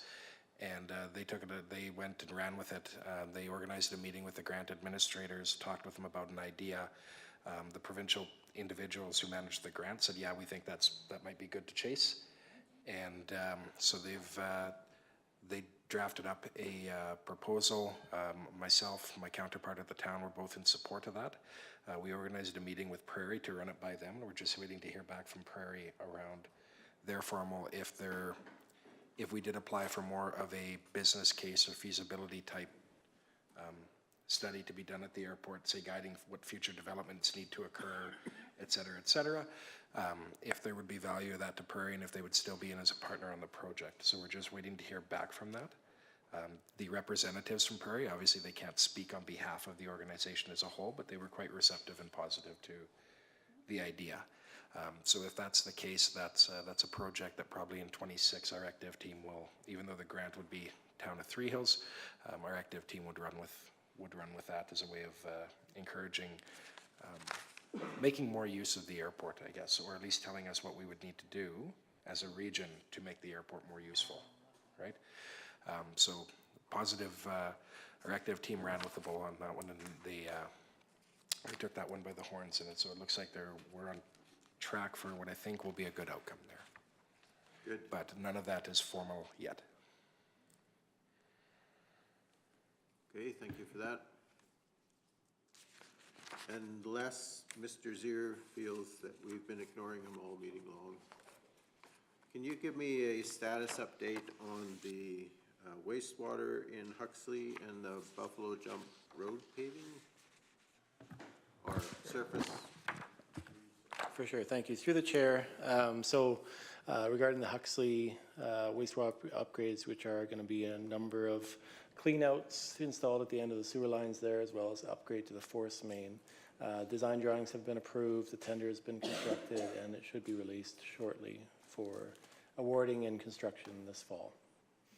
Buffalo Jump, the contract was awarded, and the contractor subs were on site beginning in early July here to do some spray patching, some dig outs for the repair.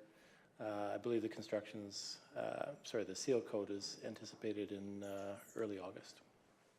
Okay, thank you for that. Thank you. Any other questions on the council follow-up action list? Otherwise, okay, Councilor Benner. I just thought of this one, it's for Mr. Zier. We noticed this when we were doing our emergency training, or not, the mock emergency, I should say, that the signage down at Kirkpatrick on those two new streets or lanes and whatnot else, it was on the map here. Are the signs up yet on those roads? Sorry, where are they? Are they culverts or are they roads? Like Deer Valley Lane and the new names. yeah. For some reason, I think they're up, but I'm not 100% sure. I know they're on the mapping because we did notice that when we were looking at them, Councillor Forbes and I, but I was just wondering, I noticed it's still on here, so. Those. Through the chair, I don't have the fine details on that. I can understand, reach out and find the status of that if you like. Well, now I have to drive down that road. It was so lovely. Okay, any other questions? If not, I would entertain a motion to receive follow-up action list as Councilor Penner. So moved. All right, so we have a motion to receive the council follow-up action list for information. All those in favor? That's carried unanimously, and we are going to take a break. We are in recess till 2:30. Or we might have one. Do you have an Advil?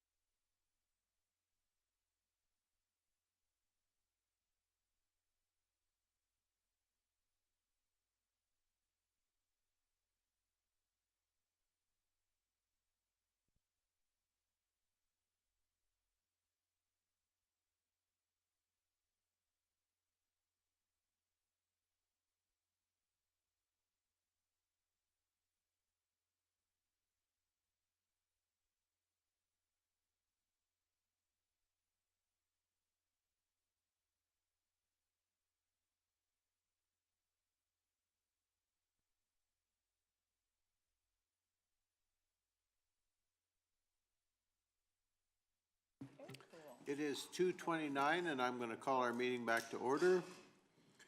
The next items on our agenda are closed session items. So advice from officials under the Access to Information Act is Section 29, third-party business, Section 19, and intergovernmental relations, Section 26. So I would entertain a motion to go into closed session. So moved. Thank you, Councillor Forbes. All those in favor? Carried unanimously. Thank you. Thank you, go close it. I was just gonna get up and do it. I like to tag team, you can act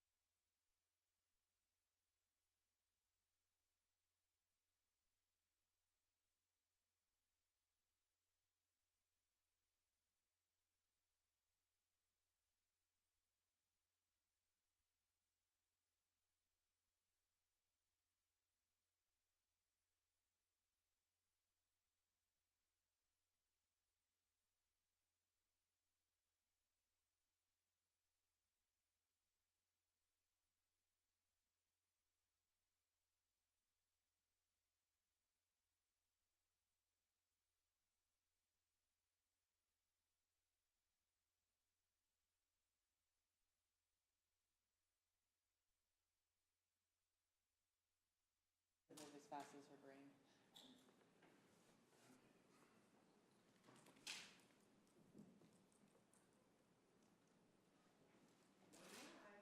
We're live.